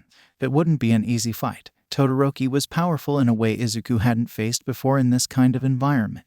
The shackles binding his skills were pressing down on his wrists and feet like weights. He would have to take them off if he was going to defeat Todoroki. All Might was watching. His mother was watching. Uraraka was rooting for him. Kaken was waiting for him. His MSTR and Shigaraki are expecting him to win. He would be victorious no matter what. There was a roaring in his ears as Izuku took to the stage and stood across from Todoroki. The cheering of the crowd was turning into a howling white noise that he had to filter out as his eyes met Todoroki's. There was still anger and determination inside of them. Whatever had made him angry before the first round's match was still within him, although lessened to a more controlled state. Izuku felt like he was much the same as he straightened and stood at ready. Present Mic announced the beginning of the second round of matches. The fires at the corner of the stages went off. Izuku stuck his hand out and grabbed each of them before he threw them into the air to hover far above the stage. The crowd murmured at the action. Todoroki's eyes narrowed. The match had yet to officially begin, but nobody would hold it against Izuku for bringing out his weapon.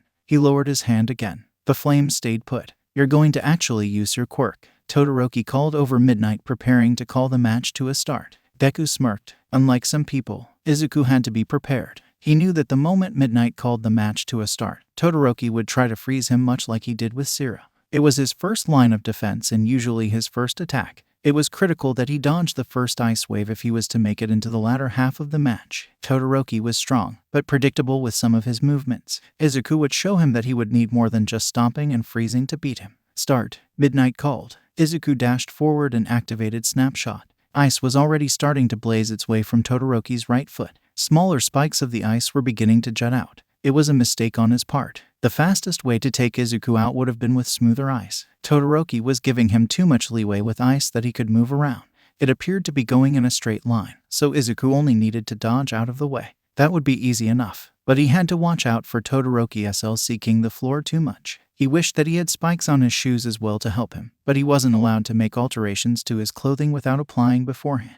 Snapshot ended and Izuku felt his head throb with pain. He had only used it once, though, so he would be fine. He charged forward towards Todoroki's left side where he couldn't protect himself as easily with his ice. Dodging around the first slice of ice, it spiked sharply into the air and cut a path through the center of the ring. Todoroki's ice was thick. That wouldn't melt easily. Izuku dodged the second wave sent at him as well, twisting in between the two slabs of ice and purposely sliding himself forward on the thin sheet on the ground to increase his speed. He blocked out the noise of present mics and Aizawa-sensei's commentary with some effort. He wasn't used to battling with so much distracting noise around him. Everything was usually so quiet whenever he had to fight. "Don't think I'll let you get close," Todoroki warned as Izuku finally came within range for attacking him. Todoroki threw out his arm, and Izuku jumped to avoid getting his feet frozen. Todoroki threw himself forward and punched Izuku in midair, slamming him into the ground. The air rushed out of Izuku. He latched his legs around Todoroki's neck and grabbed his arm to twist his full body and slam him into the ground.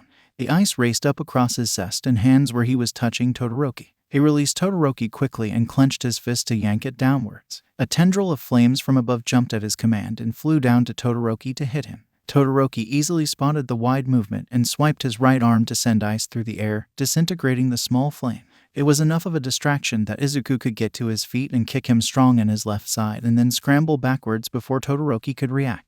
The boy went flying and hit one of his own ice spikes. He spun around to glare at Izuku as heat radiated enough from one of his palms that the ice began to melt quickly around it. The crowd let out a roar of excitement at the battle. Izuku breathed against the cold that was stuck to his bare arms. It was bitterly cold and made his muscles clench in the chill. He smashed his arms against the ice walls near him strong enough to shatter the ice on his arms. The bits fell to the ground with tiny tinkling sounds. "What happened to you not letting me get close?" Izuku asked with a tilt of his head. The cold air was filling his lungs. "Your speed is just as incredible as ever," Todoroki admitted. It was nice praise, Izuku thought with some amusement. Todoroki's eyes narrowed and swiped his arm. A wall of ice surrounded him on 3/4 of the way around him with only a small opening to expose him in the front. Izuku's eyes widened at how tall the fortress of ice was. He wouldn't be able to hop over that. "See if you can do it again." "That just sounds like a challenge," Izuku told him with a short grin. Todoroki's ice was noticeably weaker the more he used it. The walls were thinner than his first attacks were. It was something to take advantage of. His pride in his ice would lead to an opening. Those who hid behind shields often failed to expect anyone to get past them. He opened up his jacket and took it off. He tossed his jacket aside. And using that same movement, he brought another piece of fire down from the waiting towers of flame far above. He activated agility to dodge Todoroki's next wave of ice and motioned widely to bring the flame down to devour his jacket. It took some of the pressure off of his stamina to have the flame supported by fuel other than Izuku's own energy. He twisted to hide himself from Todoroki behind the ice walls and sent the fire around behind Todoroki's fortress. He reappeared with only a WHP of the flame left as he positioned himself at the ready to fight again. The WHP crackled with his own determination fueling it.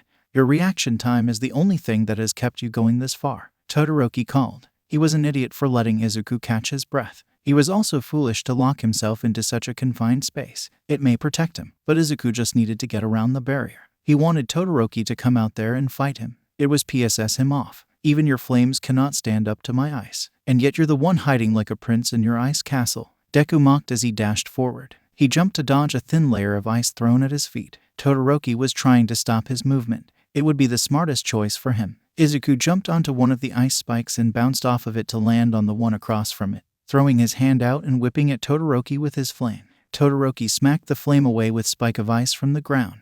Izuku pulled the flame back to him as he dropped and rolled to his feet on the ground. There was frost forming on Todoroki's skin and his breath was visible in the freezing air. He was shivering. Izuku felt like he could barely breathe and that each inhale was causing his lungs to shrivel. His lungs ached, but his body burned hot from all of his own movement. If Todoroki was freezing over, that meant that he wouldn't be able to use his ice much longer. He could so easily use his fire side to regulate his temperature, but the stubborn idiot was refusing. Deku felt the fire in his heart burn brighter. "Sorry about all of this, Midoriya," Todoroki said. His gaze slipped sideways to someone in the stands. "But thanks to you, that guy seems to finally be seeing how much I can accomplish without his power." The fire turned into a storm as his anger transformed into familiar, blistering fury. Izuku held his breath and cleared his mind of all thoughts, focusing on just that flame of anger and determination. Todoroki's eyes returned to Izuku, only for him to take a step back in shock. Izuku had disappeared. Todoroki looked around for him rapidly, spinning left and right to figure out where the boy went.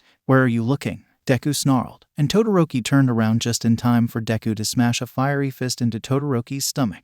The boy cried out as he was thrown from his ice castle. His jacket and shirt burned. Deku stood in front of the hole he had made in the ice with his fire and let the flame fizzle out from the water as charred pieces of his jacket fell away. Todoroki rolled back to his feet, but his movements were slowed. Deku didn't relent in his attacks and charged him again. "Pay attention to the opponent in front of you." Deku slammed a kick into Todoroki's stomach. "Because I guarantee I'll give you less mercy than that a hole in the stands." Todoroki caught Izuku's foot as he tried for a second kick aimed at his head. He was shaking badly enough that he almost reminded Izuku of himself. He could feel it vibrating up his leg. "Your PSS me off," the boy growled. The fury in his eyes was all him as ice spread across his cheek and also locked around Izuku's foot. Izuku cursed and stumbled backwards at the sudden weight of the block of ice while breaking Todoroki's hole. Todoroki took advantage to freeze the ground and his other foot. He was frozen to the ground. He tried to tug his feet out, but it was no use. The ice was far too thick. He glared at Todoroki as the boy struggled to stand to his full height and tilted his head back.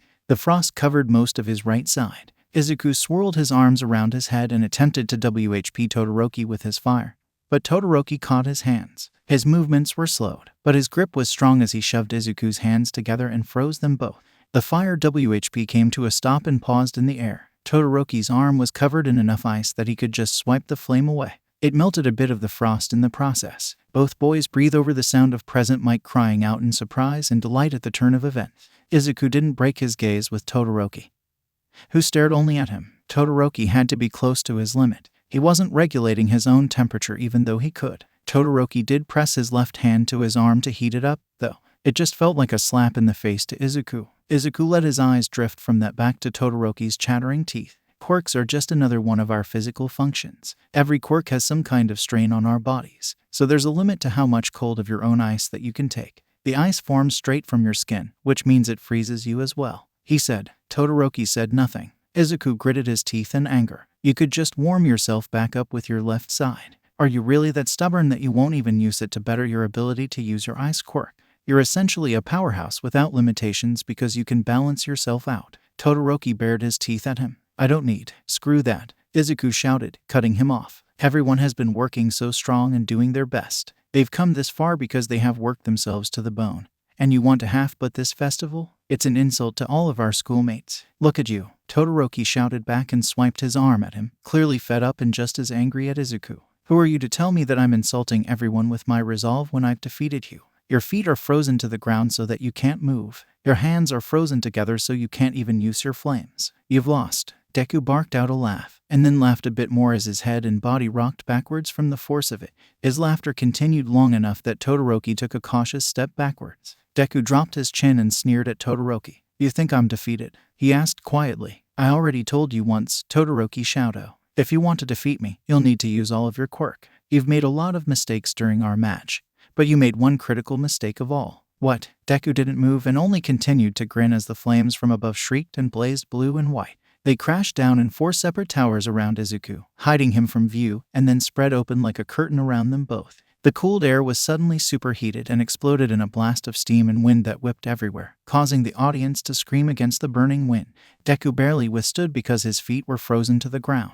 Todoroki was thrown backwards and rolled almost out of the ring and into the flames, but froze his hand to the ground just in time. Most of the waves of ice that had been standing either cracked or shattered against the force. Deku could feel the ice around his limbs melting from the close proximity to such heat. Within seconds his head and skin were coated with sweat and minor burns, and he was able to smash his iced hands to his iced feet, shattering both enough to pull his limbs free. Izuku ran his cooler hands over his heated face and walked towards Todoroki as the boy climbed back to his feet. I never needed my hands to use my quirk at all. The fire spread rapidly into 4 walls that separated them from the crowds. The ice that was caught inside made the fires hiss as the water of their melting forms reached them. Izuku lifted the flames up just a little bit so that they wouldn't get wet. Todoroki stared at him with wide, overwhelmed eyes. Izuku had trapped them both in this fire room. He had never displayed this much power before. It felt good to stretch his limits again. The burn was a familiar one. He heard Present Mike question if the teachers should put a stop to it, but Aizawa-sensei had objected under the qualms that Izuku had the flames under his control. It was a little nice to know at least someone could see his power for what it was. Izuku knew that he would have less than a few minutes to finish this. The fire was too hot to stay safely in for long and risk dehydration. Even with the opening at the top, they also ran the risk of running low on oxygen. He had used up a lot of his juice keeping the flames alive through that burst of wind. He didn't have enough energy left to keep the flames burning on pure willpower, anger, and oxygen alone. He would burn himself out quickly in this state. He had extended far past 20% now. The ice across Todoroki's skin had melted. It had taken away his limitation, but it had also left Todoroki unable to form more ice. Other than the ice directly connected to his skin, the rest would melt immediately in the blistering air. Todoroki seemed to realize after he tried and failed to shoot ice at him. What will you do when you can't use your quirk, Todoroki? Izuku yelled and charged him. Todoroki, for his credit, definitely reacted quickly. He blocked Izuku's punch and aimed to uppercut him. Izuku tilted his head out of the way and twisted his arm around the one blocking him before yanking Todoroki forward and slamming a knee into his stomach. Todoroki dropped to the ground and swiped out with his leg, causing Izuku to fall to the ground. Izuku caught Todoroki in the chest with his feet and launched him over his hunched form. Todoroki cried out as he flipped. Izuku spun on his back and rolled himself up to his feet before throwing himself on top of Todoroki. The two exchanged punches as they rolled back and forth in an attempt to stay on top of the other. Izuku growled as Todoroki smashed his nose with his elbow and yelled, "What are you trying so strong for?" He threw Izuku off of him and backed off a few paces. He had to dance away from the flames that threatened his back. Izuku wiped the BLD from his face. Because I will win no matter what. Nobody can hold me back anymore. He charged Todoroki and shouted, I think the idea that you're planning to be number 1 by half but it, and that you're doing it to disavow someone PSS me the FCK off. It's a FC King joke. He punched Todoroki strong in the face, sending him stumbling back. Shut up. Todoroki kicked him strong in the side. Izuku caught it. I have always wanted to have a quirk. I've done everything to get where I am today. And you, there's no way in hell you'll be a hero as you are now. Using only half of your quirk is a goddamn waste. My father, Todoroki tried, but Izuku wasn't having any of it. He dropped Todoroki's leg and grabbed the front of his jacket to scream in his face, it's yours, not your mother's, not your father's, it's your power. Todoroki's eyes widened. The skin on his left side wavered and heated rapidly. Izuku knew he was going to use his fire finally, but it was too late. Izuku smashed his head to Todoroki's with a shout. Todoroki stumbled back as flames exploded out of his body. Izuku released his hold on his own flames and they died away immediately without any fuel to feed them. Exhaustion was rushing in quickly. His stamina was almost completely depleted. He had to finish this. I will be a hero. Todoroki decided with a manic grin of his own and BLD trailing from his forehead. Ice burst from his right side and flames whipped from his left, burning through what was left of his jacket. Izuku couldn't help but reciprocate the grin because finally Todoroki wasn't looking down on him. He was finally using all of his power. Todoroki stuck his arm out to send his flames at Izuku, but it was a pointless move. Izuku activated agility again and dashed forward. The flames from Todoroki's skin shot upwards the second Izuku had latched onto them. Todoroki's control of his flames was nowhere near Izuku's level of command. It was easy to grab onto his flaming arm, ignoring the burn, and with a shout, hefted him up and over his shoulder. He threw Todoroki to the ground outside of the ring then, leaving the boy stunned as his flames faded away. Izuku stood above him and breathed at the sudden conclusion to his battle. He couldn't get enough air in his lungs. He couldn't hold back the euphoria that built in him. He let out a triumphant scream, tilting his head back against the force of his yell and then fell silent over the sound of the shouts and cheering around him. The sound faded into a ringing in his ears as he stared at the sky and grinned. He had won. He had beaten Todoroki. It had taken more than he had expected, but he had still come out on top. He had even gotten Todoroki to use his flames, for how late that they were. But his exhaustion was too much. Todoroki may have stretched himself far, but Izuku had as well. Maybe the flames were too stiff a move, he thought faintly as his vision blurred and his legs gave out on him. Probably showed off too much. Damn, I probably thought they were cool, though. He listed forward. He had fainted before he hit the ground. The first thing Izuku noticed upon coming back to himself was that he still had a headache throbbing in his skull, and that his nose felt 20 times bigger than it should be. It was his first clue that he hadn't slept for very long. The next thing he tried to do was get his bearings and figure out where he was at that moment.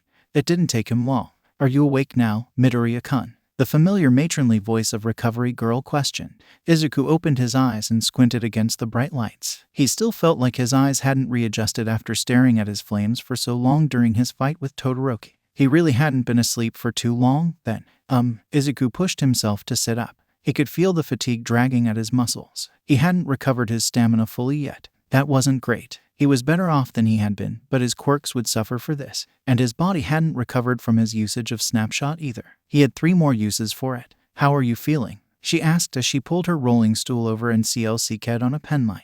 Izuku allowed her to give him a brief examination. Tired, but okay. Still really sore, though. He touched his nose gingerly and winced at the pain. That was still definitely broken. You're going to be. Recovery Girl sighed and put away the penlight. You came in with fatigue from overusing your quirk again and a broken nose. I didn't do any kind of healing on you and allowed you to rest instead. You need as much stamina as you can get for your final 2 battles, so I didn't heal you. Would you rather me heal you? Izuku debated the idea in his head. It would be nice to breathe through his nose, but he really did need his stamina, especially if he was going to be facing off against Kaken at some point. He wouldn't have much time to rest up. Is there a way you can heal it just enough for me to breathe through my nose? He asked her hopefully. It's an all-or-nothing deal, young man, she told him sharply with a frown. Izuku winced at her anger. She huffed. You need to care for your body much more. You can't be making deals with your healing. Izuku was pretty sure that she was just being stingy, but he wouldn't fight her over it. He needed to be able to think and move, and his nose being in this much pain would just be a distraction. Izuku had worked under harsher conditions, but he had an option this time. Please heal my nose, then. Recovery Girl gave him an appreciative smile. Her lips make a loud smooching sound as she embraced his nose. His exhaustion increased a little more as his nose repaired itself. Izuku would have preferred the BLD healing, he thought. Out loud he said, thank you so much. You're welcome. You can stay here and rest up a little bit longer if you want. The second round matches should be ending soon. Izuku laid back down in the bed to take advantage. He didn't dare risk closing his eyes for fear of drifting off again, but he would allow himself a little more time to rest.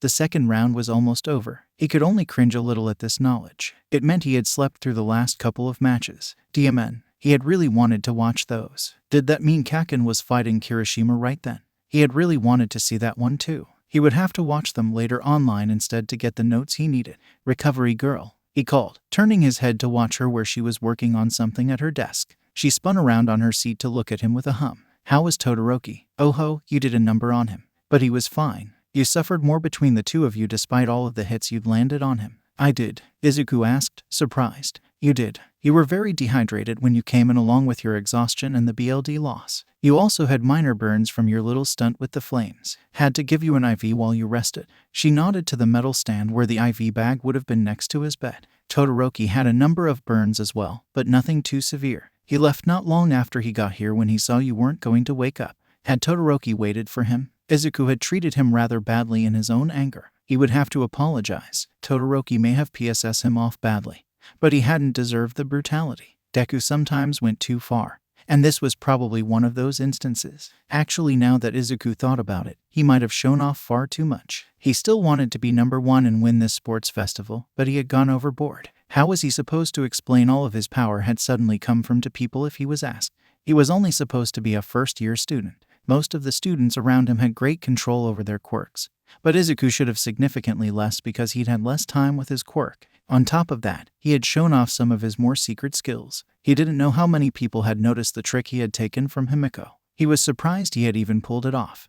Everything should be fine, right? His MSDR had given him permission to show off. Izuku shouldn't worry too much. He should focus on his matches coming up. If anything, proving that he could beat his competition and win the sports festival should be enough to appease his MSDR. It was his goal of the day anyway. It was his mission. He would think of an excuse for his power show later when he was asked, "Do you know who I'm supposed to be fighting next?" He asked after a few more minutes of silence. He could hear the cheering from the crowd even through the thick walls. He would have to get up soon. Ida-kun. Izuku couldn't help but grin. Ida had gotten to the semifinals as well. He came by to visit you earlier with a few of your classmates, but I sent them off so you could rest. Izuku sat up and slipped from his bed. His body craved to just lay back down and sleep. It wasn't an unfamiliar feeling, so he could ignore it. He wished that he could also ask for some aspirin for his headache.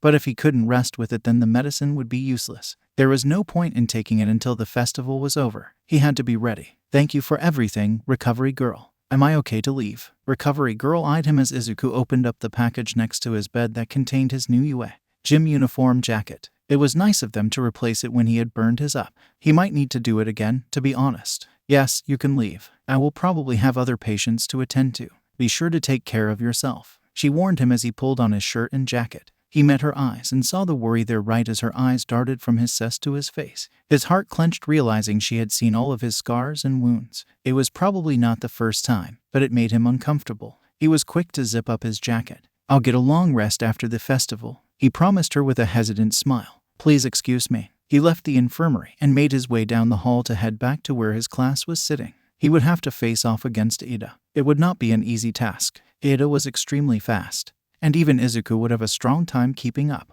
He may have to use Snapshot at least once, but with agility he was sure he could at least dodge his attacks. The question was how to take Ida out. He couldn't let his friend win. A roar went up, and Izuku heard Present Mike shout the winner of the final match in the second round.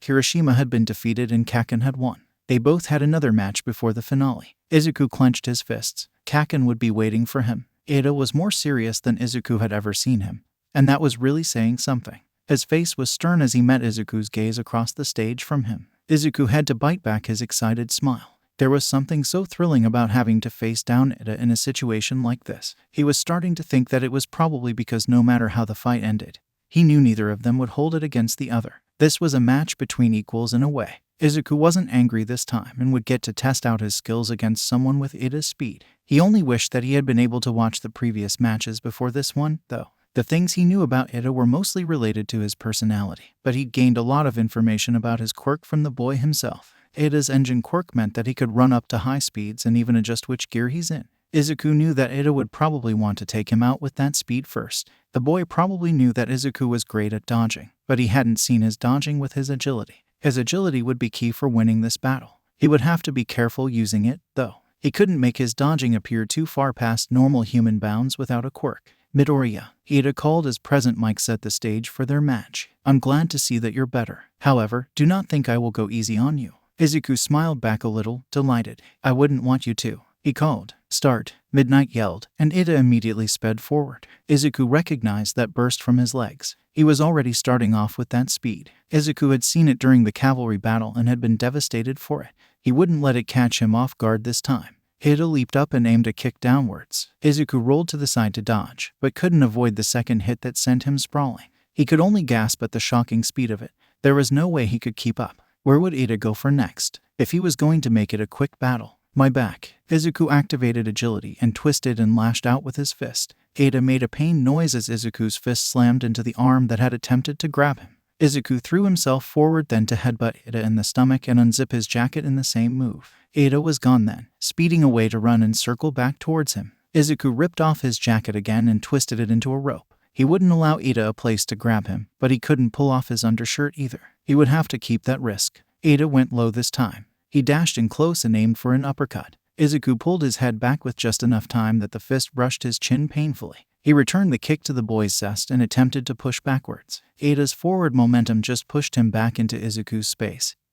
So that didn't work. Izuku dropped to the ground instead and let Ida charge over him, covering his head. Ida was forced to make a wide loop around to come after him again if he was to keep up the speed. Izuku was able to climb back to his feet then. Ida had to have a limit for how long he could go that fast. Izuku remembered seeing the black smoke that had come out of his legs after that burst during the cavalry battle. But he didn't know how long the upper limit was since this was already going on longer than that moment in the battle. Could he hold out and dodge out of the way until that unknown limit? He could already feel himself slowing down with the fatigue still in his system. He couldn't trust himself to hold out that long. He needed to shock Ida into breaking his concentration on the attack. He couldn't win a speed battle in this kind of environment. Ida zoomed in close again. He was a close-range fighter like Izuku was, but he was focusing on his legs. He would try to kick, so Izuku aimed low. When Ida got close enough, Izuku whipped out with his jacket, spinning out of the way and catching the boy's foot. Ida stumbled, but didn't fall like Izuku was expecting him to. Instead, he used his momentum to flip forward, throwing Izuku into the air as he was dragged with his grip on the jacket. Izuku activated agility again and caught himself before he was flung from Ida. Instead, he angled his body to land on the boy's back, releasing his jacket as he landed in the piggyback. What? Ida cried, but Izuku couldn't respond because he too was a bit stunned that he had succeeded in doing that. He spotted black smoke beginning to come out of Ida's pipes as Ida slammed to a stop and twisted to elbow him in the face. Izuku pressed his face to Ida's back and wrapped his arms under his friend's armpits and grabbed the back of the boy's head. Ida's attack had finished, but Izuku had a chance now. He uncurled his legs around Ida and dropped with dead weight to get his feet back on the ground. The taller boy was forced to bow backwards. He attempted to swipe at Izuku with his arms, but Izuku's hold forced his arms too far to hit him. Straightening didn't work either as Izuku used all of his strength to make sure he stayed in a vulnerable position. It was only just enough to keep him bent at the awkward angle. Ida then tried to kick backwards, which is what Izuku wanted. As soon as Ida kicked back, he threw them both forward. He released Ida's neck and only held his arms back even as he tried to jerk forward in an automatic move to catch himself. Ida had no way to do so with Izuku clinging to him and they both landed flat on the ground. Izuku heard a crack of glass. He winced. Sorry, he said quickly. He lifted himself to pin Ida's one leg with Izuku's knee to the back of the other boy's knee. He twisted Ida's arms behind his back. CRP, Ida muttered. More black smoke puffed out of his legs. He wouldn't be able to use his quirk, Izuku realized. He should have counted how many seconds that was. He would have to ask Ida later because he was curious. Ida rocked back and forth as he searched for a way to get Izuku off.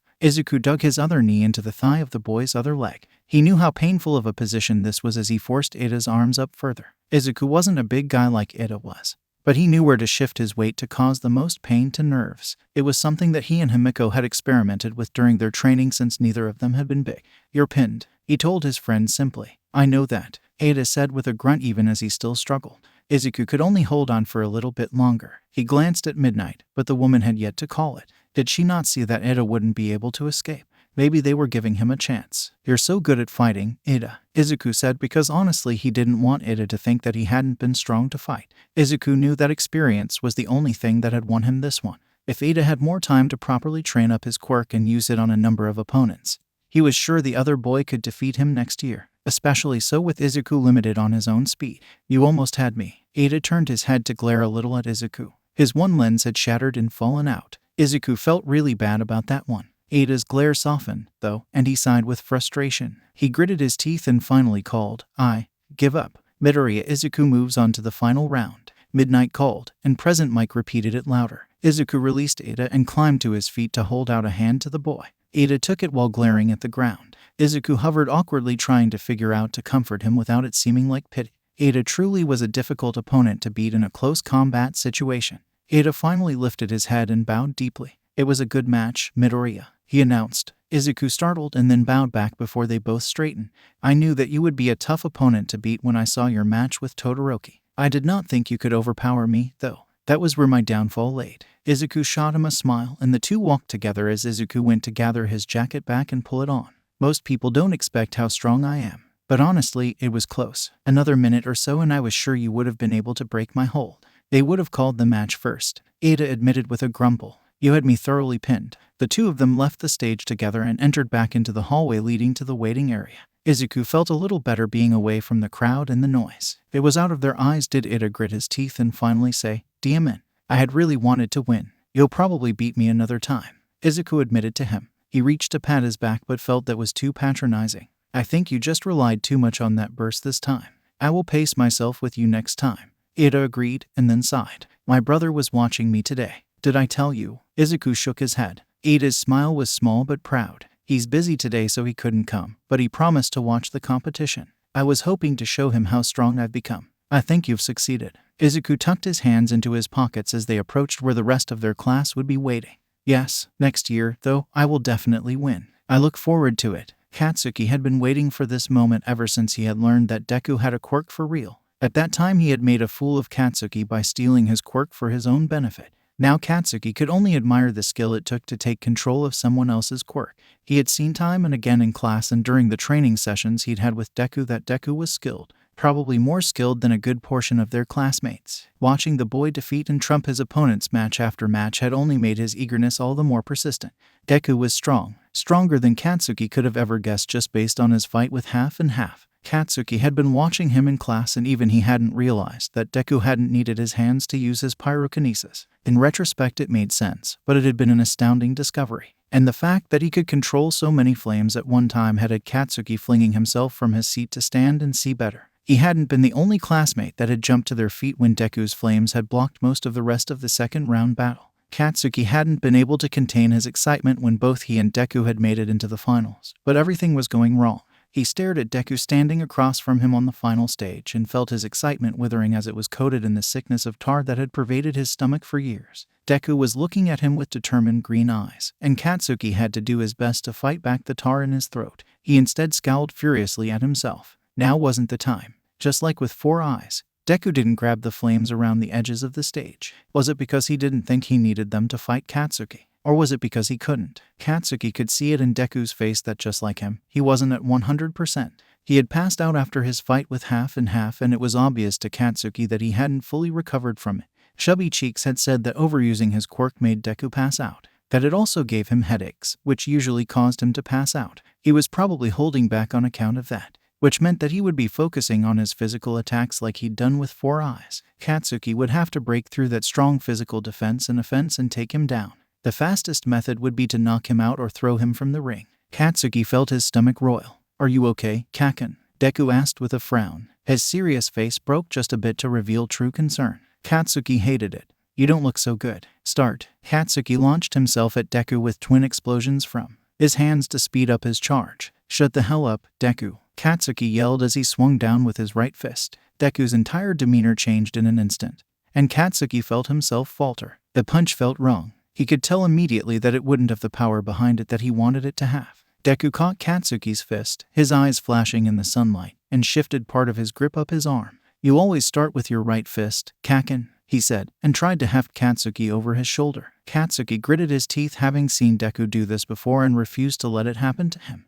He would show the idiot just how much faster he had gotten after his training. He let out a series of bursts from his free hand and spun himself around Deku, shifting his shoulder so it wouldn't hurt. Deku startled at the move and his grip loosened. Katsuki pressed his feet to the ground and yanked his arm free. He kicked off the ground with a flip and blasted Deku in the back with a powerful two-handed explosion. The boy cried out, but rolled forward to dodge the second kick that Katsuki had aimed at his back. Katsuki didn't let up. The instant his feet hit the ground, he threw himself back at Deku with another explosion. Deku glared at him and dodged by falling backwards. He caught himself on his hands and aimed a kick upwards into Katsuki's stomach as he flew overhead. Katsuki grunted at the pain as his trajectory was screwed up. Deku spun and slammed a fist into Katsuki's face that had him hitting the ground strong. SHT. Katsuki got back to his feet quickly and found Deku almost on top of him already. He threw out another explosion, throwing the boy back before he charged again. The second explosion Katsuki leveled at him was ripped away, and it was sent to explode in the air above them instead.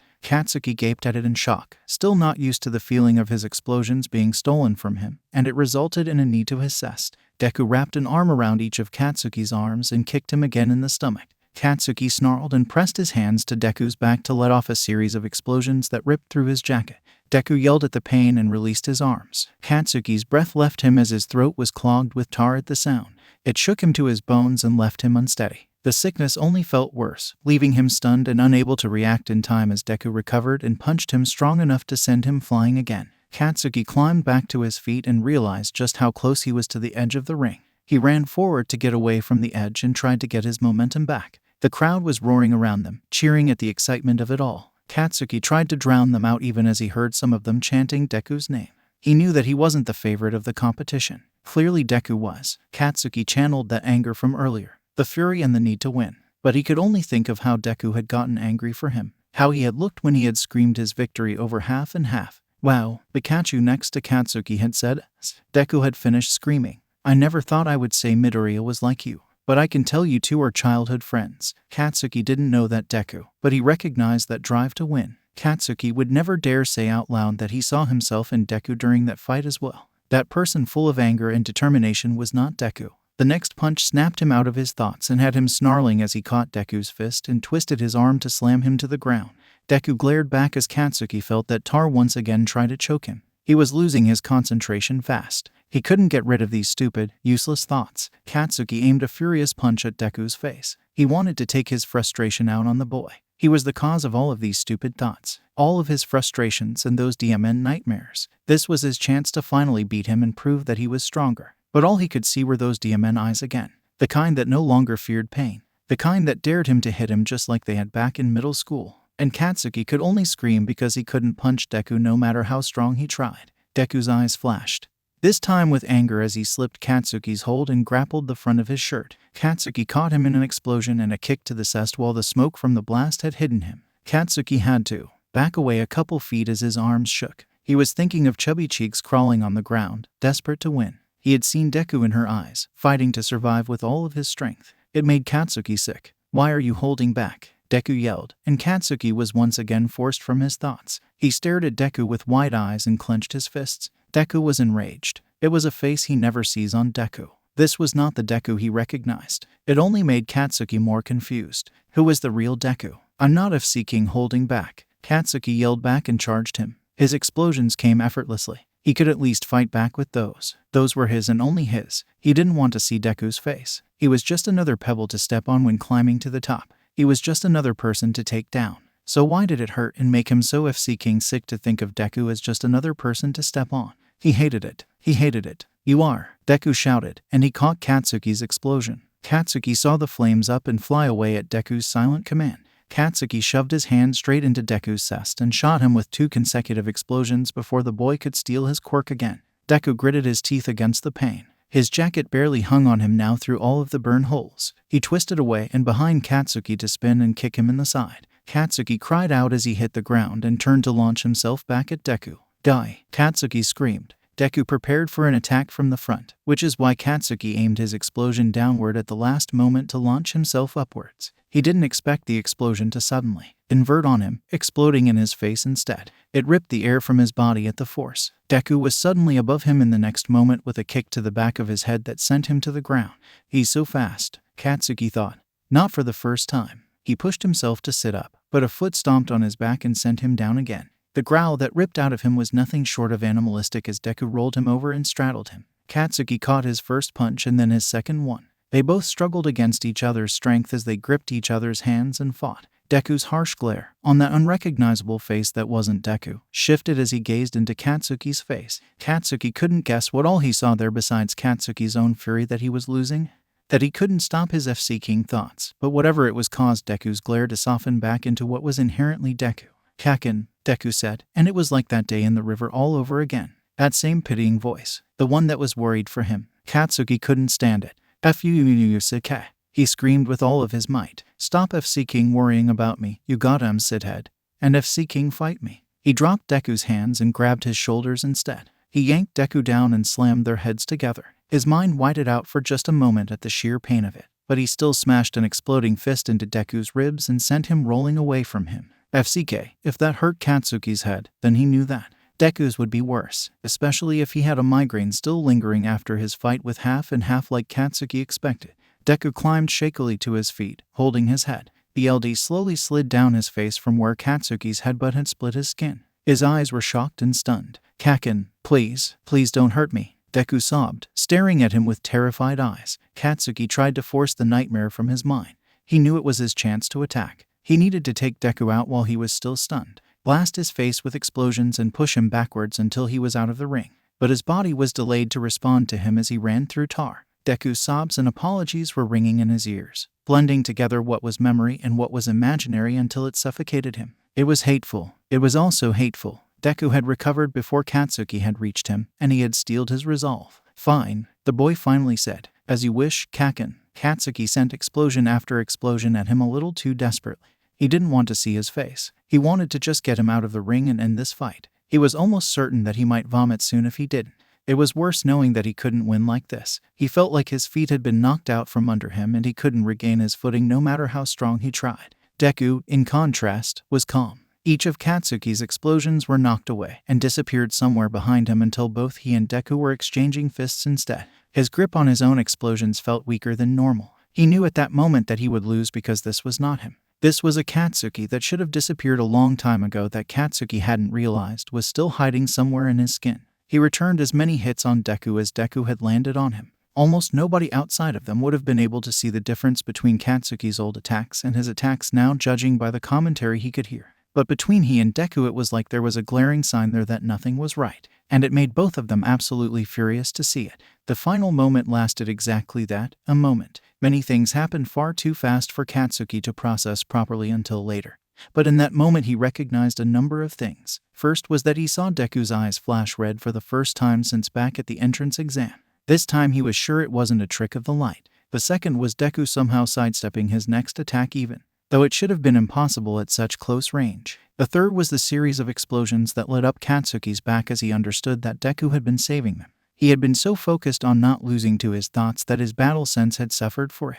The final thing was that Deku was pitying him again by knocking him unconscious rather than throwing him from the ring. Then Katsuki lost consciousness under the barrage of his own explosions. Waking up in Recovery Girl's infirmary gave Katsuki a few precious minutes to process and go over the fight. There was nothing he could think about but his own fury. He had come in second place to Deku of all people. The humiliation would never leave him even if he did acknowledge that Deku was a strong fighter. Deku's strength had nothing to do with Katsuki's humiliation. He had humiliated himself in front of everyone with his own weakness. Fight after fight he had been fine. He had been able to take them on with all of his strength to the point of being compared to a villain. He hadn't held back on Chubby Cheeks and he had defeated her insane plan. He had taken down that Tank City hair with pure strength alone. He had outsmarted that bird-headed kid with the shadow. He had come in higher places than almost anyone else in the class. But against Deku, he had faltered. Katsuki hadn't been holding back. He hadn't been able to pull out his full strength. He had been perfectly fine and ready. But the moment he was face down with Deku in a match, he suddenly hadn't been able to breathe. It was hateful. He hated himself. That Katsuki should be dead. He shouldn't exist anymore. He should have died the day Deku had been rescued. He had only existed as a fleeting state while the world had thought Deku was dead. He had been a passing bus stop in Katsuki's life where he had made his decision to become a better hero, but he should be gone now. He was someone who had been made under false assumptions. But the nightmares were back. When he looked at Deku, he still only saw someone who was tortured, someone who was hurt and still hurting, just like Auntie Inko had said. This was why Katsuki hadn't wanted to be Deku's friend. This was why Katsuki hadn't approached Deku when the boy had finally returned. Because Katsuki couldn't stand the tar in his stomach. He couldn't bear the guilt that he had thought he had shed.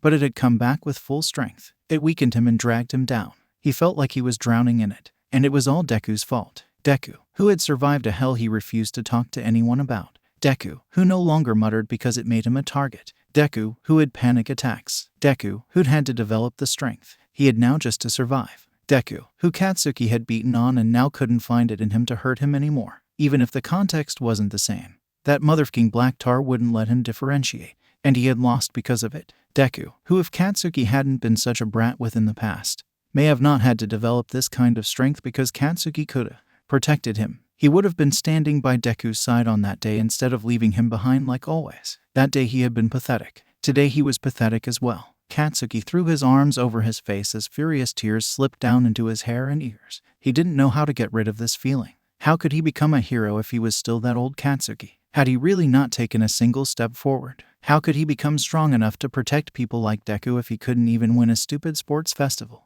He didn't know how to protect anyone. "Are you awake, Bakugou-kun?" Recovery Girl asked softly. Katsuki gritted his teeth against his tears and forced them back. Now wasn't the time. Obviously, he snapped. "There's no shame in second place, young man." Recovery Girl sighed at his tone. Katsuki wanted to punch something. He realized he wasn't in pain anymore either. He must have been healed. "The ceremony will begin soon. If you're awake, you need to attend it." The FC King second place medal. Katsuki didn't want that trash. He didn't want the reminder of his humiliation. "I also have a note here for you from Midoriya-kun," she continued. "He asked me to give it to you when you wake up." FCK. It was bad enough that Katsuki had to face Deku for the stupid ceremony. What else did that a whole want from him? He'd already handed Katsuki his own butt. He heard the sound of candy being dropped onto the little table next to him before Recovery Girl moved away. Only when he was sure she was on the other side of the room did Katsuki pull his arms away from his face. He wiped off his tears and grabbed a nearby tissue to blow his nose loudly. He tossed the tissue away and glanced at the bedside table. He ignored the candy to pick up the little note left there. It looked to be torn out of that stupid notebook Deku had been writing in all day.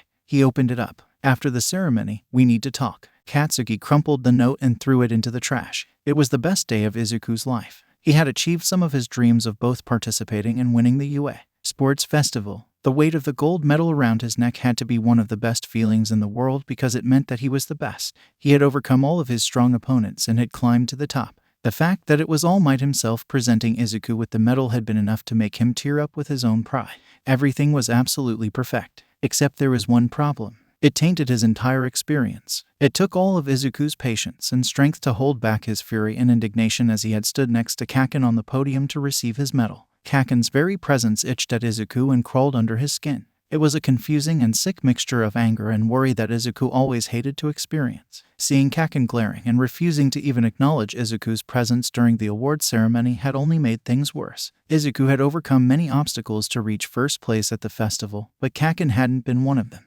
Not in the way that he should have been anyway. Deku felt like he had been cheated. Izuku had worked his damnedest up to meet Kaken on the stage of the final round. And Kaken had failed to meet his expectations. He couldn't even say that he was disappointed. He was just PSS. If Izuku had done that to Kaken, Kaken would have probably blown up the school in his fury. The fact that Izuku could even contain his own anger was by both sheer force of will, his need to maintain his facade, and the fact that, well, he wasn't completely sure Kaken had gone easy on him on purpose. Which wasn't to say Kaken had gone very easy on him at all, but he certainly hadn't done his best. It had become apparent the moment that Kaken had held back in punching him when he'd had the perfect shot. He had seen Kaken's sudden hesitation and the twisting of his face into something unrecognizable. Something had distracted Kaken and had made him weak because of it.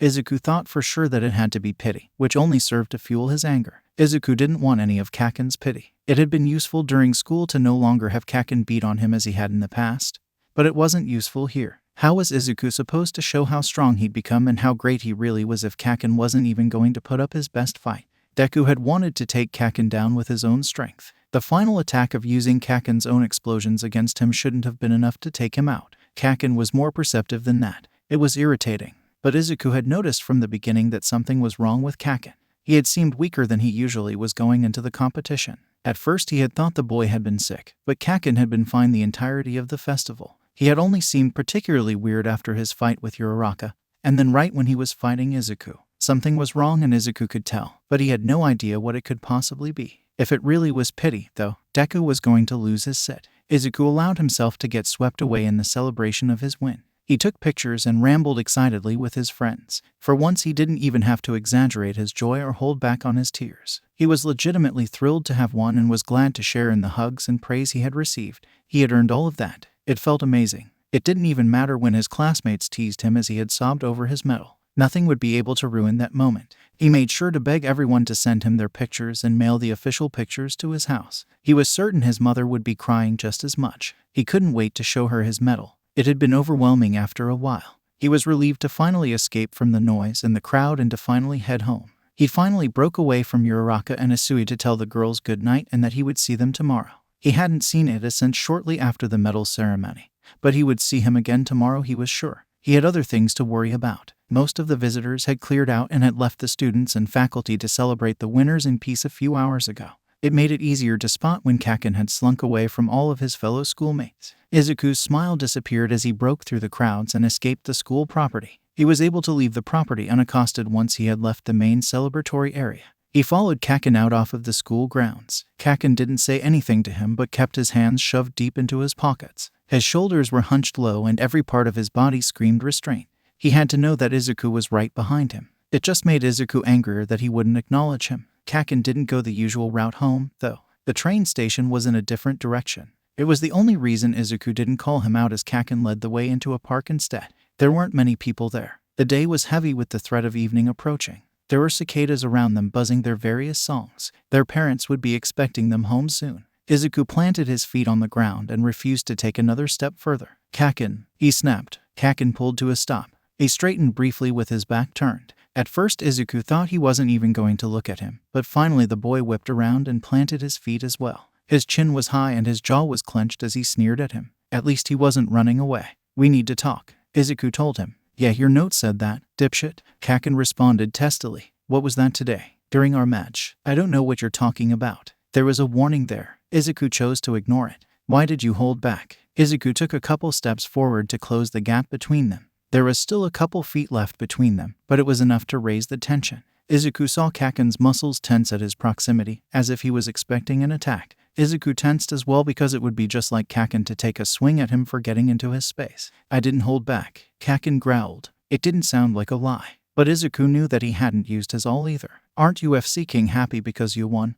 UDMN said. "No, I won against a lot of people today, Kaken, but I didn't win against you. You didn't fight me like you did everyone else and I want to know why." Kaken ran a hand into his hair and glared at the ground. His teeth ground together audibly. If anything, his face was still pale. There was sweat across his brow that didn't seem related to the heat. Izuku felt like his own body was burning. He wanted to punch something. He resisted that impulse. In the end, he didn't respond. Deku stormed up to Kaken then. Kaken stood his ground even as Deku pressed his chest to Kaken's and glared at him. "Hit me," he commanded. Kaken bared his teeth. "What? Now you're making me repeat myself." Deku snarked even as something dark and heavy twisted in his chest. He was no longer used to holding back his anger. The villains didn't disapprove of Deku putting people in their place when they angered him. It was taking all of his self-control not to do that here. "I said, hit me. You didn't get enough of that during the festival?" Deku let out a disbelieving huff of a laugh. "Oh my god, you can't do it. You can't hit me." Kaken snarled and grabbed the front of Deku's jacket. Deku watched him and waited for the attack. Expected it, but it never came. That wasn't like Kaken. Kaken never held back. The only time he had held back was that day in front of the convenience store. Was this hesitance somehow related to that? Izuku didn't even try to fight back and let his arms hang by his side.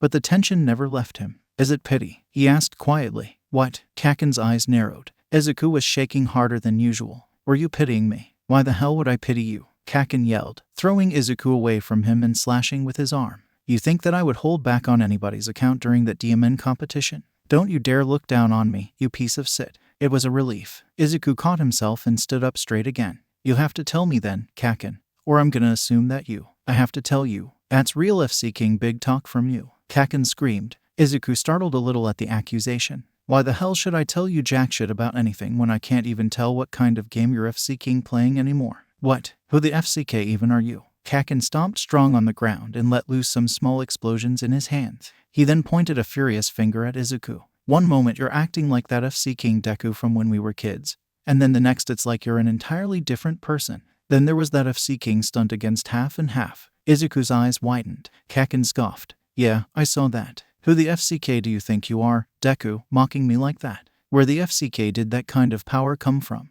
You want some FC King answers from me? Then you'd better start answering some of my own. Izuku bristled and took a step back. His heart was racing in his chest. It's not like he wasn't aware that something like this would be coming. He hadn't been hiding from Kaken for a while now. He hadn't been acting in front of him because it would only increase the chance that Kaken would expose him. And Izuku had been admittedly not holding back as much as he should have been during training and the sports festival. It was too strong to not fall into old habits. It was only natural that Kaken would bring this up, but that didn't mean it didn't terrify him. How did the situation get turned on him so quickly? Izuku took a couple of breaths to steady himself. He gripped the arms of his backpack for something to steady himself with. Kaken was breathe a little. Izuku could see the anger leaching off of his muscles slowly as time dragged on. Izuku could just let it go. He could just leave Kaken's questions unanswered, walk away and go home and celebrate. Kaken could stew in his confusion about Izuku and never get closer to the truth of that answer. Kaken wouldn't be able to stop him from keeping his mouth shut. But Izuku would also never get to learn what the FCK was wrong with Kaken. He would also have to stew in his own anger and only speculate on what could be the truth. Kaken had only been becoming more and more of a mystery to Izuku ever since they had started becoming friends. Kaken wasn't someone that Izuku knew anymore. He couldn't stand that thought. He couldn't play this game if his opponent was a mystery. Izuku finally took a breath and lifted his gaze from the ground to meet Kaken's eyes. Fine then, he said slowly. Fine, you want answers. I'll answer a question if you do too. An answer for an answer. I already told you I didn't need you to answer sit, Deku. Kaken growled. Izuku didn't point out how he had literally just said that he wanted him to answer some question. I'll figure it out on my own. Well, I do want some FC King answers, Kaken. Deku snapped back, irritated. And you won't find out Sid unless you talk to me. Kaken barked out a laugh, but there was no humor in it. Deku felt like doing much the same. Why was Kaken such a pain to deal with? An answer for an answer. FC King fine. You can start by telling me what the FCK is up with your goddamn masks. Kaken spun on him and clenched his hand as another explosion went off in it. He shoved that smoking hand into Izuku's chest and pushed him back. Why the hell are you always goddamn pretending, damn it? Acting like your past self, acting like me, and then acting like this emotion to Izuku, piece of shit who gets so damn and mouthy with me. What are you doing? This wasn't a strong question. Izuku could easily answer it, but the words hurt to say. It was something that he hadn't wanted to talk about with anyone. It was enough to take the wind from his sails along with his anger. It left him drained to even think about. Kaken was one of the last people he wanted to talk about this with. It exposed him too much. But Kaken already knew so much. He knew that Izuku remembered being with the villains. With that knowledge acquired, he had to have caught on to what Izuku had been implying that day during their second training together. It had been obvious just by Kaken's face. So Izuku exposing this truth would just be another puzzle piece to connect to the end of the line already forming. It didn't make it less strong to say, though. Kaken seemed to deflate and calm a little as well as he noticed the change in Izuku's demeanor. He stopped physically trying to intimidate him, but didn't move away. Izuku closed his eyes briefly and sighed. All right, I can answer that, he finally said. He glanced around them and really took in their surroundings. He couldn't see anybody, but he didn't trust being so out in the open. He spotted a sur of trees and motioned with his head for Kaken to follow him. It spoke many things that Kaken did so without a single word. It felt weird for Kaken to be the one to follow after him. Once they had made their way through the sur of trees and over prickly bushes, Izuku came to a stop. He could keep an eye out for any followers here. Kaken stood across from him and waited, crossing his arms. His face was fierce but softer than it had been. He was waiting expectantly. For someone who didn't want answers, he sure seemed rather eager to get them. And as eager as Kaken was willing to show, anyway. There's no easy way to start this explanation. Izuku began with some reluctance. He would answer Kaken's question, but he needed to leave out a lot of critical information. He would rather have Kaken thinking his secret was only on why he was acting. He would lead Kaken down this trail and farther away from the truth, even if the truth was running parallel with his answers. I've been through a lot over the past couple of years, and I've had to adjust accordingly. Obviously, Kaken responded, but not harshly. Izuku gave him a weak smile. It wasn't even funny. You want to know why I act like my old self? It's because I don't want to worry my mother. I don't want the world to know I've changed. I'm not supposed to remember anything, remember? Why would I act different for something I can't even remember? Then why don't you just tell people that you remember? I'm only answering one question. Deku snapped coldly. Kaken's eyes narrowed. Izuku quickly continued, so that's why I wear that mask. It's something that I've kind of forced upon myself with my decision. Kaken made a discontent noise, but didn't argue. And the other mask. Izuku had to give Kaken credit for how perceptive he was even though it was such a thorn in his side. If Kaken wasn't determined to become a hero, he might have been a really good detective. Or maybe it was just because Kaken grew up with how Izuku used to be so he could see the differences so much clearer. It was easy enough to see your own traits in someone else as well. When I was kidnapped, I went through a lot of he couldn't even finish. He swallowed thickly as he remembered the experiments, the training that he had needed to survive before he was even considered for the experiments, the sheer amount of agony he had gone through as he'd had first one, then two, then three quirks forced into a body that was physically not built to handle a quirk, the struggle he'd gone through when it felt like he had to keep his body from falling apart under the strain. Torture, Kaken finished for him softly. Izuku met his eyes. His heart stuttered at the word and the expression that flitted across the other boy's face. Izuku had to drop his eyes again. He couldn't look at Kaken as he spoke. Yeah, he wouldn't go into more details than that. During that time, I was weak. You remember how weak I was, Kaken? I was quirkless, wimpy, a crybaby. So I had to become someone who wasn't that. Because if I was weak, I was a target. He heard Kaken's knuckles pop as he clenched his fists. So I had to be someone who was strong. Someone who would win against all of the odds. Izuku took a breath and then smiled hesitantly. Despite everything, it was still a warm feeling. So I became like Kaken. Why me? Kaken asked, and his voice sounded hollow with his shock. Izuku lifted his gaze to see how stunned Kaken really was. His eyes were wide with confusion and pain. Izuku hated seeing that look on anyone. This was why he had never wanted to speak of his time with the villains. Not All Might. Izuku could laugh at that. He didn't, though. All Might helped me too during that time. He was hope. He always was hope for me. That one day I would get out. That someone would come to save me because true heroes could save everyone. It kept me going for a while. But in that place, after so long, after everything, even hope ran low.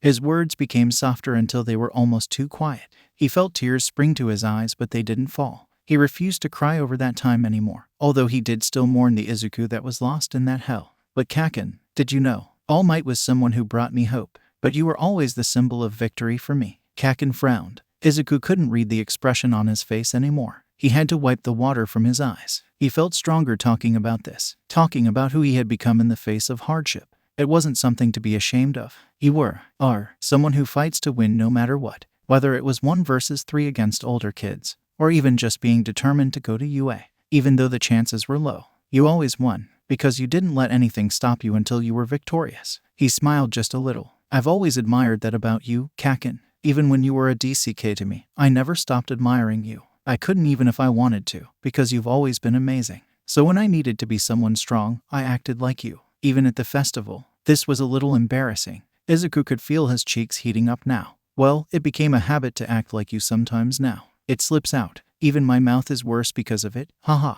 Stop. Kaken choked out and dropped his head. Izuku couldn't see his eyes behind his hair. He was shaking a little, though. It was shocking enough for Izuku to pause. I'm not. FC King hell. I'm not that amazing. It was Izuku's turn to be confused. What was wrong with him? Yes, you are. I'm not. Kaken shouted, lifting his head to reveal a tortured face that had Izuku stepping backwards in shock. Kaken gritted his teeth. I'm not. FC King amazing. I couldn't even FC King fight you with all of my power during a stupid FC King competition. How is that amazing? Izuku hesitated, and then asked his question. Why didn't you fight me with all of your power? Because I can't. Kaken snapped. There were furious tears in his eyes now. He wiped them away with an equally furious arm. He didn't break eye contact with Izuku as he yelled, I can't FC King hit you. All I can FC King think about is all of the shit you went through. How you went through daily torture, lost a goddamn year of your life to it, and came back as someone I can't even recognize. You never could FC King keep up with me before, City Deku. And now you can go toe-to-toe with me in the finale of the goddamn UA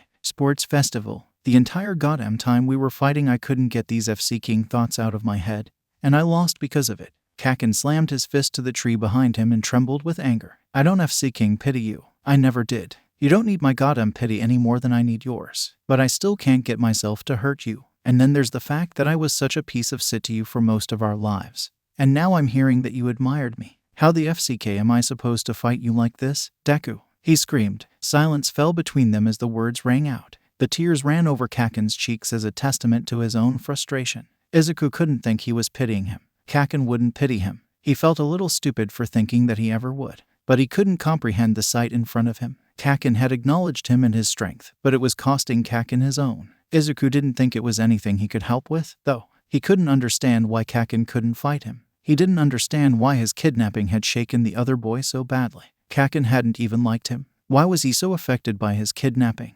Admittedly, hearing about his torture was probably strong for anyone to hear, but it shouldn't be enough to shake Kaken like this. There had to be a deeper meaning. He was missing a huge chunk of this puzzle. He refused to go over to your house the entire time you were gone. I don't think he could really believe you were gone. He even got in trouble with the school and fought some of the kids who kept insisting you were dead.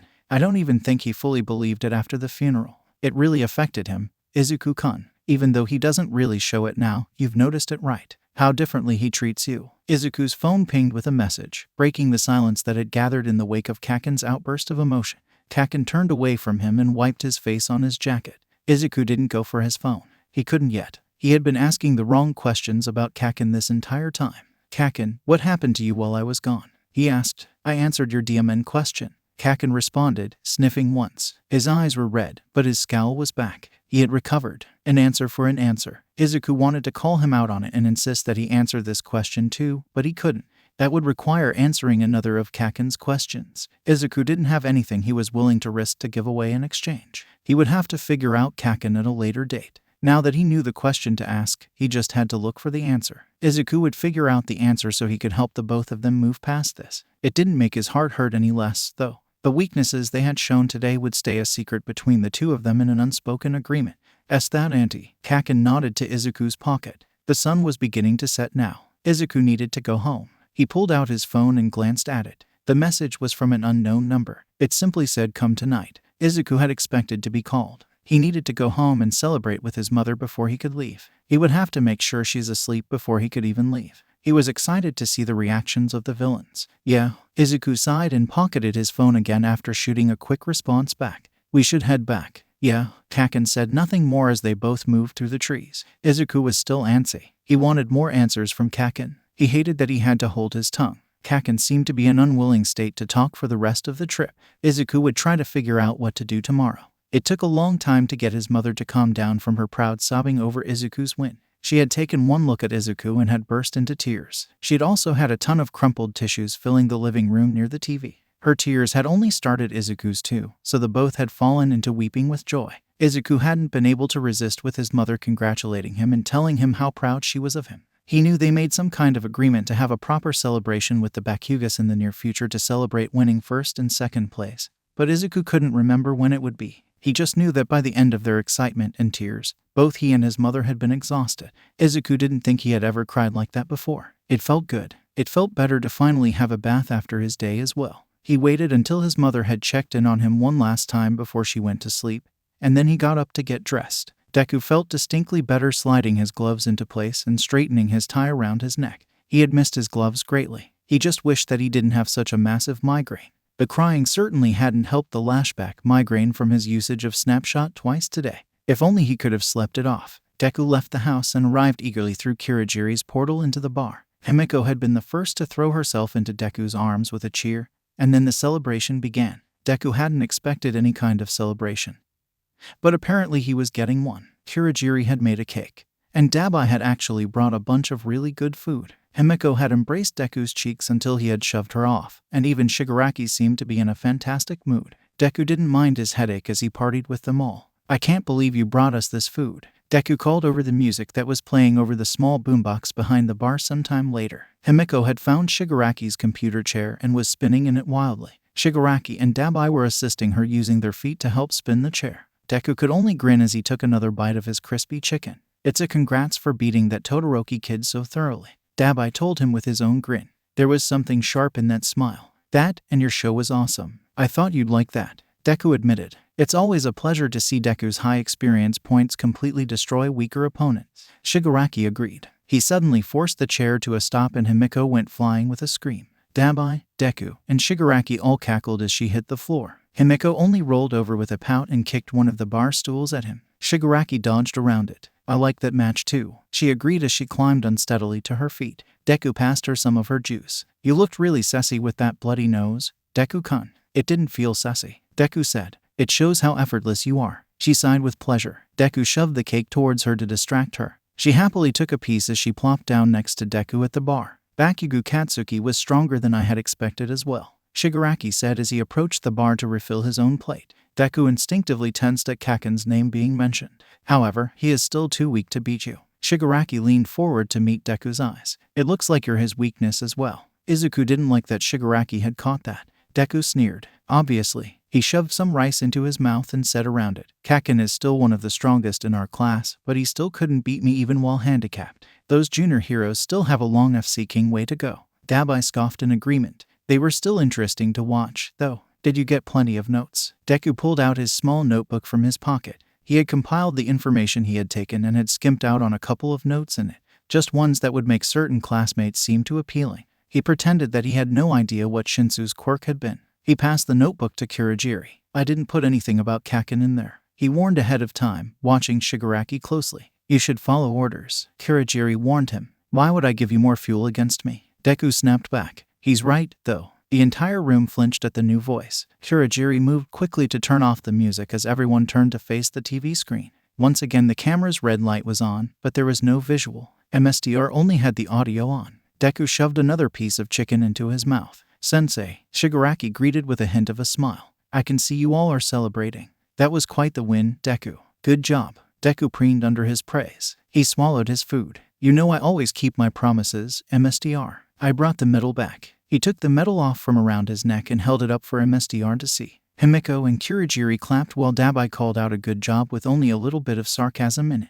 Deku placed the medal down on the bar top for Shigaraki to take and examine with a sneer. He was probably remembering that All Might gave it to him. I also brought back information on my competitors. Although, I don't know why you're bothering with the students. I thought my mission was to take down pro heroes. He added. That was Tamura's decision. I care little about the students, MSDR said. Those students helped to ruin my last plan, Shigaraki reminded Deku. Deku snatched the medal from his hands before he could accidentally disintegrate it. He placed it back on the bar top where Himiko took it instead. I want to be prepared for next time. You're planning to attack the school again? Deku asked with surprise. Izuku didn't want to be left out of this plan. Shigaraki had already told him that he would tell Deku his next plan. Nothing concrete yet, but I still want my revenge. That was sinister. Deku looked back towards the TV. I will admit I am still impressed with your skill. You certainly did show off. I'm proud of your progress. Deku grinned. However, you also disobeyed my orders. What? Deku asked sharply, and Izuku felt his stomach swoop in sudden terror. When did I do that? You used more than 20% of your power. We agreed that you would not. It was true, of course. Izuku had to use more than 20% against Todoroki. He'd even had to go just a tiny bit over in his show of his pyrokinesis skill against Kaken as well. You said that I could. I did not. MSDR's voice seemed to boom.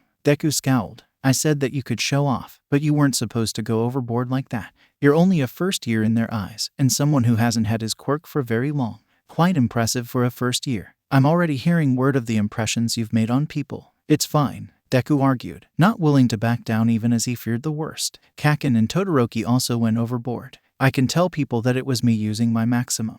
I ended up passing out right afterwards. Nobody will think anything of it. Maybe not, but we will know. Deku cringed back. He knew that tone. He had lost already. You know I don't like people disobeying my orders. Izuku's gaze went to Himiko to meet her eyes. She had that same terror hidden behind her own walls that only Izuku could see because he had been with her through so much. She knew what was coming. They both did. Izuku wondered if he would get to see the sky again soon. Sensei, Shigaraki interrupted. I still need him here. Deku's head whipped to Shigaraki, shocked that he was defending him. Shigaraki didn't even look the least bit scared even with all of the tension in the room. He drummed his fingers against his glass of soda, frowning. I still have my own missions for him. I won't break your toy, MSDR assured him with amusement in his voice. He will be back in your care before you know it. I just need to do some tweaking, is all. Kurogiri stepped out from behind the bar and formed a warp. I won't keep him long. I really am proud of what Deku has accomplished, so your punishment won't be as bad. It's nice of you to be so loyal to him though, Tamura. The silence in the room was unbearable. Deku glanced into the faces of his companions. Himiko only exposed her worry by gnawing on the sleeve of her cardigan. The pupils of her eyes were thin. Shigaraki looked both disgruntled and remorseful. Deku appreciated him trying to help him. Dabai had a sharp frown on his face. He didn't know the full extent of what went on under MSDR's command. Deku was sure he could guess, though. What about the mission? Deku finally asked numbly. He had accepted his fate. Don't worry about your mission. You recall what your first priority always was and will be. It hadn't been a question. Deku closed his eyes and turned towards the warp. You, MSDR. He responded quietly, and then walked through the portal. It was supposed to have been the best day of Izuku's life. Katsuki woke to his alarm and slammed his hand onto his phone in the effort to turn it off. It took a little fumbling, and yet he still managed to fail at turning off the alarm. Even if he liked the song that was playing, it was irritating to be ripped from his dream because of it. He had already lost all knowledge of what he had been dreaming of, but at least it hadn't been a nightmare. He had worn himself out enough yesterday that he had slept soundly despite all of the bullshit. He brought the phone to his face and glared against the sharp light of it to finally turn off the music and sit up. He stretched with a yawn and ran a hand into his hair. He tossed the phone back onto the bed and got up to get started on his morning. Downstairs, he could already hear the sounds of his father getting ready for work. Katsuki entered the bathroom next door. He finished brushing his teeth and running a quick brush through his hair to remove any knots before going downstairs to get started on his own breakfast. He met his father as the man finished straightening his tie. He smiled at Katsuki. Have a good day at school, his father told him, clapping a hand on his shoulder in passing. Try not to let the attention bother you too much. They'll calm down eventually. Whatever, Katsuki grumbled and gave a short wave to his father as the man left. Katsuki scowled as he gathered his stuff to prepare a quick breakfast. It was bad enough that he had gotten second place yesterday at the festival, but now he had to deal with the bullshit that came with it. His father was already aware of how irritating it was for Katsuki to be praised for his second-rate accomplishment. Katsuki was still PSS off about it. He didn't particularly want to see anyone. Second place may be good enough for those background characters, but Katsuki should have gotten first, which forced him to come back to Deku and yesterday. It still made his stomach churn to think about how he had exposed himself so much. First, he had been weak during the festival, and then he had shown off even more weakness to Deku. It was sickening. What the FCK was happening to him. Deku was the one who was supposed to be giving away all of his secrets, not Katsuki. Katsuki angrily dished out some of the rice his father had made in the rice cooker, and yet, Katsuki didn't like what he was learning about Deku. If anything, it just made his life worse to learn it. Every single new detail about Deku painted a picture that made Katsuki nauseous to hear. It made him understand why Deku didn't want to tell Auntie and Co anything, because the woman would just worry more than she already did. Deku had only hinted at what had truly happened to him, but Katsuki had an imagination that could fill in gaps, and nightmares that would make that imagination worse. Deku's masks were self-preservation for Deku in more sense than one. Katsuki hated seeing Deku act like his old self, but he understood why the boy did it now. Katsuki just didn't understand why Deku felt the need to hide that he remembered. Was he protecting the villains? Was it something he just didn't want to have to recount? Did he find it pointless? Katsuki no longer knew Deku well enough to even begin to guess and believe his theories. It was like with each new thing he learned about Deku, the mystery only got deeper. Katsuki wondered if life would be easier if he stopped digging, but he didn't really want to. Katsuki finished his quick breakfast and washed his dishes in the sink before heading back upstairs. He couldn't hear his mother, which meant she was either working from home that day and sleeping in, or she'd already left. He didn't care enough to go look. He entered his bedroom to get dressed. His silver medal hung from the wall next to Deku's missing poster. Katsuki paused to stare at both, as it had become his habit to acknowledge the sight every day. The medal was a new addition and a new reminder. Katsuki ran his fingers first over the cold metal, tracing the bumps and indents in it, before he brought his fingers over the band instead. The metal forced him to remember Deku's scream after defeating Todoroki. The pain and shame and terror in Deku's face at the park as he had confessed his burden. The stark reminder of the influence, for better and for worse, Katsuki has had on the other boy. Deku had been tortured. It was knowledge that Katsuki had known, but just like with Deku's trauma, it had never really hit until yesterday. The depths that Deku had had to fall and had to crawl out of alone. The fact that he had pushed aside All Might in favor of Katsuki made something hurt in Katsuki's chest. All Might had been beloved by both of them ever since childhood.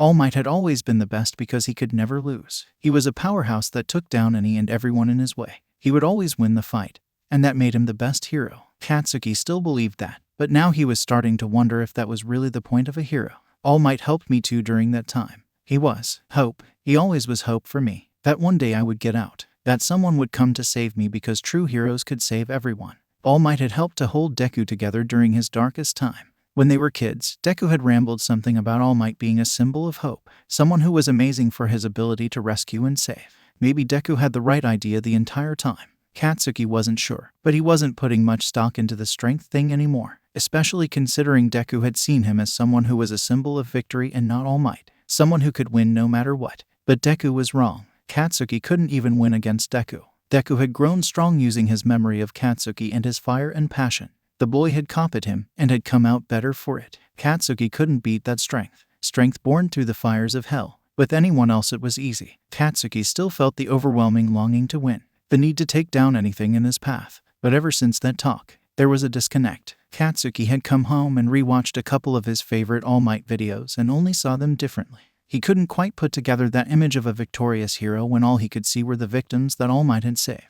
Katsuki couldn't bring himself to see his, and through copying him, Deku's, strength as one that a hero has. He only saw that as the strength of a survivor. It was as admirable as it was sad. Was a true hero someone who inspired hope, like Deku had said, or was a true hero someone who stood for victory? Katsuki had been Deku's symbol of victory, but Katsuki wasn't anywhere close to being a hero. It was too confusing. It was a question he had thought he'd had an answer to etch straight into his heart, but his resolve was shaken. Katsuki felt at a loss for what to do, so he ignored it for the time being. It was too early to be thinking of these things anyway, but that medal would remind him that it was something he had to face and think about. He was going to be a hero one day, so he needed to solve this riddle. Katsuki's hand automatically drifted from the medal to Deku's missing poster. A familiar ache took shape on the edges of the sick feeling in his stomach as he gazed into the smiling face of the boy in the photograph. That Deku no longer existed. Katsuki had seen through Deku's masks too many times, so he was sure he had seen what the real Deku looked like now. The Deku in this photograph was just a memory, a ghost, a mask that the person who had replaced him wore so that he wouldn't worry people. Katsuki had vowed to become a hero that could save people so nobody else would end up like this Deku.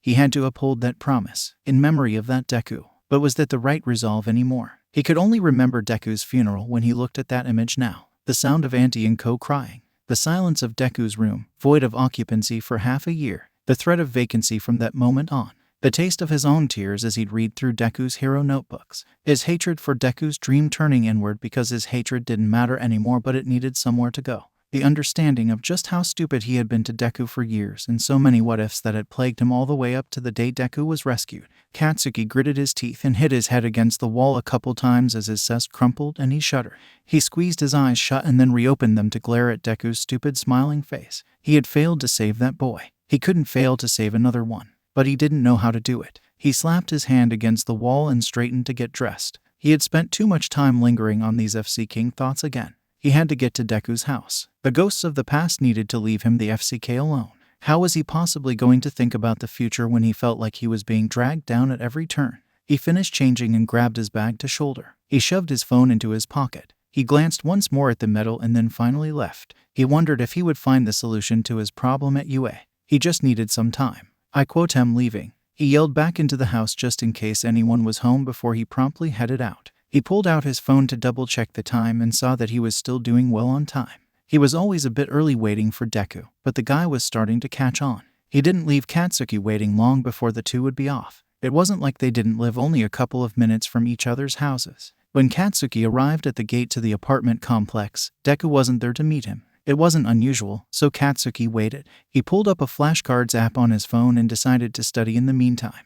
They had a test coming up soon for English anyway. It was nice to take his mind off of things and fall back into doing something normal for a change. Dealing with all this emotional shit was exhausting. He needed to focus again on being the best in the class. Time passed and Katsuki became irritated with each additional minute that Deku hadn't arrived. Katsuki was even nice enough to wait 5 minutes longer than he would have otherwise. That bestiarity said he wouldn't keep Katsuki waiting anymore. He turned and stormed into the apartment complex to hunt Deku down.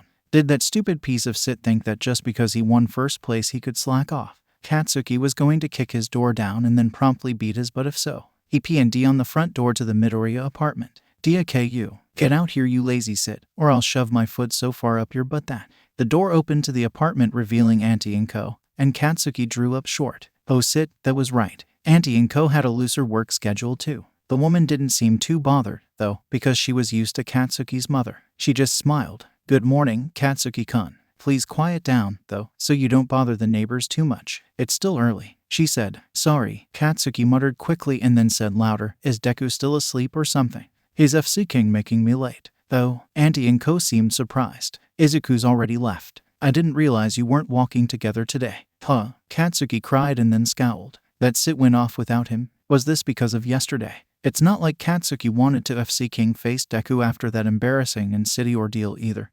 But at least he wasn't running away. FC Kur, he muttered under his breath. Thanks anyway, auntie. See ya, he said louder and waved as he turned to leave. Oh wait, Katsuki-kun. He paused and glanced at her. Her broad smile was a mirror of Deku's own smile. Katsuki rarely saw that smile anymore on the other boy's face. Congratulations yesterday. I'm so proud of you and Izuku both. You were wonderful. Katsuki felt his cheeks heat a little, both from pride and from embarrassment. Thanks, he grumbled and then quickly left. He could tell she was waving behind him and watching him go. He would have to deal with this congratulations sit a couple more times probably. He couldn't even get mad at Auntie and Co for it when she was so sincere. He was going to beat Deku's but the moment he entered school. It was bad enough that had Deku left without him, but he had made Katsuki wait as well, which meant Katsuki would be later to class. It fired him up enough that he ran the rest of the way to the train station and then eventually into the classroom. Deku was sitting in his usual seat smiling and chatting with Four Eyes considering it was still kind of early. There were a couple of other classmates in the room, but Katsuki ignored them as he stormed over to Deku and kicked his desk strong.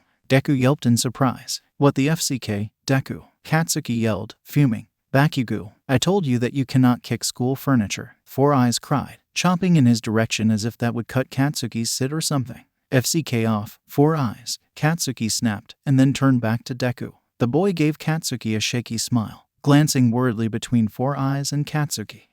Good morning, Kaken. What are you so mad about? Katsuki hated that mask. He was trying to forget that ghost, but now he had to deal with this sit first thing. He would have to put up with it in the meantime because Katsuki was a FC King understanding person. That didn't stop him from kicking Deku's desk again, though, much to Four Eyes' horror and offense. Katsuki didn't like that mask at all. He shouldn't have to fake in the classroom. He would have to tell Deku that the moment he got the little sit alone today. You made me late, you piece of sit. He yelled instead of explaining because there was no way in hell he was going to announce to the class that he walked together with Deku every morning.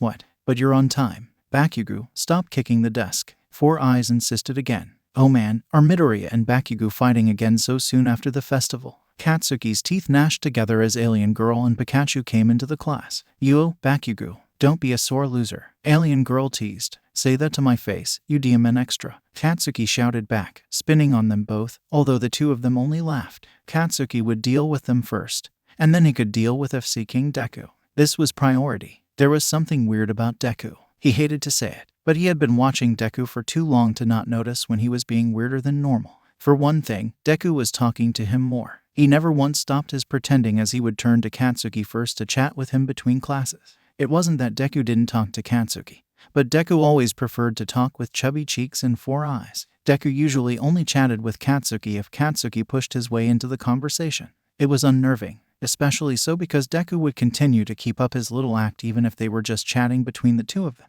Kicks to his chair only startled him and left him confused. He didn't once do that glare he usually did when Katsuki was irritating him. He was better in class too. No, he still wasn't great at it. He was still weak in a couple of subjects, but today he was weak in some different subjects. Answers that Katsuki knew he had difficulty figuring out he could suddenly do today with more ease. Even Aizawa had praised Deku for his improvement in the subject. Had the idiot been practicing, maybe he had found a technique that had helped him. Why the FCK hadn't he told Katsuki? Katsuki had enough of the irritation. The moment lunch arrived, he grabbed the boy by the back of the collar and dragged him away. Deku had yelped and struggled, complaining about the rough treatment as Katsuki found a bathroom and threw them both into it. He locked the door behind him and glared. Deku shifted nervously, watching Katsuki with worried eyes. You can stop with the FC King act. Katsuki growled at him. You're not fooling me, you piece of shit. Deku gaped and squeezed his hands together. They clenched in shock. Well, what? Your act. It's just you and me here, so you'd better FC King stop because your PSS me off. Deku watched him, eyes dancing around Katsuki. They fell on the door briefly as if he was thinking of fleeing. Katsuki spread his stance and let off a couple of explosions in warning. That's it, better not try to run. Why the FCK was he avoiding him? Is this about yesterday? Katsuki demanded. I don't know why you're bothering to FC King hide when we both know your game. You'd better start talking. Deku's nervous demeanor seemed to freeze in place. His green eyes slid over Katsuki's face before the demeanor fell away with a sigh and a sudden drop of his shoulders and head. The boy then lifted his head again, but now he was frowning, almost pouting. What gave me away? Deku asked sullenly. Now it was Katsuki's turn to frown. We always walked together to school. That was the first sign that something's up. He wanted to get to the bottom of it. He didn't like this weird discomfort between the two of them. Yeah, yesterday had SCK, but that didn't change their friendship, whatever the FCK they were. Friends, Katsuki supposed. Oops, Deku huffed. I should have known. Yeah, you should have. Katsuki approached him. Deku's pout transformed into a smile. It unnerved Katsuki. What was he smiling about? Haha, I have to give it up to you. You're really perceptive. Deku giggled. FC King giggled and loosened the tie to his uniform a bit. I should have expected that from someone that Izuku cares about. This wasn't Deku, Katsuki realized. In an instant, Katsuki slammed the imposter against the wall by his forearms. Who the FCK are you? Katsuki growled. The imposter's smile didn't falter. Ooh, you're kinda rough, Bakun. Izuku doesn't like it when people are rough. You, Katsuki gasped. Only one person called him that city nickname. You're the Bun Beach. Bun Beach pouted again. And it looked so FC King weird on Deku's face. That's not a nice nickname. I'm Toga Himiko, remember. Izuku introduced us. We're friends, remember. We're not FC King friends. Katsuki slammed her again against the wall. She wasn't even trying to get away, though. Where the FCK is Deku.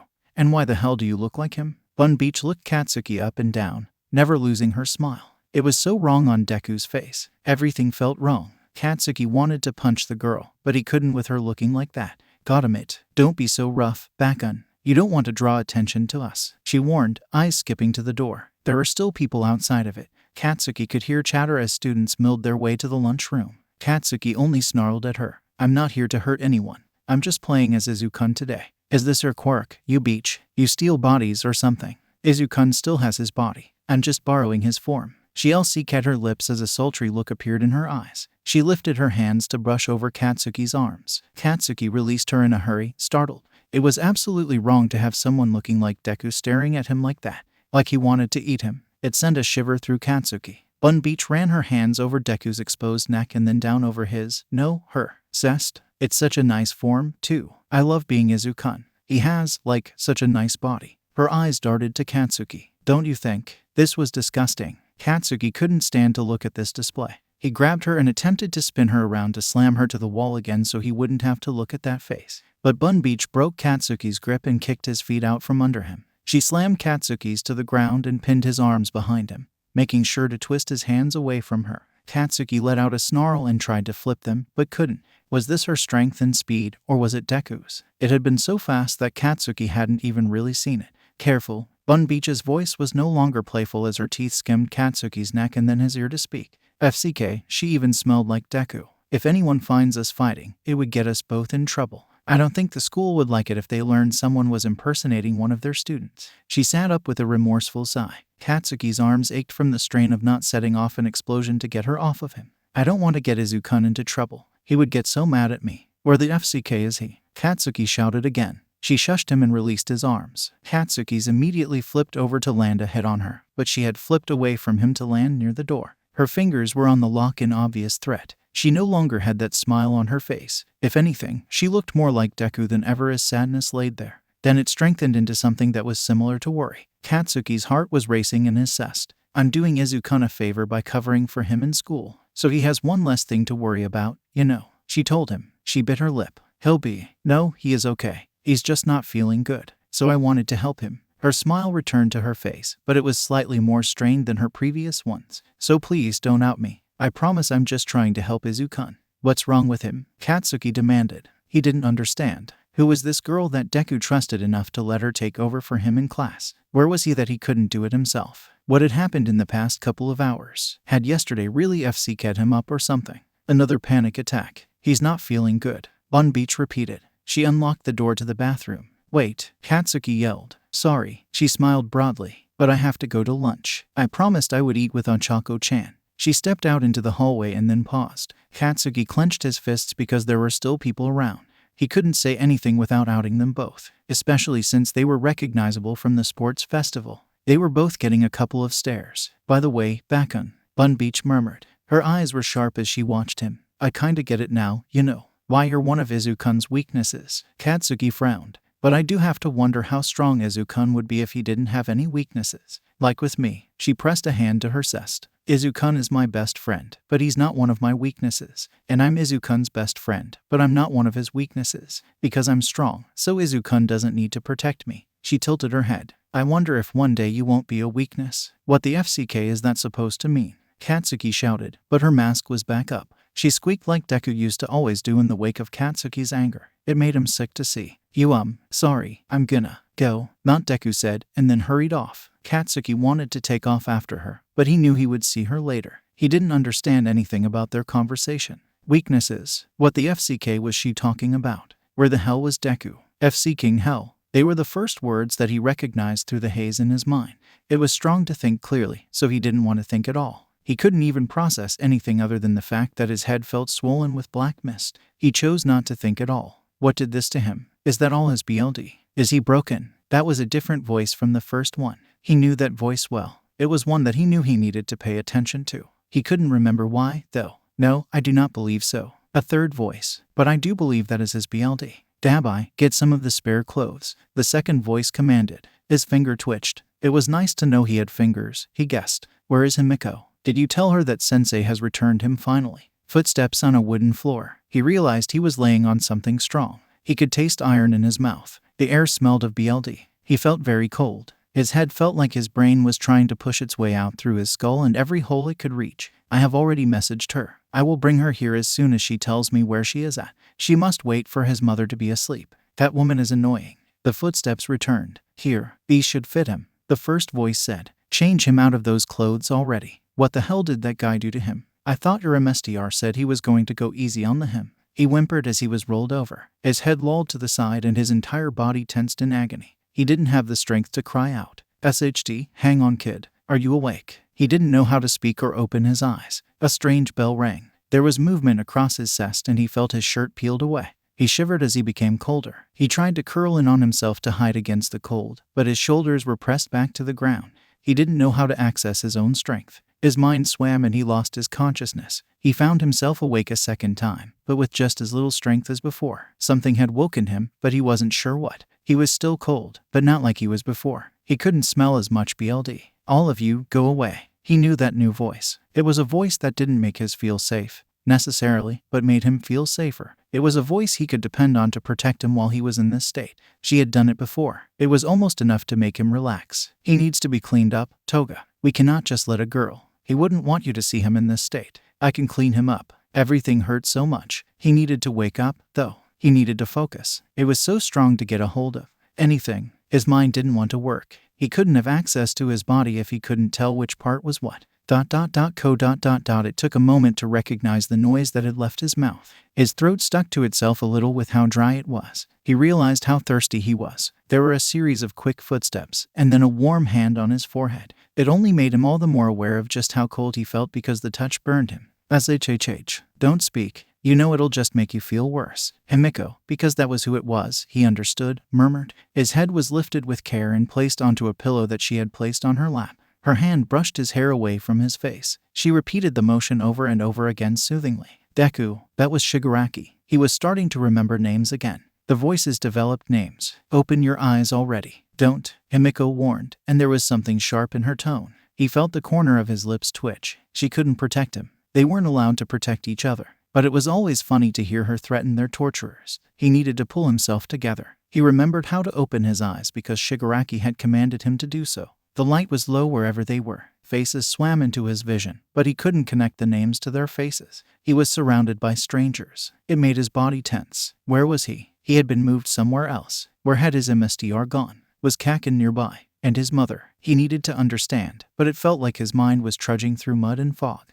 His eyes are unfocused. He recognized that voice. He didn't catch who had spoken, though. Hey Deku, can you see? Who was he talking to? Him? Don't look at him. Himiko again. He didn't need to see her to know she was behind him. Her hand covered his eyes and then brushed back over his forehead into his hair. It felt so nice. It was the gentlest she ever was with him. He's not recovered yet. Yeah, no Sid. Someone tell me what happened to him. I knew that your MSTR was a scary guy, but I've never seen Deku like this. Right. He was Deku. He was useless. It didn't matter where Kakin and his mother were. He couldn't help them. He couldn't even save himself. He was Deku. He overused his quirk. That was Kurogiri. Deku's eyes rolled to see darkness that billowed in the yellow eyes of Kurogiri. He had a glass of water in his hands, clearly waiting. That water would probably be really good. I have seen it before. I did not think that MSTR would make him use it for his punishment. Sensei went too far. Shigaraki murmured, and suddenly he was a lot closer. Deku focused on Shigaraki kneeling by his side. Deku's one eye was forced open wider by the man's fingers. Deku pushed some energy into his arm and made it work to weakly brush it away.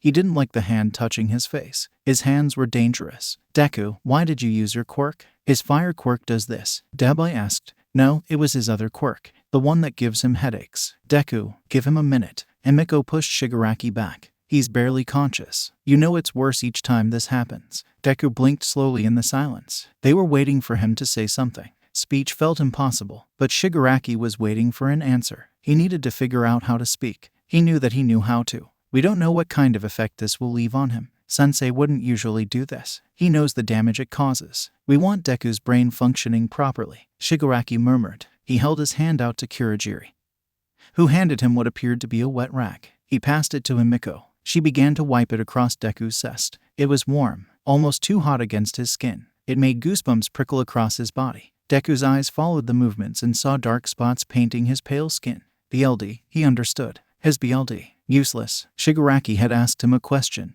Deku, MSDR. Deku whispered, but his voice caught in his throat. Kurogiri kneeled and pressed the glass of water to his lips. Carefully, he was forced to drink. A lot of it spilled out, but he got some of it down his throat. He swallowed and gave a weak cough before reaching up to push Kurogiri's hand away. He was remembering how to move, how to use his body. The pressure to not be useless increased with every moment, making his heart race. His head P&D more. MSDR. Didn't force me to use my quirk. Just happened. You sound terrible, Deku. Dabai said. He sat the furthest back from Deku. Deku didn't miss the relieved look that passed across his face. Deku felt too big for his skin. His eyes pulsed with his heartbeat. After I got it up for you and everything, he retorted weakly. Dabai grinned in response and Shigaraki huffed a laugh. The damage must not be too bad if you are already joking, Kurogiri said. Emiko said nothing. She flipped the rag and began to clean Deku's nose and cheeks instead. He was relieved she was the one doing it, even though he wished he could do it himself. He didn't trust himself to sit up properly yet.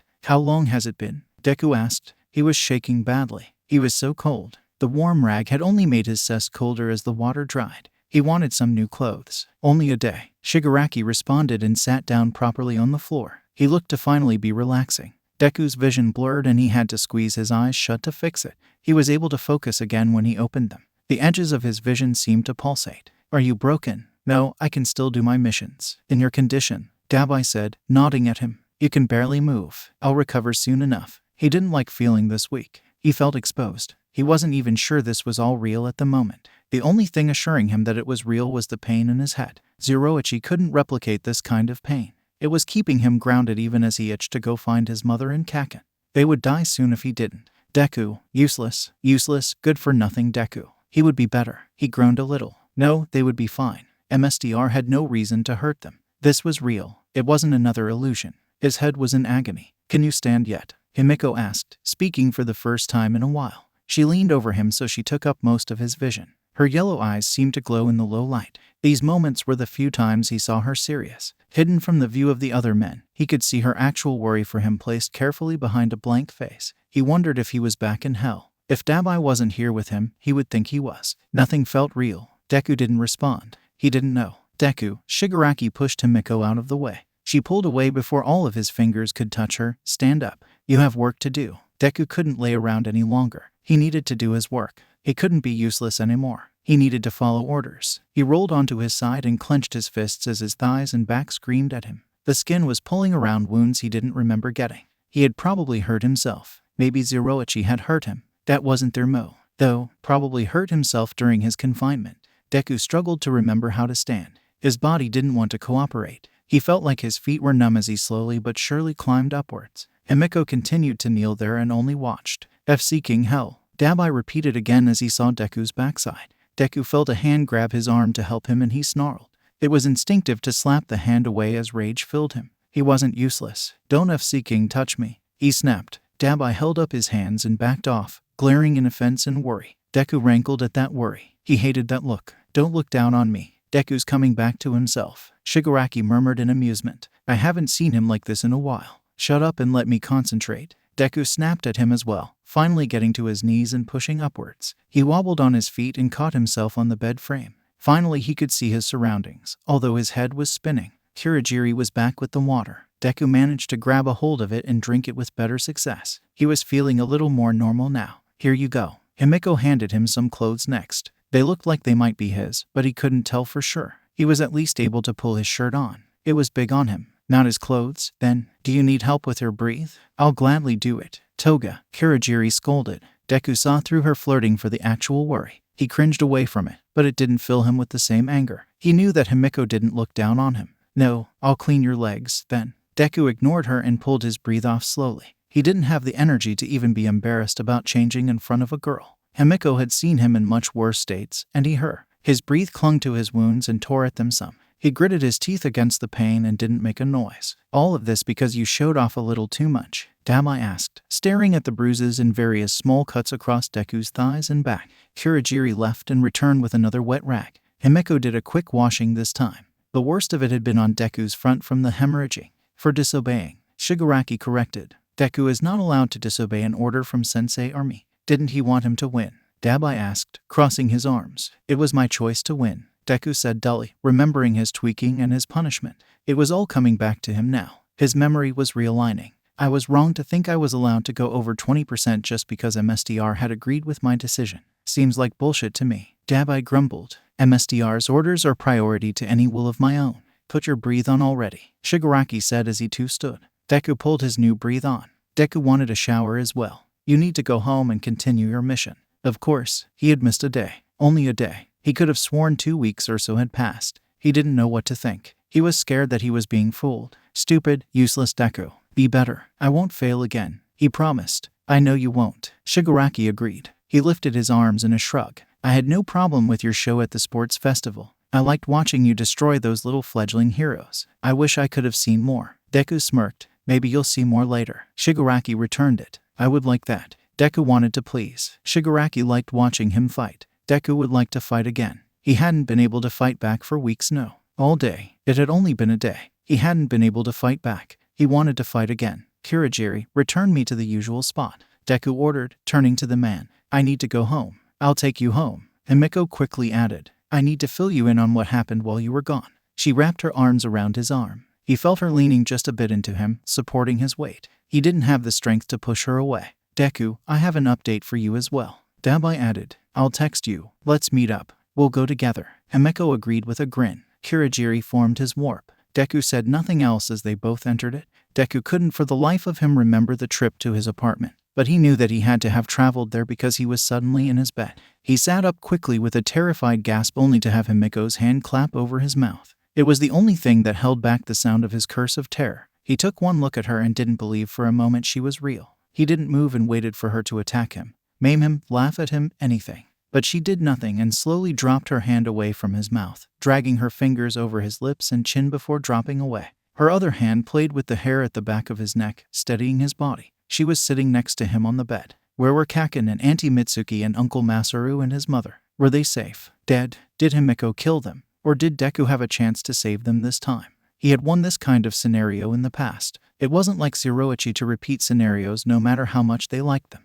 What punishment did you receive? Himeko asked. She turned so she was facing the same way as Deku and sat with her shoulder and hip pressed flush to his. She leaned her head on his shoulder. Her scent was floral today instead of bloody. She hadn't started using that shampoo until they were out of their hell. Was this real? He still didn't trust it. Shiroichi. He responded because he had no reason to lie. Himeko hummed. Her hand found his and played with his fingers. The knuckles were SCD up. And you used snapshot too much. You know that's bad, Izuku. That's not my name. Deku responded immediately, feeling his heart jolt. He hadn't heard that name in a long time. That person wasn't here anymore. He had lost that name. He was just Deku. I like Izuku, though. Izuku is nice to me even when everyone else isn't. He's so sweet even when he's Deku as well. I like Izuku. You're Izuku. She turned his head towards her. He glared at her. Her eyes drifted to his lips and then back up to his eyes. You are Izuku. I'm Deku, he said back, but it was with less resolve. Because he had to be Izuku for his mission. Even if Izuku was dead, Deku still had to pretend to be him. It would be strong. You're in there too, Izuku.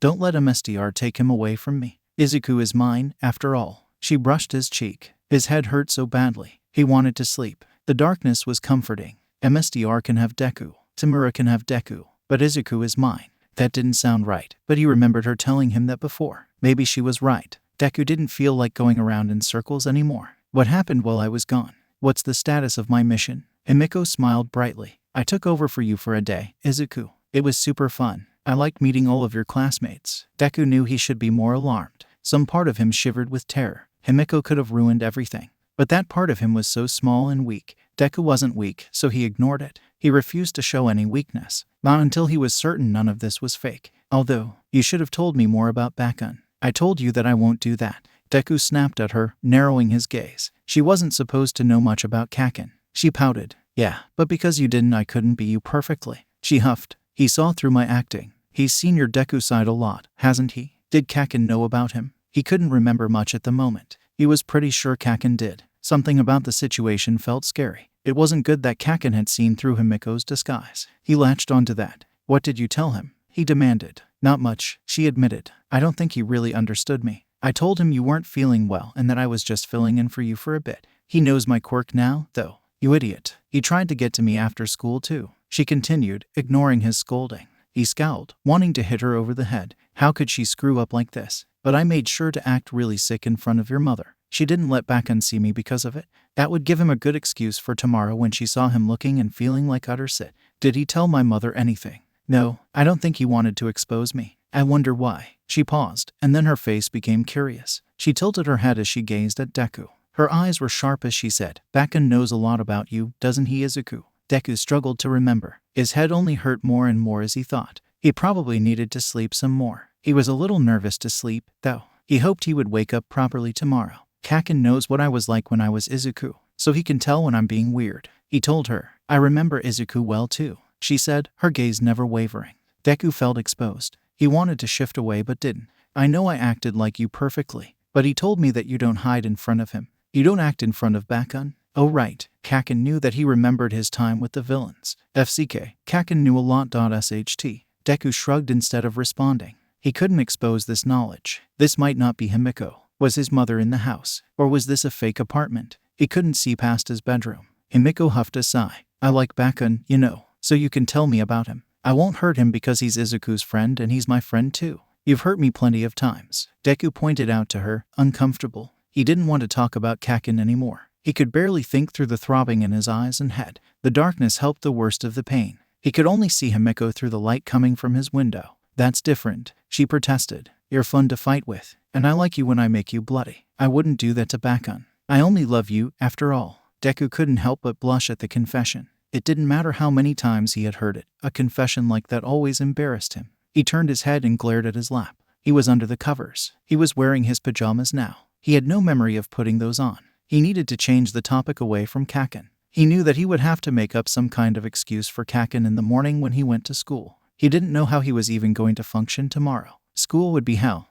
I didn't mean to use snapshot so much, he told her. She took his hand in hers again. He allowed her to. When I was in Zeroichi's illusions, I had forgotten about the sports festival. Didn't realize I had used it twice already. How many times did you use it yesterday? She asked quietly. 5 total. Deku knew for sure that 6 would mean the death of him. He had speculated that using it 5 times like he had in the past would have killed him this time too. He supposed he had escaped true death once more, but once again with a steep cost. Were you there a long time? Felt longer than a day. They always do. She relaxed against his shoulder again. She sounded tired. Did you win? Deku smiled. He had vague memories of Zeroichi's irritated face as Deku stopped them from killing Kaken, or his mother, or auntie and uncle more than once. I saved them more than I lost them this time. Himiko laughed. Good. And did you die a lot? Less than before. Before Izuku had focused on sacrificing himself to save them. Now Deku usually had the power to defeat what might try to kill them. He found this method better for his sanity. He hated the feeling of dying.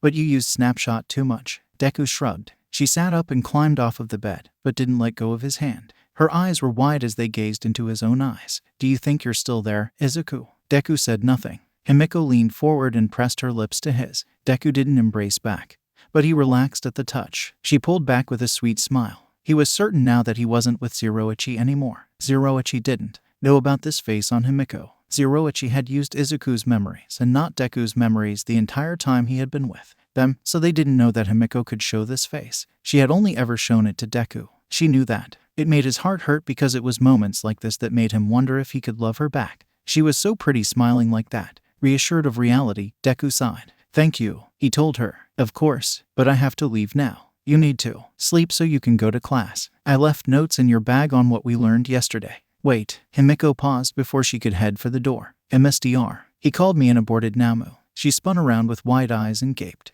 Well, like Tamura's Namu. Deku nodded and closed his eyes as his vision swam from the movement. That had been a terrible idea. I think some of the Naumus are some of the failed quirkless experiments. Himiko was silent for a long moment. Deku opened his eyes to look at her. She looked unperturbed, unlike Deku. Oh, she said simply. She didn't care, he realized. I just wanted to let you know. Deku felt sicker. The knowledge still hadn't sunk in. He was scared for when it did. It meant he had to think of the implications of it. I guess we really can't try to recruit the other quirkless experiments then. She sighed and shrugged. Oh well, good night. Izuku, come see me in Dabai when you're feeling a little better, okay? I finally got a hold of Stain. Okay, bye-bye. She blew him another embrace and finally exited. Deku's nerves went on end listening for her, but she made no noise. He barely heard the front door open and close. He heard it lock. She must have made a copy of his key. He would get mad at her about that next time. Deku had a lot to be mad and worried and nervous about, but he was exhausted. He huddled down in his bed and closed his eyes. His room felt like it was spinning. The room smelled like him in a way that brought back childhood memories. He had a lot of shit to deal with, he realized, but tonight he wanted to sink into the abyss of unconsciousness. Pain like this made him wish he really had died. It was preferable. Izuku admittedly was a little excited to see his real mother in Kaken again, though. It felt like it had been too long.